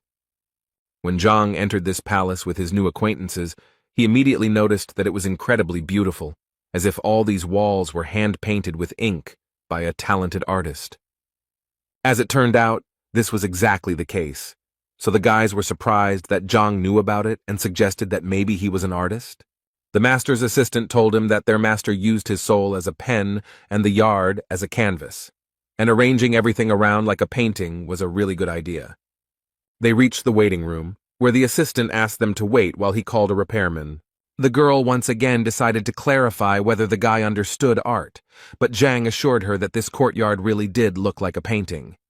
Their conversation was interrupted by Sen, who thought that Zhang was simply putting on airs to appear to be someone he was not. Huang Yu was very angry that Sen behaved like this, so she immediately wanted to know why he thought like that, after which they started arguing again, and because of Zhang, the man at that moment thought that if they wanted to argue so much, then he would not interfere with them. But why were they dragging him into this? He came here to take the book and leave. Their argument and Zhang's thoughts were interrupted at one point by the master, who entered this reception room and immediately silenced everyone with his presence, after which he said that it was very unusual for him to hear someone praise his ink-painted courtyard so highly. According to him, it is a great rarity to meet a young man with such a subtle sense of beauty. Sen immediately intervened in this dialogue to say that this guy clearly shouldn't be trusted, because most likely he was just a liar. The man immediately turned to him and noticed that he had not actually given him the floor. Realizing that Zhang knew his paintings, he asked him to appraise another rather rare painting.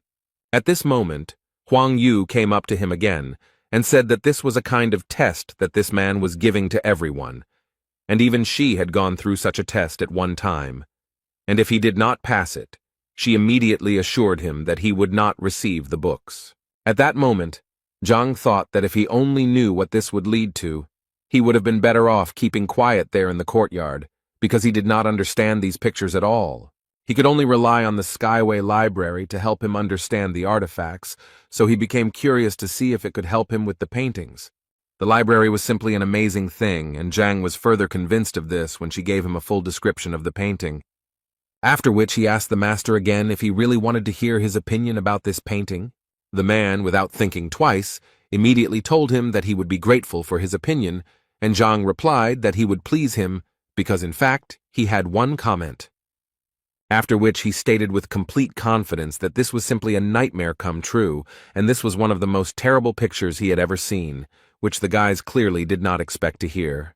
Huang Yu immediately felt incredibly ashamed of him, because she thought that Zhang was truly an intellectually developed person, but she sincerely did not understand how he could say such a thing. Sen was very glad that Zhang said exactly that because he believed that it proved that he was truly right and that Zhang was a common swindler. But the master again remarked to Senya that he did not give him the right to speak. After which Zhang asked the master for forgiveness for such rudeness, since in fact he did not know that this was the master's work. But the man immediately told him that it didn't matter who exactly painted it, because he wanted Zhang to appreciate it first as a painting, and not as the person who painted it. Zhang was happy to hear this, so he went on to say that any roadside artist could indeed paint such a picture, but on the other hand, he also believed that if you look at this picture from another angle, you will notice that it reveals itself in a completely different way. The owner didn't expect the guy to add something like that, so he immediately wanted to know what he meant. Zhang stated that it was actually simple, and so if the master did not mind, Zhang would like to ask him for permission to reveal the secret of this painting. Sen immediately started shouting at him when he saw the knife in his hands, because he believed that this painting was priceless and definitely shouldn't be cut. But Zhang didn't listen to him, so without thinking, he did what he wanted. This act surprised even the master himself, and he followed further events with fear and curiosity. Zhang picked up the cut canvas by the end and said that the painting was a fake because it was painted on rice paper. The real canvas was hidden in sheepskin and had a much more modest appearance than the fake. Zhang's skill left a huge impression on everyone present, who were stunned by how quickly he managed to understand everything. The master praised Zhang, because not many people know about the technique of painting on sheepskin through rice paper. The master then decided to give Zhang another test and led him to the next canvas, waiting for his evaluation. The painting depicts a predatory giant monster, and Zhang said the painting was skillfully done but lacked precision. Zhang then suggested that the author of the painting had never personally seen the animal he depicted, and that is why the canvas has no great value, despite the skill of the painting. The author of the painting was the master himself, and he was amazed that Zhang very quickly understood the value of the painting. But he hadn't yet revealed himself, so he asked Zhang what exactly the inaccuracies were. Huang Yu was surprised that the emperor's teacher would turn to such a young man for advice. Zhang warmly explained that Qi Xiong, the beast depicted, has a streamlined body shape reminiscent of a blade, but this condition is not observed on the canvas. The master was so pleased with this answer that he began to clap his hands in delight. The master admired the skill of his new acquaintance, despite his age, and equated his skill with that of a master. The master asked Huang Yu to introduce his new friend. Huang Yu was a little embarrassed because when she met Zhang, she didn't ask his name. The emperor's teacher was a little angry that the boy was being treated this way, because in his opinion he was his equal. After these words, the king's son looked a little embarrassed, as he did not believe that an ordinary average person turned out to be a master. Then the emperor's teacher looked at him sternly, as if to make it clear that all doubts would disappear. Huang Yu and the king's son bowed to Zhang as a sign of respect and honor for the title of master. Zhang was embarrassed by this, and said that he was just expressing his opinion about the paintings, so he cannot be called a master. The emperor's teacher assured him that he truly deserved all the honors, because he had unmistakably pointed out all the shortcomings of the paintings. And he added that he had every right to give instructions to Huang Yu and the king's son at any convenient opportunity. Then the emperor's teacher asked Zhang what the purpose of his visit was. Zhang said that he knew about the large library that was here, and he came to find materials on the 6th martial rank. The teacher replied that he did have a large library, and mostly all the materials were on art, but not many books on martial skills. The teacher readily agreed to show Zhang these materials, and to do so he had to go to his office, but the servant wanted to say something else. Then the teacher gave him a sign that such a worthy person as Zhang could not be forbidden to do anything. They went out into the courtyard, since the master's office was in another wing of the courtyard. Finally they came to the library, where there were many shelves with books and scrolls. The master was modest and said that the library was not really that big, but Zhang could feel at home there. Zhang began to quickly leaf through book after book, and the emperor's teacher decided to ask if these techniques were suitable for him. Then Zhang noticed books on a shelf above, lying away from all the others, and the teacher said that they were his son's books. The master added that his son loved brute force, so he collected many books on physical improvement, some of which were from the royal library. Zhang asked if he could examine them, to which the emperor's teacher did not object. Zhang liked the service and decided to take advantage of the hospitality by reaching for the books. He began to leaf through them again at a furious speed, which made the teacher embarrassed, deciding that these books were also not suitable. In fact, all this time Zhang was using his superpowers of speed reading and rapid assimilation of information. While everyone else seemed to be just leafing through books, Zhang seemed to be in a whirlpool of information, looking at everything in detail. Zhang held the last book on the list in his hands and slowly unfolded it, as if carefully examining the binding. Holding the book in his hands, he felt warmth and energy envelop his body. Every muscle in his body was filled with the long-awaited qi energy, which made Zhang strong and resilient. Zhang unfolded the textbook and realized that the strength of qi depends largely on the strength of the body.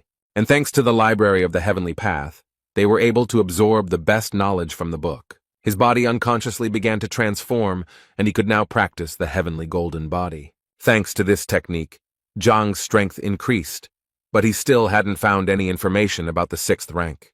The teacher, who had been watching Zhang all this time, couldn't figure out what he was doing. So he walked up to Zhang to ask him more closely if everything was okay with the young master, touching his shoulders.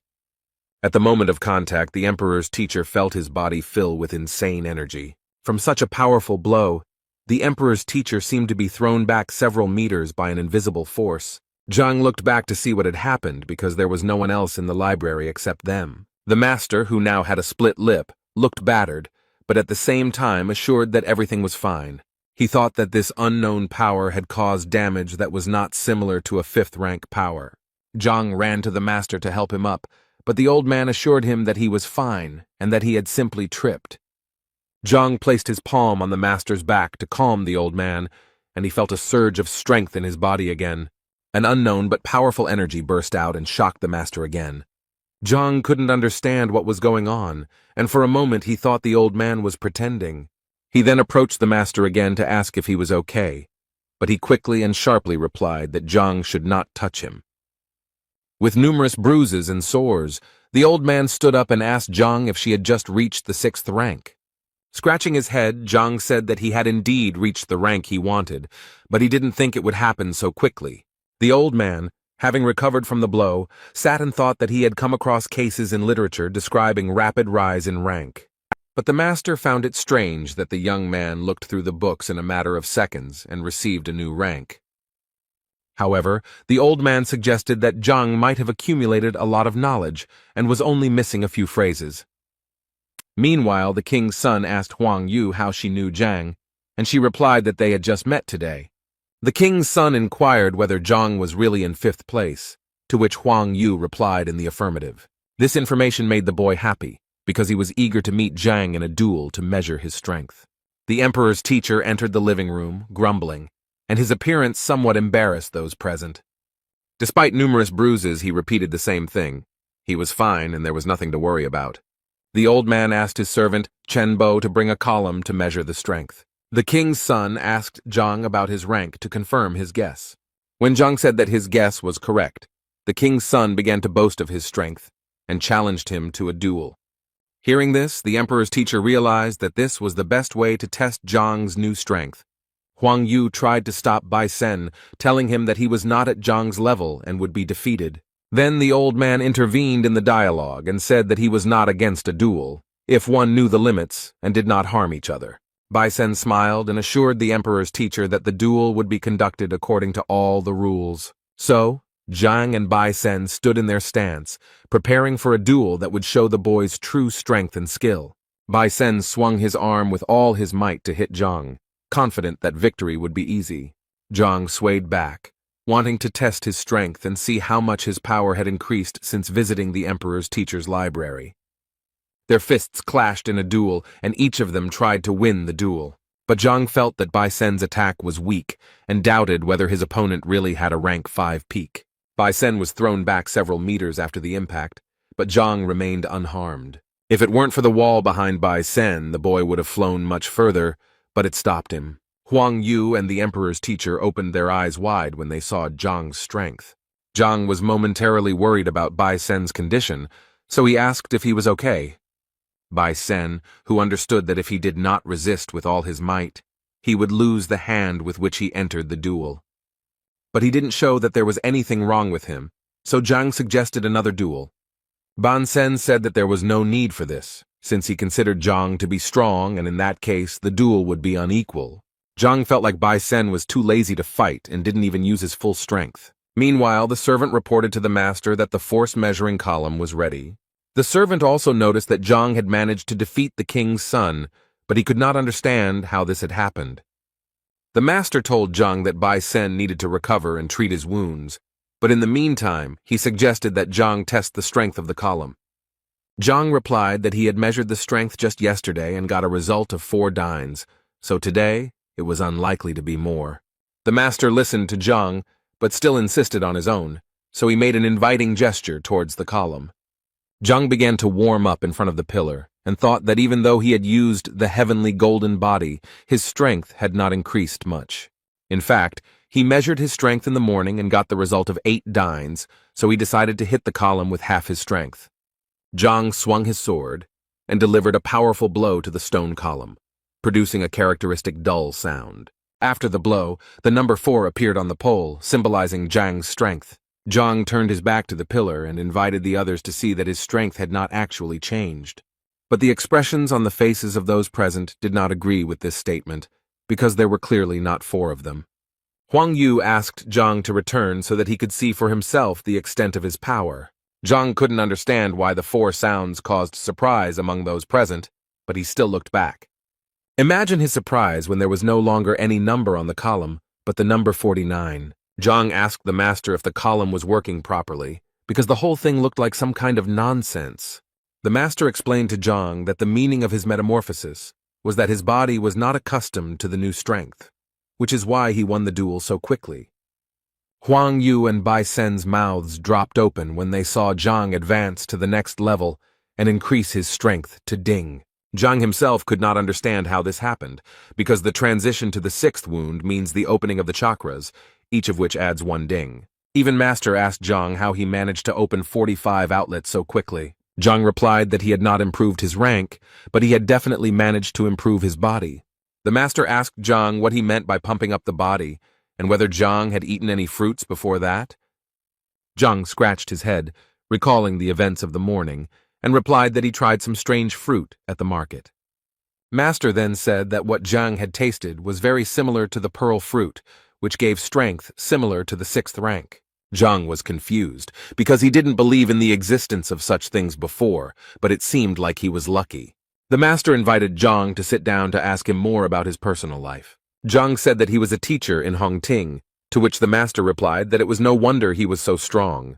The emperor's teacher asked Bai Sen and Huang Yu to seek advice from Zhang. Bai Sen was more than happy with this advice, as he would finally be able to properly train his fighting skills. Zhang thanked the emperor's teacher for his hospitality and apologized for staying so long. The teacher, in turn, apologized for having so few 6th rank books, but gave Zhang advice on where to find them. Zhang smiled and thanked the teacher again for such generous help. The teacher laughed at Zhang because he liked his modesty, so he advised him to come more often. Zhang walked outside, thinking that the visits to Master Lu Shen's house had gone well. With his new strength, he could now defeat any 6th rank fighter, as his punch was around 90 dings. Thoughts about ways to pump up strength and power were interrupted by the steps of some people heading towards Zhang. When Zhang looked around, he saw a shadow that flashed and disappeared behind the walls of the neighboring building. Zhang exclaimed that he had noticed a stranger, so he could show himself without hesitation. It turned out to be the appraiser and his gang. The appraiser began to threaten Zhang that he would not leave him alone until Zhang compensated for all the losses. Zhang stood and mocked them, saying that he could cover all the expenses with just the goats from his nose. The appraiser was very angry at this answer, and threatened Zhang that he would not leave him a single wet spot. Zhang stressed that he does not lack confidence to make such statements as he has just undergone a metamorphosis. But the appraiser didn't care, so he ordered his henchman grandfather Zhang to have sex with Zhang immediately. Fat Grandpa Zhang, who was twice Zhang's size, asked if Zhang had anything to say one last time. The salesman with the short mustache pointed out that if Zhang died at the hands of Zhang's grandfather, he would not be able to compensate for the damage. But this did not bother the appraiser. Even if he died, it could be considered a worthy revenge. Grandfather Zhang prepared to deliver a powerful blow, but Zhang didn't even blink at that moment. He grabbed the fat man's hands and pressed his thumbs on certain pain points.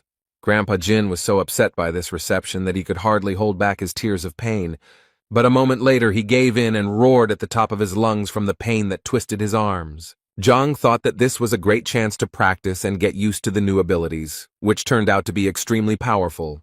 While Grandpa John was recovering from his previous attack, John launched another one, right under his nose, and the fat man was thrown hundreds of meters by an invisible, powerful force.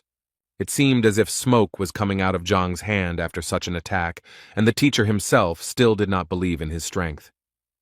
The appraiser's face showed deep surprise at this attack, and he realized that he had underestimated Zhang. He then yelled at his salesman to resolve the issue immediately, as the appraiser himself was in no hurry to fight. The merchant began to accumulate strength and prepared to demonstrate his 6th combat rank. Zhang watched this phenomenon carefully, and realized that this boy would become a respected person in Hongting. The appraiser had already made his Pazapak attack, and hoped that after this, he would not have any more problems. The salesman, who had accumulated mana, was ready to deal Zhang a fatal blow. He straightened his shoulders and prepared to jump, reminiscent of the flight of a falcon. Other Pazapaks unanimously expressed their comments to the appraiser regarding the falcon's technique, although it is of an average level, but for many, it is destructive. The appraiser immediately dispelled all doubts because Zhang defeated Iron Hand, which means he is strong enough. Thus, in the evaluator's opinion, the only way to finish off Zhang as quickly as possible is to use the powerful falcon technique. Zhang, who was watching this scene closely, was a little disappointed as he had hoped that it would be a decent match. Posapaka with a short mustache rushed at Zhang, preparing to deliver an incredible blow. However, to Zhang, this attack was like swatting a fly, causing the appraiser and others to gape. Zhang raised his leg and kicked it straight into the groin of the so-called falcon, causing him to writhe in agony. He immediately fell to the ground and curled up into a ball, whining because everything hurt. The appraiser was furious and ordered his last 2 henchmen to finish off Zhang immediately. They immediately rushed into battle, waving sticks and using various combat techniques. Zhang advised the attackers to turn around, as they thought the owner had just scratched them. Looking around, they realized that there was no one in the place where the appraiser had stood a second ago. The man ran away, shouting phrases about unity and promising that he would return soon. Zhang and the other 2 guys who were watching this scene couldn't understand where this man got such courage from.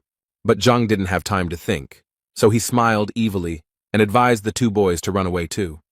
However, they did not listen to his advice and were defeated by Zhang in the blink of an eye. The appraiser, running away from the fight, could only vaguely hear his followers screaming and begging for help. Zhang was smart, so he caught up with the appraiser in an instant and asked him where he was going in such a hurry. Zhang added that he had a serious and urgent matter to attend to with such an experienced appraiser, and raising his leg above himself, he leaned on the appraiser's head so that he would know who he was dealing with. The impact caused the man to flip over several times in the air, resembling a spinning cartwheel. Zhang approached the appraiser and told him that he must have expected such a reaction when he dared to attack. The appraiser, holding a blood-soaked handkerchief to his mouth, begged Zhang for mercy. He offered Zhang some money, and Zhang wondered how many coins the appraiser had valued his life at. The appraiser reached out and took off his thumb a green ring that could make Zhang rich. Zhang initially wondered how such a small and inconspicuous ring could have any value. Zhang carefully examined the ring, inside which there was a space of 3 square meters. Zhang decided to activate it to see what riches this ring contained inside. The ring vibrated and rose into the air, creating vortices that pulled it inward. Zhang actually found himself in a small room with golden walls and coins and other treasures scattered across the floor. The appraiser watched with concern as Zhang examined the ring, hoping that he would accept it. But it seemed Zhang was in no hurry to accept the gift, as he had a slightly better plan for the appraiser. He offered the appraiser mercy in exchange for what he was hiding under his clothes. The appraiser did not expect such a development of events, because Zhang easily exposed him, and now he had to give up all the money. Zhang raised his fist at the appraiser, mocking him viciously. The clothes the appraiser was wearing began to tear into pieces and fly around. Now the appraiser, beaten, sat on the ground completely naked, covered only by a cloak. Zhang held a pile of money in his hands, counted it, and could not believe his eyes that he was now rich. The appraiser hoped that Zhang would now let him go, since he had taken everything he could from him and stripped him bare. Zhang ridiculed the pathetic Mo Yan, who was a professional liar who often pretended to be a famous appraiser. All Mo Yan was interested in was how Zhang knew so much about his life and who the hell this Zhang was. The appraiser realized that it was not unusual for Zhang to know his name, but how he knew otherwise was unclear. Zhang said that it doesn't really matter where he learned all this. What's more important is that Zhang learned about the meaning of his life. Zhang couldn't get rid of the appraiser, but he could make sure that this charlatan wouldn't deceive anyone again. Zhang stepped on the appraiser and punched him in the gut with all his might to make him realize the consequences of his actions. The appraiser was thrown against the wall by the blow, and there was a sound of crashing and crunching bones.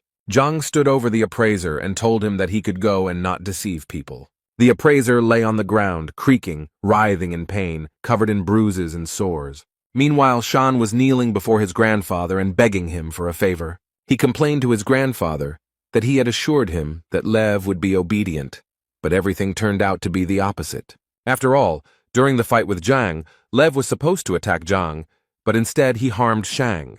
Grandfather replied that it was not easy for him to tame the beast, but they communicate with each other as equals and not as master and servant. But the grandfather was surprised why he listened to a stranger, because in any case he needed to protect his grandson. While Shang continued to complain that in Zhang's presence he had become as obedient as a dog, Liu sat proudly and imperturbably. The grandfather smiled at this situation and told his grandson that he would deal with this problem later. But Shang could not calm down and wanted Zhang to be expelled from the academy and banned from being here. The grandfather smiled again and gave his grandson the go-ahead that he should not worry because he would fix everything. But the old man knew that Zhang was somewhat lucky, because the man did not believe that he would have even 1 student, let alone 5. Shang suggested this idea because he knew that Zhang had forced the boy to become his disciple, and he advised his grandfather to simply intervene in the situation at the right moment and remove teacher Zhang. The grandfather asked his grandson if he was really sure of such information, to which Shan nodded approvingly. The old man said that in that case he would invite an elder from the Teachers Guild to observe the process. If the elder reveals signs of lying, then there will indeed be an opportunity to remove teacher Zhang. Shan was full of angry and joyful emotions, because very soon Zhang could pay for the way he humiliated Shan. Meanwhile, Zhang was thinking that yesterday he had read about 10 books by Master Lu Shen, but he had not found what he needed. From what Zhang read, he could not form a unified technique, and this upset the teacher. But he decided that everything would get better with time, so he pushed open the door of the academy and walked inside. Opening the door, he saw a group of 5 people happily waiting for Zhang. Zhang couldn't believe his eyes, because for a moment it seemed to him that this was a sweet dream that he didn't want to interrupt. It was Zhang's disciples who smiled at him, knowing that he had finally returned. Zhang found this joy a little suspicious, as if they were completely different people, but he greeted them anyway. After rummaging through his pockets, Zhang called Zhao Yao over and said that she would go first. He gave the girl a wooden box containing a herb that could be used to make a healing tincture. When Zhao opened the box, she saw a stalk of ice sungrass in front of her. And then Zhang took out a stack of thin books that described methods developed taking into account the individual abilities of students. He handed out a book to everyone and wished them success in mastering the sometimes difficult techniques. Each of the students began to read the book, and was surprised that they were hearing about such things for the first time. The enthusiasm knew no bounds, and the accessible methodology was easy to learn, as if the author himself were the teacher. For example, Zhao was surprised by the fact that the previous technique was created by an 8th-rank fighter, but the new one was better than the one she had practiced before. Zhang broke the intrigue and admitted that he wrote these techniques in one evening, but did not have time to come up with a name for them. So Zhang asked the students to come up with names themselves, which was extremely shocking news. The students did not expect that the teacher would give them the opportunity to come up with names for techniques that could later become popular. Zhao was confused by the teacher's generosity, so she asked him again if he had made a mistake in entrusting her with such a serious task. Another student couldn't help but appreciate Zhang's generosity, writing as many as 5 guides and letting students come up with the title. For students, this is truly a celebration, because in the entire history of Hongting, not a single student has had the honor of owning equipment created for him. After such generosity and wisdom of the teacher, the students, of course, did not doubt their patron. So the students decided to thank Zhang for his hard work and incredible generosity. All 5 students knelt down and began chanting words of gratitude in unison, which puzzled Zhang.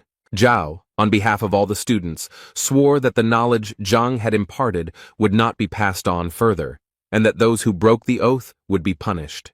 Zhang was surprised by such an oath, because the works were created with the help of the library, and it would be good if they did not know about them. Meanwhile, the girl with blonde hair was spinning around the yard, lost in her thoughts. It was Madame Shen, and she looked worried because one question had been bothering her for a long time. And she finally dared to take a bold step and resolutely went forward to meet the answers. As she approached the gate, she met a strange stranger on her way. The man, with a long beard and hair pulled back into a ponytail, looked agitated and worried. Mrs. Shen approached her husband and decided to ask him who he was and what he was doing here. The man turned around, looked at the girl and advised her not to mess with him and to go her own way. Madame Shen did not like such rudeness, and she became suspicious. She had memories and thoughts that this man was sent by Shang Bin to finish off Zhang after the failed duel. Then Mrs. Shen decided to warn the bearded man that harming a teacher in Hongting's territory was a crime. These words made the man even more angry, because just the day before yesterday he was beaten because of a quarrel between 2 teachers over a girl. The man added that the girl's name was Shen Bi, so Shen herself advised the man to leave as soon as possible, otherwise he would get into trouble. Realizing that her teacher Zhang was in danger because of her, Lady Shen rushed into battle. The man, despite all his injuries, was preparing to defend himself, especially since, in his opinion, he would definitely be able to fight back against the girl. Madame Shen launched the first strike with a wide kick, but the man blocked the blow at the last moment. Shan was walking outdoors with his friend and was just curious about how the conversation with his grandfather went. Shan smiled because soon Zhang and his disciple, who had chosen the path against their will, would reveal themselves when they fell under the will detector. The red-haired partner was surprised by this news and added that after Zhang's disappearance, Shenbi would turn his attention to Shan.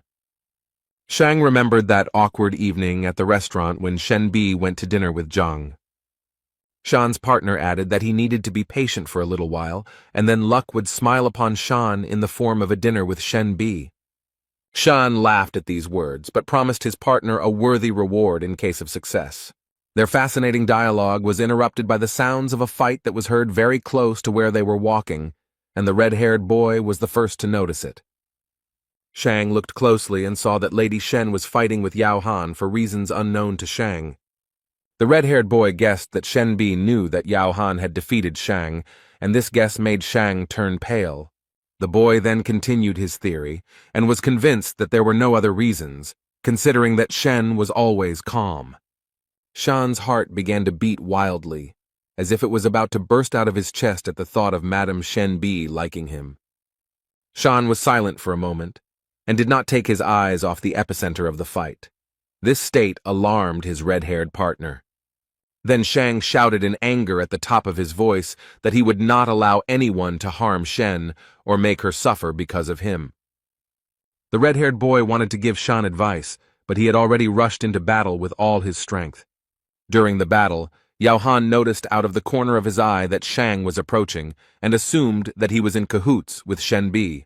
Shenbi, in turn, assumed that Shang had conspired with Yao Han to deceive her once again.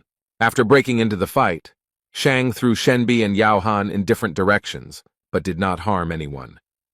Shenbi, catching her breath, thought about how Shan had acted out a scene where he was in the role of a savior. Yao Han, who was already in a bad mood, now looked even angrier. Shan raised his fist and shouted at Yao Han, how dare he raise his hand and hurt his beloved girl. Yao Han grabbed the monster by the collar and blocked every blow, causing Shan to lose strength. When Shang exhaled, Yao Han beat him beyond recognition. Shang's face resembled a blowfish. The red-haired boy begged Lady Shen to intervene and help Shan, otherwise he would die. Mrs. Shen asked the boy why she should help Shan if it was a well-planned scene. The boy denied everything and said that they were not setting anything up, so Mrs. Shen hesitated a little, but decided to help. Yao Han realized that it was time to surrender because he had been fighting with Lady Shen when he was injured, and now the advantage was not on his side. He threw the battered and disfigured Shan towards Lady Shen and said that he was retreating. But before he left, he swore that he would take full revenge on Shan and Shenbi.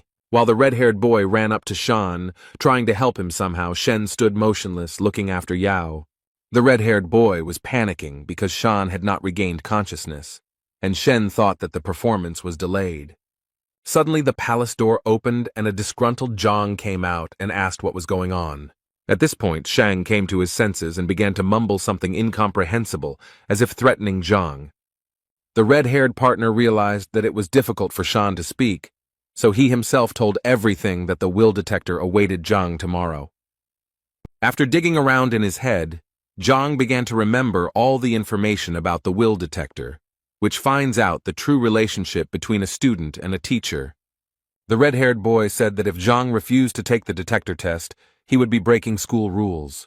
Shen was worried about such events, as she did not understand what Shang wanted to achieve, and advised Zhang to refuse.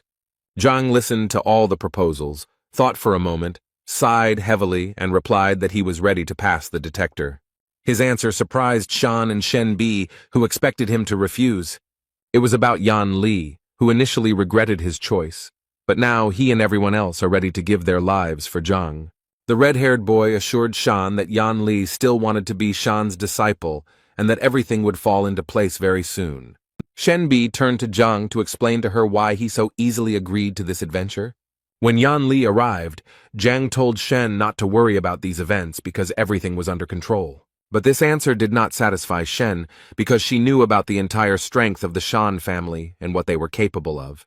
Shenbi blamed herself for everything and could not stay away from this situation. Meanwhile, in the will detector tower, Shan's grandfather was telling the elder about the events related to Zhang. Elder Mo listened carefully to the old man and said that he was always happy to help restore justice. The old man added that Zhang got the lowest score on the teacher exam, but he kept Zhang. Shan's grandfather also said that the complaint against Zhang was filed by teacher Cao Xiong, who exposed the lie. The elder reassured the old man, because daring to use the Vola detector was a bold step, but necessary for the sake of justice. Grandpa Shana smirked to himself, enjoying his well-thought-out plan. The doors of the academy opened, and a male figure appeared on the threshold heading inside the tower. When the door opened wider, 5 people entered the room, interested in solving the problem.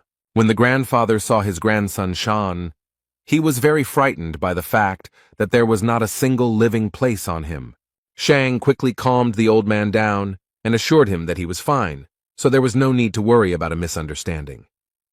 The grandfather rummaged in his pockets and took out some medicine for his grandson, which was supposed to improve his condition somewhat.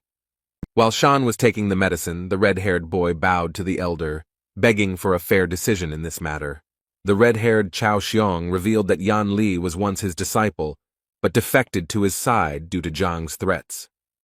Yan Li looked confused, as he didn't quite understand why he was brought to the will detector tower. Zhang feigned fear in front of the elder and convinced him that Yan Li had chosen his path voluntarily. Yan Li was even more confused. Now he didn't understand why Zhang looked so embarrassed. Zhang turned to his student and winked at him to play along and say that Zhang was not forcing his opinions. Yang Li listened to the teacher and began to repeat that he chose his educational path of his own free will.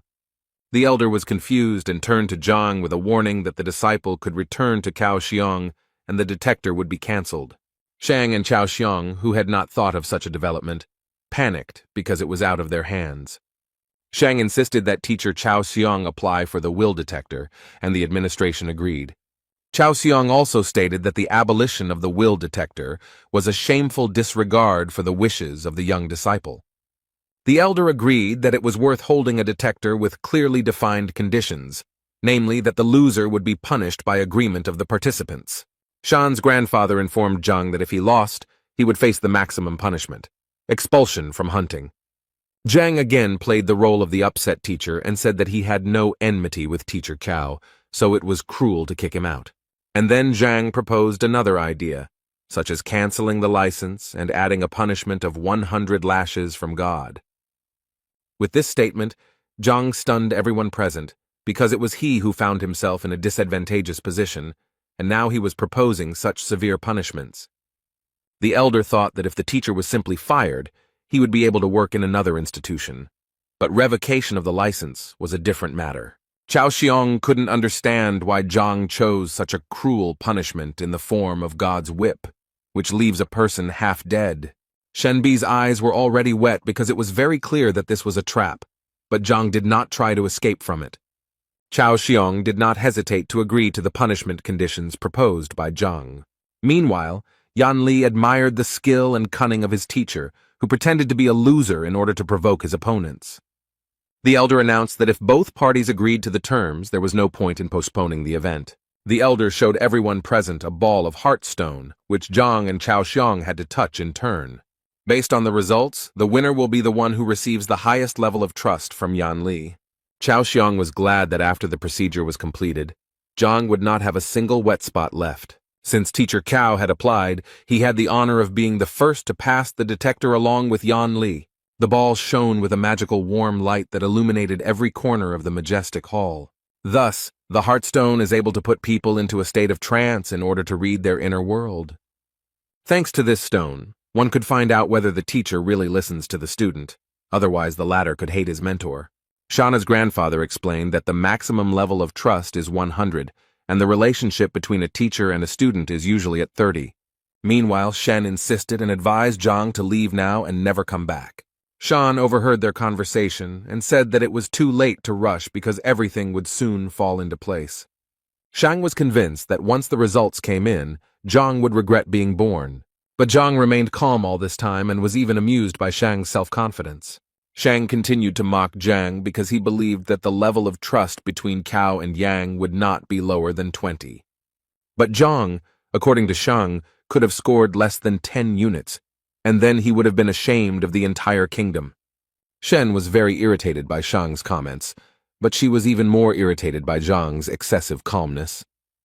Shauna's grandfather asked the elder how much he thought these two teachers could be trusted. The elder then casually replied that Cao could get a result of 20, but Zhang threatened even a negative value. Shauna's grandfather replied that if the result was negative, then in that case, he would immediately insist on revoking his license. Shan squinted his bruised eyes, making them look even more swollen as he saw the results. Chao was looking forward to the results because very soon he would be able to get rid of the annoying Zhang. A column of bright warm light rose from the ball and gave a result of 10 units. Shan did not expect such a result, and began to spit at everyone around him out of anger. Chao also did not believe in such a result, because it gave the boy a future in Hongting. Zhang and Shenbi mocked Shang, saying that his source of confidence had failed. Elder and grandfather Shan were also stunned by such a low figure, as the predictions were better. Shan's grandfather was furious that Cao had such confidence in the will detector. Chao consoled himself that it didn't matter because he was still the winner as long as Zhang didn't score more points. For Zhang, such statements were pleasant to the ears because, unlike his opponents, he was confident of his success. So Zhang approached Yan Li, thinking that the sooner this performance ended, the sooner the student would return to class. So Zhang and Yang touched the ball at the same time, and in an instant, everyone was blinded by a bright light that was much brighter than Chao's light. Shauna's grandfather and the elder opened their mouths because these two had not yet managed to touch the bullet when the result was already visible above the flash. Shenbi, Shang, and Cao were no less surprised, especially Cao, who had just managed to step down from the pedestal. A huge number 64 was displayed above a bright column of light. The detector reading stunned everyone present, as no one expected Zhang's confidence to be so high. Cao did not believe that Yang trusted Zhang as a father, and what was the basis for such a high level of trust. Shang was again amazed by the results of the detector, because the difference between Cao was huge. The elder also did not expect such a high result, especially so fast. Shen knew that even extremely popular teachers who taught their students for years did not achieve such high results. So Zhang was confident of his indisputable victory, and asked the elders if he confirmed this fact. Cao continued to be indignant about the result, and exclaimed that the heart balls had broken and given a false result. Shang also believed that there was meaning in Teacher Cao's words, because the students could not trust such a clumsy teacher. Shang then cited the example of the great teachers Lu Sen and Wang Tao, who despite their abilities, did not have such a high level of trust. But the elder who was watching the event saw Yang's eyes shining with respect and gratitude towards Zhang. Taking this into account, the elder assured that the Heartstone shows a person's true desires and should be trusted. Zhang decided to remind those present of the terms of the agreement, according to which the loser's license was revoked. Grandfather Shan intervened in the dialogue and assured Teacher Zhang that he had already won, so that was enough, and he should forgive the loser. But Zhang insisted on his point of view and stressed that if he had lost, he would not have defended him so strongly. These words angered Grandpa Shan, and Tai reminded Zhang that he was the worst teacher in Hongting and was just lucky with one student. Cao was clearly nervous about these events and hoped that the situation would be resolved in his favor. Chao guessed that Zhang used some kind of magic to gain Yan Li's trust.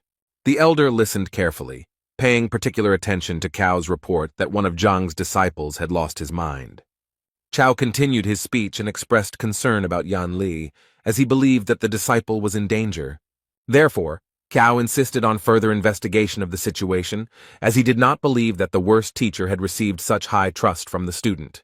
Then Shana's grandfather added that a teacher must teach and gain the trust of students, and if a teacher does not have the necessary knowledge, then there can be no talk of any trust. Zhang insisted that his teaching methods did not matter as long as the contract was honored. Zhang's grandfather continued to rage because he didn't understand how a teacher could be stripped of his license because of such a stupid contract. Meanwhile, Shang tried to persuade Shen Bi to his side and listened to his grandfather's words. Shen Bi was seething with rage and sided with Zhang, repeating his words that if he lost, no one would make concessions to him. Shan did not miss the opportunity to convince the girl, citing as an argument the fact that none of the students had yet advanced to the second rank. The door to the hall opened, and with every step one could hear someone approaching the hall. It was a servant who reported that clan leader Wang Hong wanted to see Elder Chen. Those present were somewhat shocked by such a visit, but Chen allowed the guest to be led inside. He was glad to put the matter of Zhang aside for a while when such an important guest arrived at the academy. Shan asked his grandfather why such an influential person, who was on the list of the best masters, decided to pay a visit. The old man laughed and guessed that the visit was related to Master Wang Tao and must have had some important meaning. Grandfather added that Wang Hong heard about Wang Tao's success and decided to thank him personally. Zhang listened to the conversation and now also wanted to meet Wang Tao, but Shen advised him not to think about it now. After all, in Shen's opinion, Elder Shang was too influential, and with Wang's support, he would be unrivaled. Zhang scratched his head and calmly replied that problems should be solved as they arise. This self-confidence made Shen Bi very angry, because she was very worried about Zhang's future life. Licked from head to toe, neatly and elegantly dressed, the head of the Wang Hong clan was already standing at the door and thanking for the hospitality. Shan's grandfather said that if Wang needed anything, he could just send a letter, but a personal visit would be a great honor. Wang shook the old man's hand and told him that he had some urgent business to attend to. Wang said that his daughter Yin was studying with teacher Zhang Huang, and he would like to meet him. Elder Shang then said that it was a happy coincidence that teacher Zhang Huang was right here. Shang and Cao speculated that Zhang had met his end, as it was possible that he had deceived Wang's daughter. Zhang narrowed his eyes and listened to every word of the dialogue, carefully considering what was said. Wang turned and walked towards Zhang, looking quite serious and perhaps a little angry. And a moment later, he dropped to one knee, saluting Zhang and expressing sincere admiration for his skill. Elder Shang opened his mouth wide, thinking that Wang would make claims to Zhang instead of bowing. Shang and Cao also couldn't understand how everything went wrong, since in their opinion, leader Wang should have finished off Zhang. Zhang turned to Wang with a sincere smile, thanking him for his trust, but asking him not to do this and to get up from his knees. Wang thanked Zhang for healing his daughter's leg and passing on extremely valuable knowledge to her. Zhang smiled sincerely again and replied that it was his duty to give his students only the best. The senior judge, who was watching this conversation, thought about Zhang's actions and realized that he was fulfilling his duties as a teacher very well. He looked at Zhang's disciple and now realized that the high level of trust was indeed based on something. But the judge did not believe that the real reason for Wang's visit was his daughter's recovery. So the man asked Wang what he wanted. Wang laughed in response and praised the elder's sharp mind before adding that he had business with the Shang elders. Old Shang immediately joined the conversation and convinced Wang that he would try to do whatever was necessary if he only asked. Wang thanked Old Shang for the son he had taught, and Wang regretted that he had not been able to thank him earlier. Wang wanted to give Old Man Shan a gift, but he refused, as he understood that this could not be done in the presence of Elder Mo.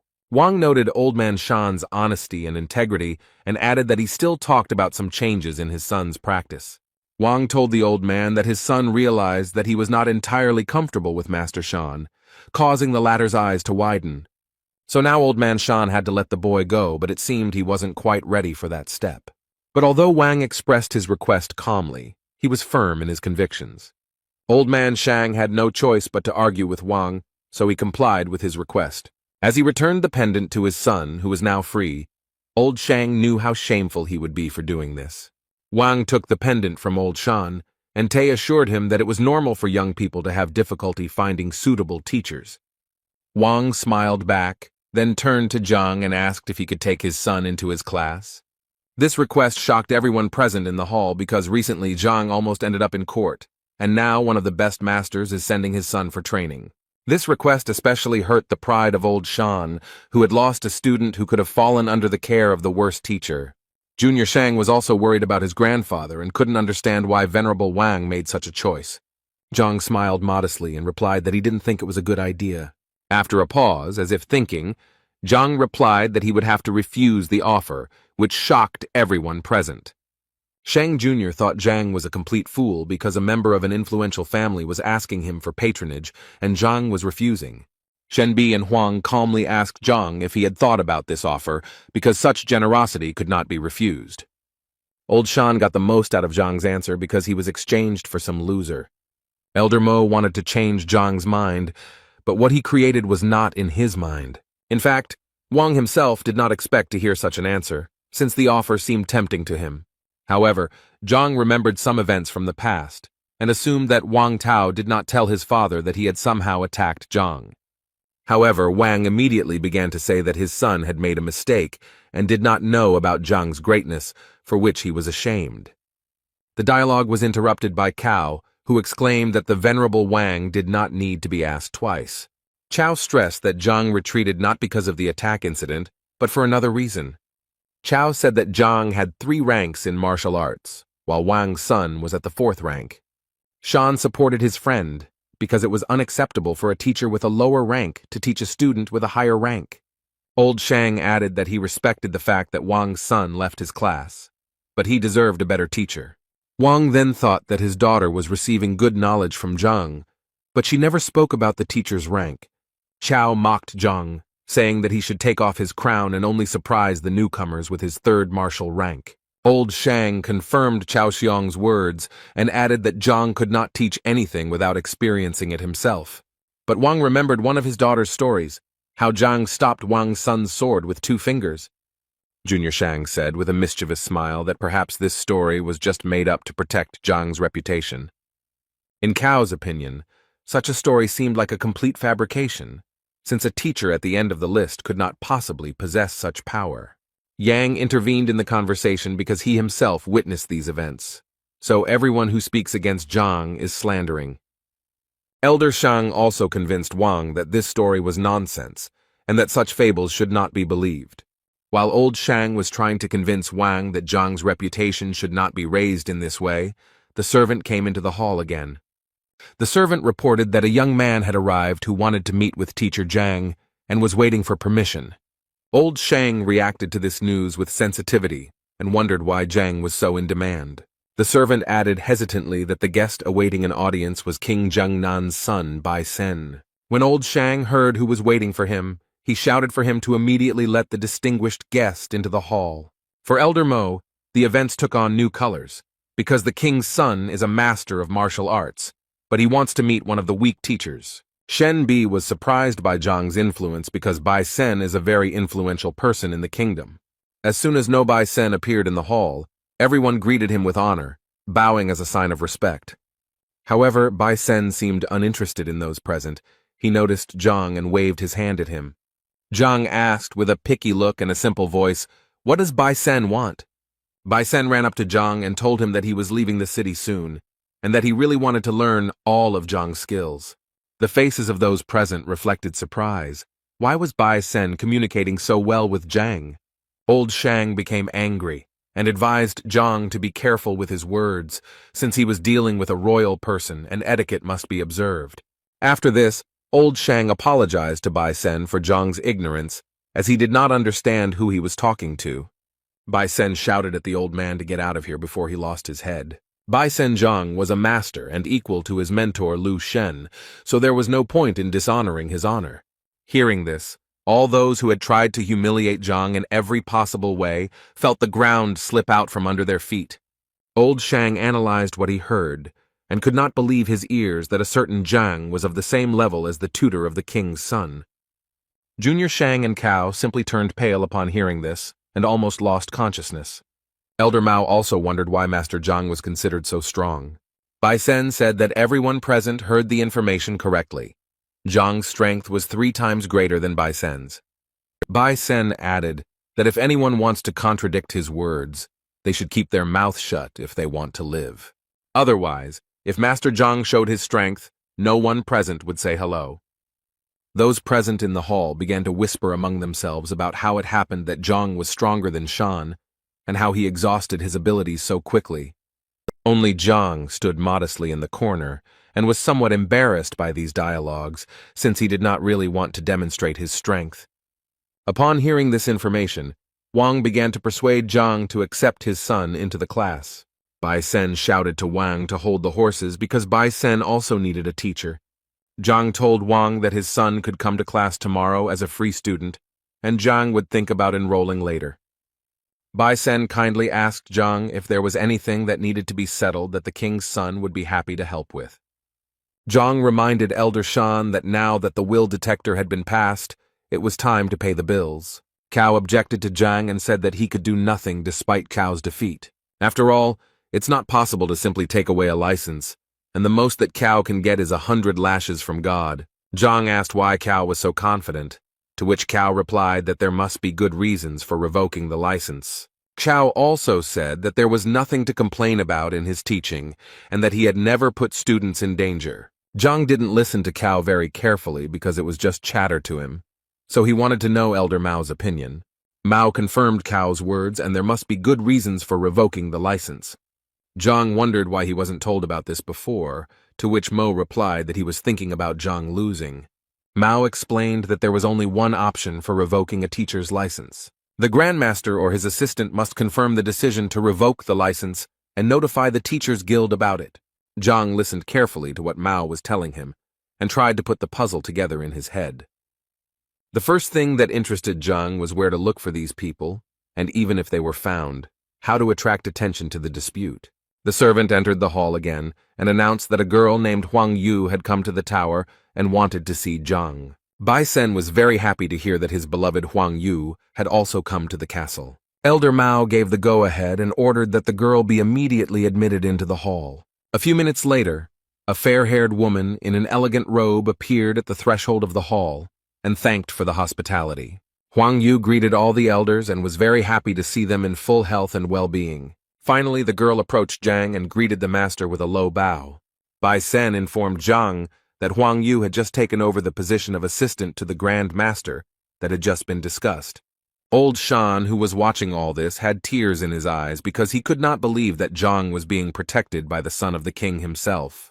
Cao and the younger Shang were already on the verge of a nervous breakdown due to the fact that Zhang was acquainted with such respected people.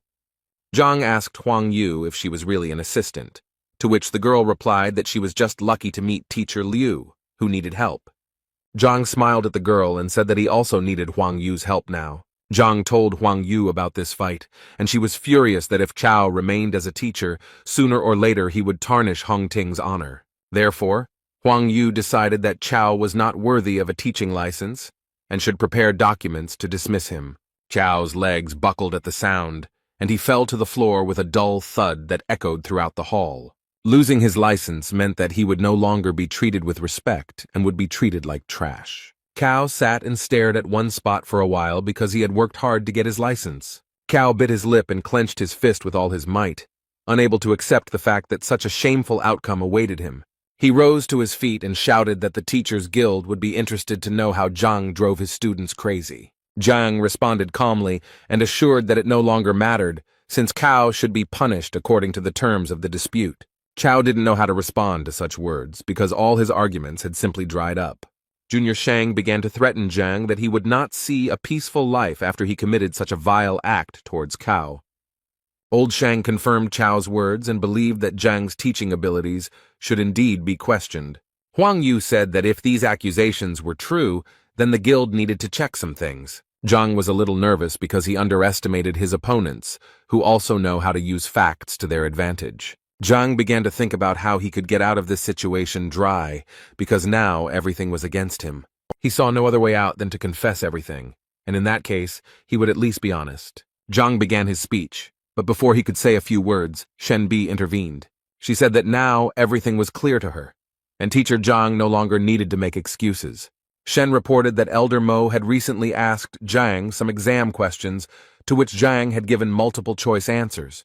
The king's son reported that Zhang's striking force was 49 dings, which corresponded to the 6th rank. Shen Bi said that such indicators did not match the teacher's test results, so Zhang was framed. Wang entered the dialogue and said that the exams were held behind closed doors by the Education Bureau and were unfair. Shen Bi pointed at Old Man Shang and accused him of falsifying the results of Zhang's abilities. Elder Mao suggested that Zhang did not report this because it might spoil the relationship between the teachers.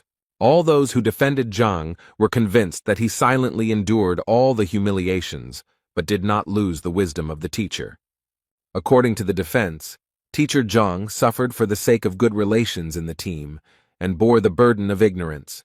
Old Shang had no time to process the verbal attacks that were flying at him like bullets. Zhang was embarrassed by this situation and only wanted to say that his skills were not fully appreciated. Old Shang took a defensive stance and said that he had no reason to interfere in the affairs of an ordinary teacher. Elder Mao, who had been listening attentively all this time, said that he already had enough evidence to draw conclusions, while Old Man Shang was simply defending his grandson.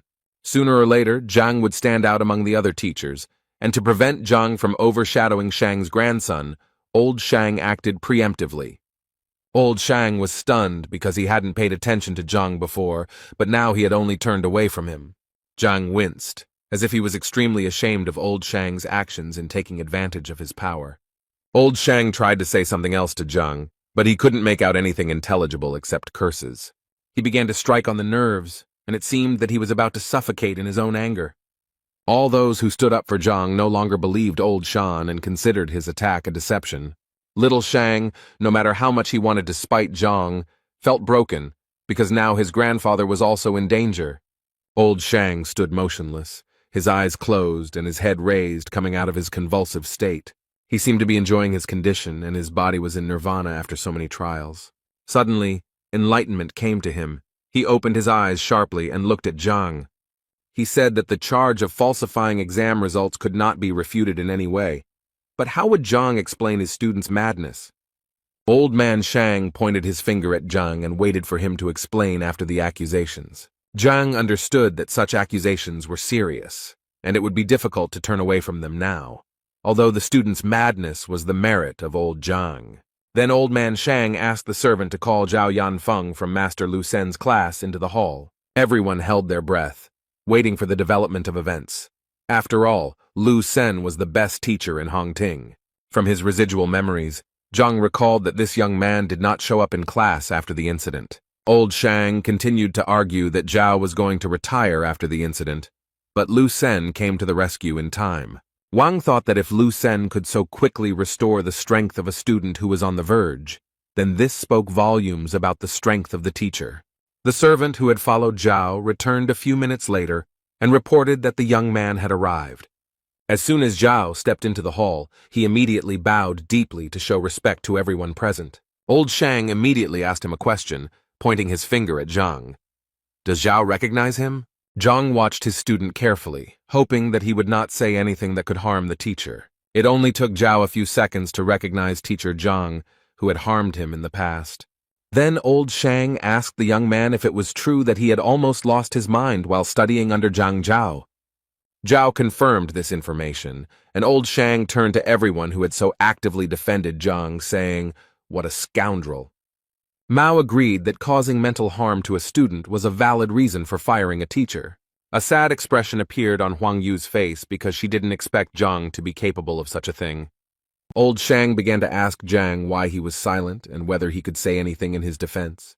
Zhang bowed his head and scratched the back of his neck, saying that he saw no point in saying anything. Old Shang wanted to say that he knew that Zhang would deny everything, but a second later, he realized that Zhang agreed with everything.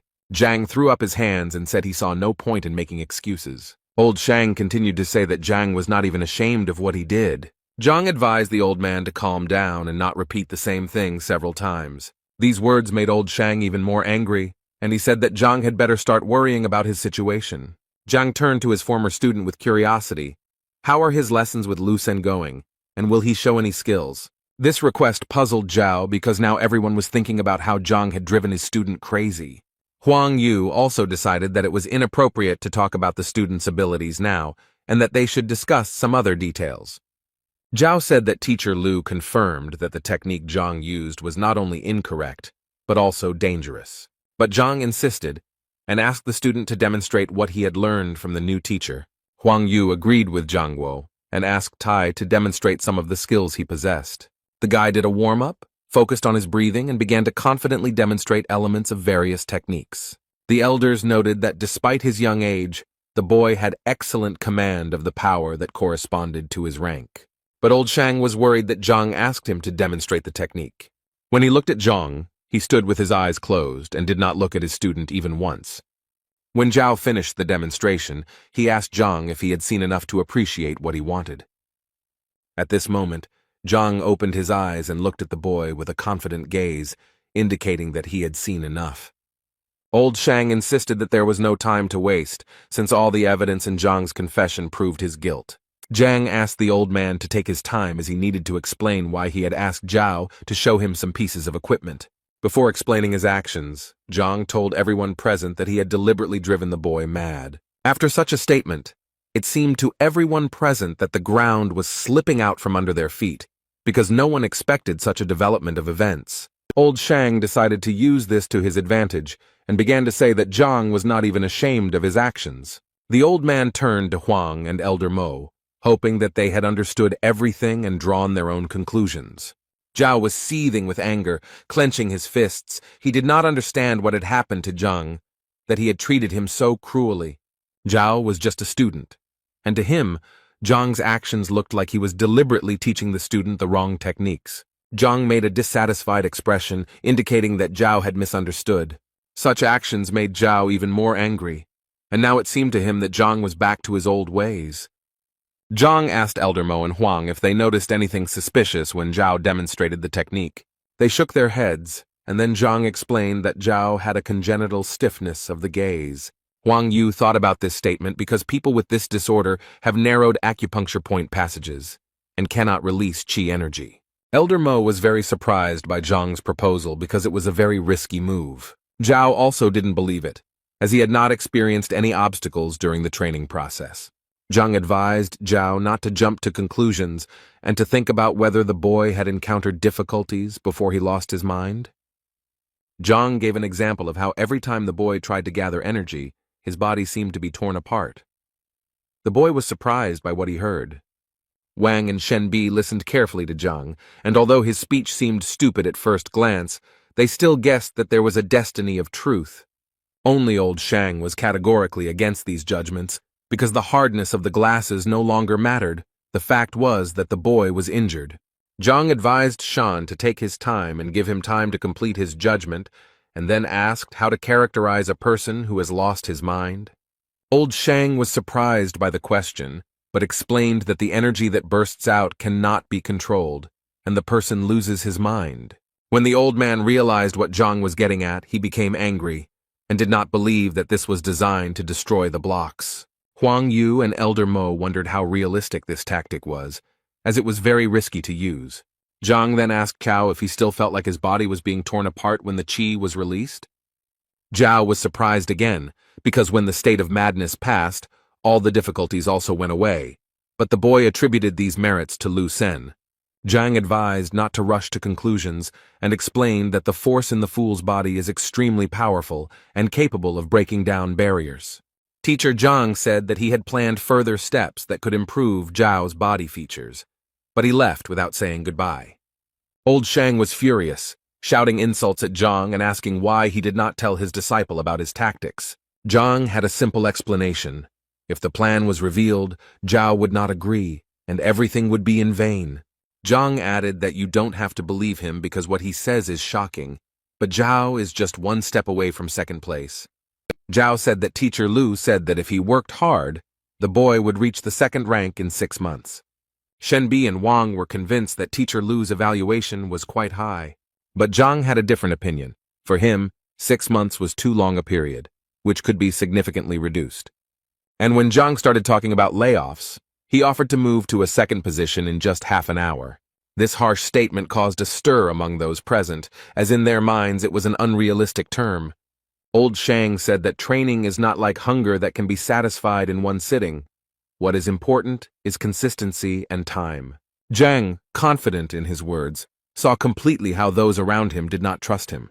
Zhao was lost in his thoughts, which threw him from side to side, where it seemed that Zhang wanted to help or, on the contrary, harm. Zhang walked up to the boy and placed his hand on his shoulder, saying that he didn't blame the young man for not trusting him, but that Zhang could help now. Zhao thought that Zhang had identified his problem correctly, and therefore Zhang must have a solution. Zhao exclaimed that he was willing to take the risk and trust Master Zhang and try to advance to the next level. Zhang thanked the student for his trust, and promised that he would not let the boy down this time and would do his best. Zhang explained that he would use silver needles to widen the passage around the energy release points. Zhao sat on the floor, and Zhang took a silver needle out of his pocket and stuck it into the right spot. The hall was filled with a powerful blue light, and a hurricane seemed to form around the boy. The boy looked at his hands and could not believe that what he had dreamed of for so long had finally come true. Despite the fact that Zhang promised about 30 minutes, the boy mastered the new rank literally in an instant. Those around them could not believe their eyes, because a miracle had just happened before their eyes, which at first glance seemed unreal. Huang Yu and Elder Mo thought that this was some kind of dream, because only with the help of the needle could the disciple reach the next level. When the reincarnation was completed, Zhao bowed deeply to Zhang and continuously thanked him for his help. And then he apologized for letting the teacher down and being so rude to him, hoping that he could come back.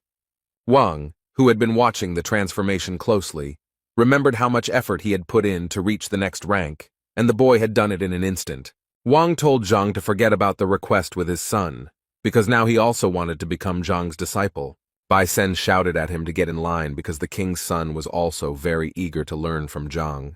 He tried his best to attract Zhang's attention, and even promised to give up his title so that Zhang would take him under his wing.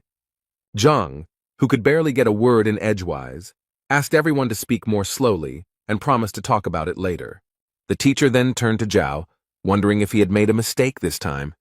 Zhao apologized for the 100th time for his reckless actions and promised that from now on he would completely trust Zhang. Zhang asked Old Man Shang if he had anything to say, considering that he was already actively making accusations. The old man was disheartened by all these events because Zhang had proven his innocence, but Shan had no chance to defend himself. Elder Mo interrupted Old Shan, saying that any words would be unnecessary. Mo announced his verdict that Shang Bin had attempted to frame his colleague, so he is now suspended from his post pending the outcome of the judicial investigation.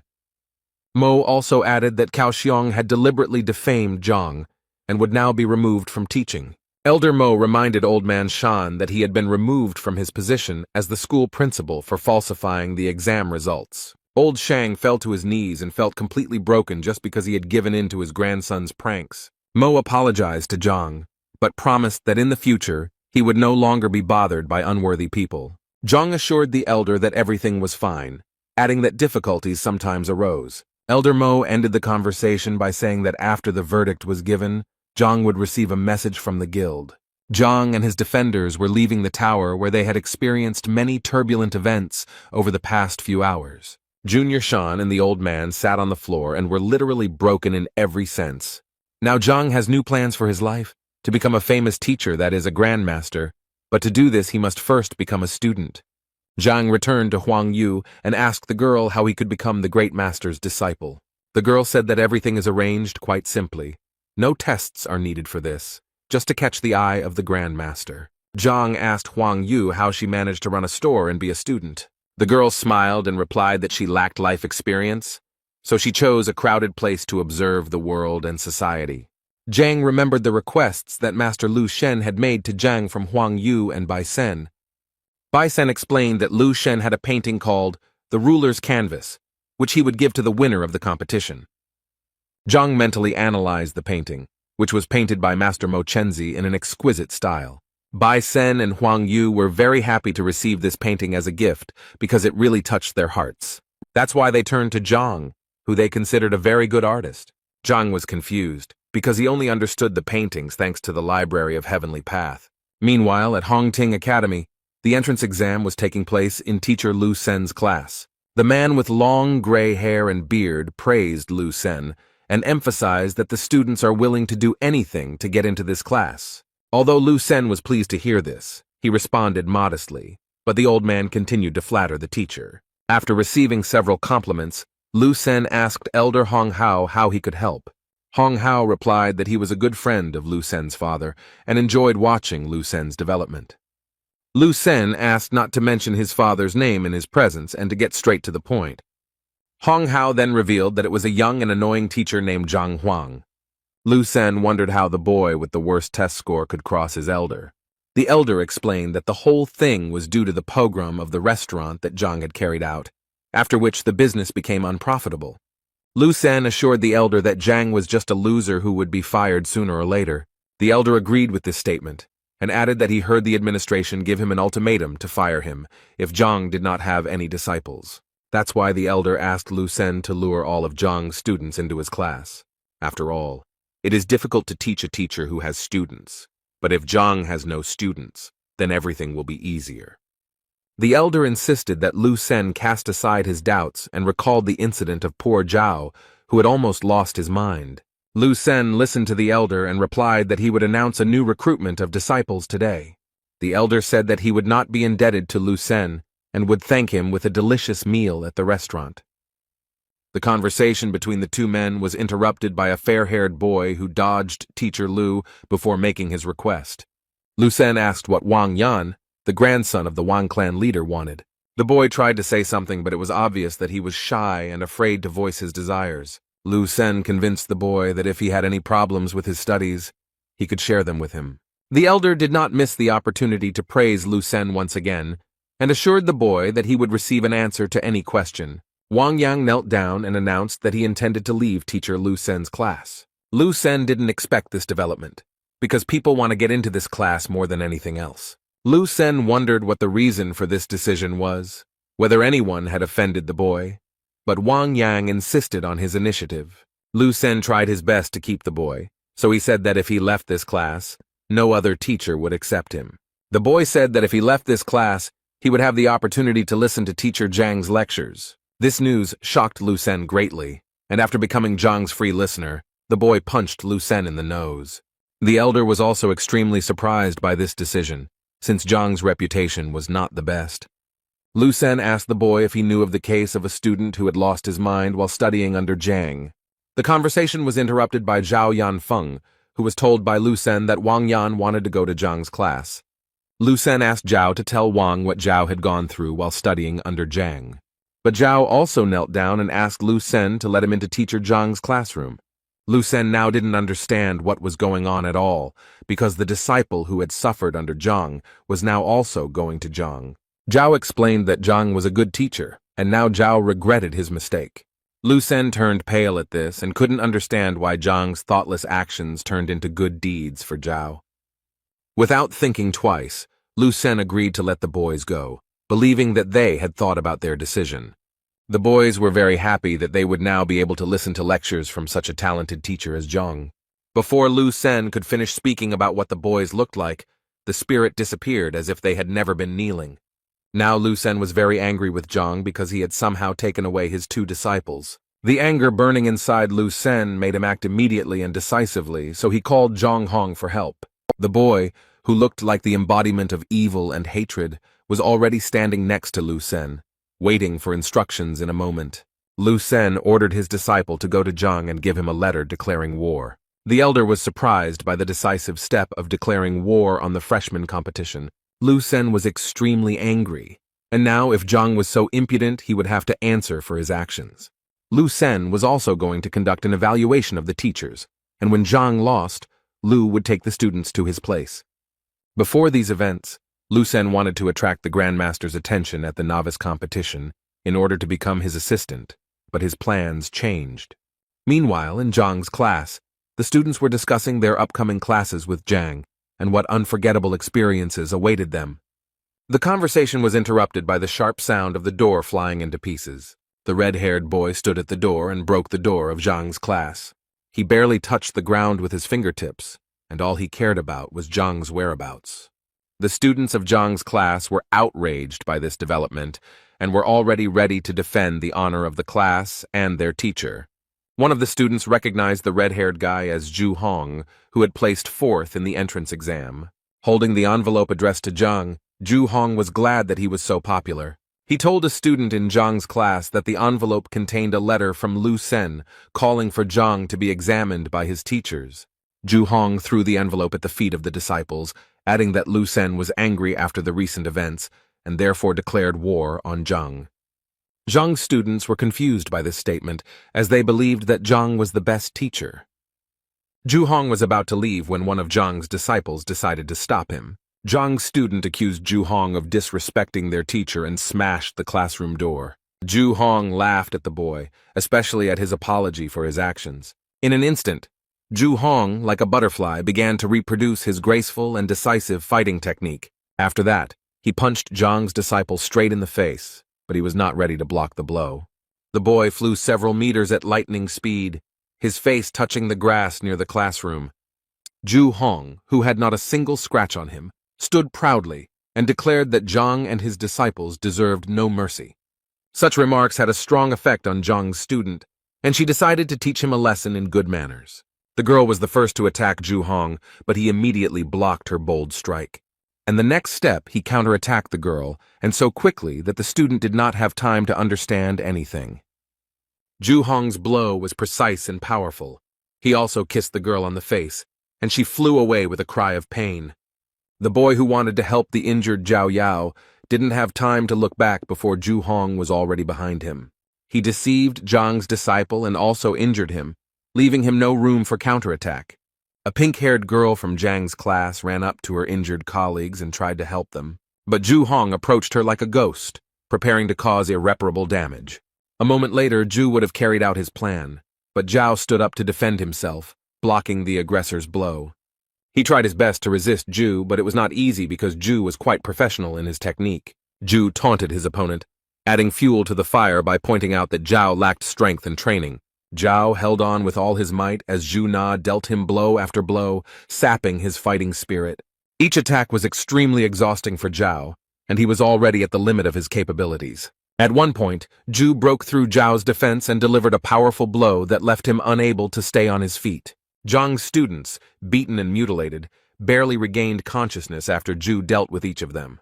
Zhu emphasized that this was just the first lesson, and if they did not want it to happen again, then Zhang should apologize to Lu Sen. Suddenly, Zhang appeared in the courtyard with Zhang, who had already heard Zhu's threats. Zhu told Zhang that he was just in time because he was talking about the defeat that awaited Zhang. Zhang ran to his disciples to help them, and told Ju to return to Lu Sen with the news that Zhang accepted the challenge. Zhang was momentarily saddened by the fact that he had spoken to Bai Sen and Huang Yu and saw his disciples now suffering. Ju, mocking Zhang and his disciples, was already saying goodbye to them and rejoicing in his victory. One of the injured students told the teacher that Ju had spoken disrespectfully of Zhang and smashed the classroom door. The boy asked Zhang if there was any way to get revenge on Ju for the damage he had caused, when Ju suddenly heard this and stopped abruptly. In Ju Zhang's opinion, he was the worst teacher, and such worthless students would hardly be able to stand up to him again. Zhang, on the other hand, listened carefully to his student, who wanted to take revenge for the harm caused to the class and all those who receive knowledge here. The student wondered if he had a chance to take revenge, and Zhang convinced him that it was possible. Yuan Tao was Zhang's weakest disciple, but very capable, so Zhang wanted to show him the technique of revenge. Zhang, who was helping the injured students after the fight, listened carefully to the teacher and realized that he had made the right choice. The girls were also stunned by Zhang's statement, because just recently they simply did not have the strength to get up, and now Zhang suggests fasting. Ju ridiculed Zhang's belief that he was trying to send such a clumsy student into battle to extort reparations from Ju for the pogrom. But Ju was curious, so he agreed and promised that if he lost, he would not only pay for the repairs, but also throw in 1,000 gold coins. Zhang rose to his feet and asked if he had heard, but Ju assured him that Zhang had heard correctly. In this case, Zhang told Yuan Tao that this was also a chance to make some money, so it was necessary to win. Zhang convinced the student that he would show him 3 simple steps that, if followed, would enable the student to win. Ju could hardly contain his laughter at the sight of Zhang's actions, who was about to give a lesson to his student right before the fight. Zhang called other students to whom he was going to tell about the tactics that would bring victory in the future. Yuan Tao was already beginning to doubt his own strength, and was he too hasty in his desire for revenge? Zhang encouraged his colleague and convinced him that the boy should trust Zhang. Yuan Tao was encouraged by the words of encouragement. He had been beaten before, so it would be okay if he was beaten again, especially since he was thick-skinned. Zhang, who had gathered his students around him, spoke about the winning technique, and all the students listened attentively to his every word. Zhang now decided to demonstrate the technique by standing in a stance and then suddenly throwing his left hand forward and spreading his fingers. The second step in Zhang's technique was to move the left leg to the right, thus creating a secure footing. And the last, third step is a right hand strike. The students were shocked by this move, because there was nothing special about it. Yuan Tao even asked Zhang if he had made a mistake since it was an extremely simple and low strike. Ju, who was watching this, also saw no point in teaching students such terrible blows, even in his presence.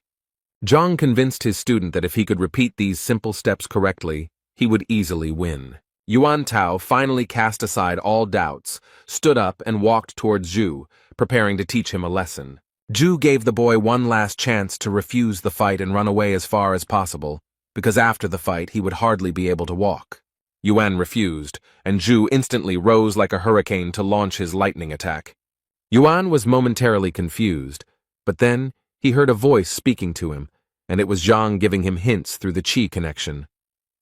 Zhang asked Tai to change the order of his hands and feet, and towards the end he struck with one finger 3 inches lower. Ju still didn't believe in Zhang's disciple's technique, so he easily dodged the first strike. Meanwhile, Yuan did everything according to Zhang's instructions, moving his right leg to the required position. Yuan was convinced that one must trust the teacher, and only in this case can one win. Ju, who was already celebrating his easy victory, instantly realized that Yuan had not yet landed a single blow. After all, the whole technique consisted of influencing a certain point, which Yuan skillfully used. Ju was racked with indescribable pain because Yuan had hit a vital point where the energy was coming from. Ju winced in pain and barely stayed on his feet, trying to say something to his opponent.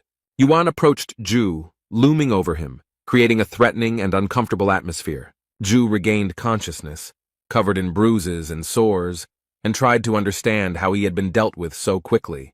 Zhang's other students also admired Yuan's abilities, who had suddenly become so strong. Zhang praised Yuan, but stressed that the blows should be softer, as they would not destroy Ju. Yuan, who was already in a heated mood, stopped at Zhang's request and stopped beating Ju. Ju lay on the ground with a swollen face and whined that he had been knocked down by such a simple blow. Yuan was outraged that Ju was devaluing simplicity, so he threatened to hit him again if he did not calm down. Zhang decided to stop the persistent student and said that Yuan should rest, and the rest should test their strength. Zhang invited Zhang Yang to try his hand while there was still a good opportunity to practice. Ju, who thought he would be released after this match, did not expect to become a punching bag. But Ju was convinced that since Zheng had failed to parry even one blow last time, victory would be easy. Ju was now ready to watch his opponent's strikes closely, but Zhang had only worked out the tactics for one fight. Zheng rushed into battle. Out of nowhere, he heard Zhang's voice giving him battle advice, so he realized it was Chi Ziquo. Ju did not believe that Zhang's disciple was serious, so the duel had to be easy. Therefore, when Zheng dared to strike, Ju forestalled him, as he was already familiar with such tactic. Ju admired himself for not falling into the same trap twice, and so he won a few more victories. But while the narcissistic Ju was rejoicing over something unknown, Zheng delivered a powerful punch to the bully's face. Ju did not expect this development and was very angry that he had miscalculated. So he tried to strike back at Zheng, but Tai successfully dodged it. Zheng even managed to counterattack, and it was powerful because the boy hit the mark again. Ju fell to the ground, clutching the spot where the attack had just occurred with his hands. Ju accused Zheng of being mean and of Zheng's student having touched a vital point. Zheng saw nothing mean in his tactics because in battle there was no difference in how to win. But if Ju spoke of meanness, then Zheng decided to act honorably and struck again, but this time with his fist in the face. Ju's face now resembled a chopped steak with a crimson hue and numerous wounds. With such injuries, Ju had no choice but to admit defeat. Zheng prepared to deliver another decisive blow, but upon hearing that Ju was surrendering, he was disappointed. Zhang, who was watching the duel, smiled sarcastically and invited the next student to duel. Ju was barely able to stand when he was soon forced to compete with another of Zhang's students. Zhang asked Wang Ying and Liu Yang to also prepare for the fight after Zhao Yao finished. While all of Zhang's students were practicing their martial arts on Ju, he lay on the ground and barely moved. Yuan approached Ju and reminded him that it was time to pay. Now each student had to pay 1,000. And when Yuan added that the total payment was 10,000, Ju's bloated body could not understand where such a sum came from. Yuan reminded Ju that he included the broken door in the compensation amount, which was not that expensive, only 5,000. Yuan suggested a backup plan that Ju could use in sparring during the entrance exam. Ju was covered in bruises and sores and cried in pain, but he had no choice but to agree to the payments. Meanwhile, in Lu Sen's class, Hong Hao wondered if Zhang would accept Lu Sen's challenge. Lu Sen didn't care anymore because he couldn't just leave the situation like that. Otherwise, he wouldn't be able to succeed. Hong Hao fully agreed with Lu Sen's vision and wanted to add something, but their dialogue was interrupted. Ju appeared in the classroom, and now it was difficult to recognize him due to numerous bruises and a swollen face. Master Lu Sen did not recognize his disciple, who now resembled an aggressive needlefish. Then Ju Hong had to mutter his name, but his swollen lips were unable to do so right away. Lu Sen asked his disciple what could have happened to him when he only had to deliver the letter to Zhang. Looking at his poor disciple, Lu Sen even assumed that Zhang was capable of raising a hand against him. But Ju quickly denied this information and told me that he received it from Zhang's students. Lu Sen didn't expect this development, as it meant that his former students were also involved. Lu Sen was upset that Ju was unable to stand up to such weaklings, as he had paid special attention to Ju. When Lu Sen learned how exactly the students managed to defeat Ju, he said that knowing the point was no guarantee of victory. Combat is a much more complex system, where the speed of reaction and adaptation to the enemy is important, Lu Sen said. Lu Sen understood that this tactic was not invented by the students, but by Zhang, so this teacher was not as simple as he seemed at first glance. Lu Sen promised Ju that he would help him recover, advance to the next level, and quickly increase his vitality. The teacher asked Elder Hong if there was a way to influence Zhang through Elder Shang, who worked at the Education Bureau. The elder explained that it was not so simple, because there had to be good reasons for such a decision. While the elder and the teacher were talking, an unknown man entered the hall and interrupted the conversation. The young man had flowing blue hair and bowed to the elder and teacher as a sign of respect. Lu Sen greeted Teacher Wang and asked him what he was doing here. Wang announced that he had news from the Education Bureau and that the audience might not like it very much. Lu Sen became wary in anticipation and told Wang not to intrigue and to get down to business. Wang reported that from now on, Elder Shang has been released and is under investigation. Lu Sen was now interested in the details of these events, since Elder Shang had held this position for a long time. Wang said he heard that Shan was suspected of falsifying the teacher's test results, and this was discovered during Will's check. Lu Sen became nervous when he heard about the detector because he knew that Cao Xiong was the one who initiated its creation. Lu Sen then asked Wang which of the teachers dared to accuse Elder Shang of such a thing. Elder Hong whispered to Lu Sen that Shang had good connections in the teachers' council, so it would not be easy to get him released. Wang said the decision was influenced by a teacher with poor academic performance, Zhang Huang. Zhu, who had been kneeling silently until now, became furious at the mere memory of Zhang. Lu Sen was also not happy to hear that after his disciples went to Zhang, he was now involved in the liberation of Shang. Elder Hong, who was still on the sidelines of the restaurant's events, was shocked by the news about Director Hong Ting. Lu Sen and the Hong elders now had the impression that Zhang was always one step ahead and mocking them. Meanwhile, in his class, Zhang completed another productive lesson in mastering new techniques. Zhang told his students to go home and practice there because the teacher evaluation was due in 6 months. Zhang told the students that he had no intention of losing, so he hoped the students would help him. After the lesson, the students gathered in the yard to discuss the events that had happened recently.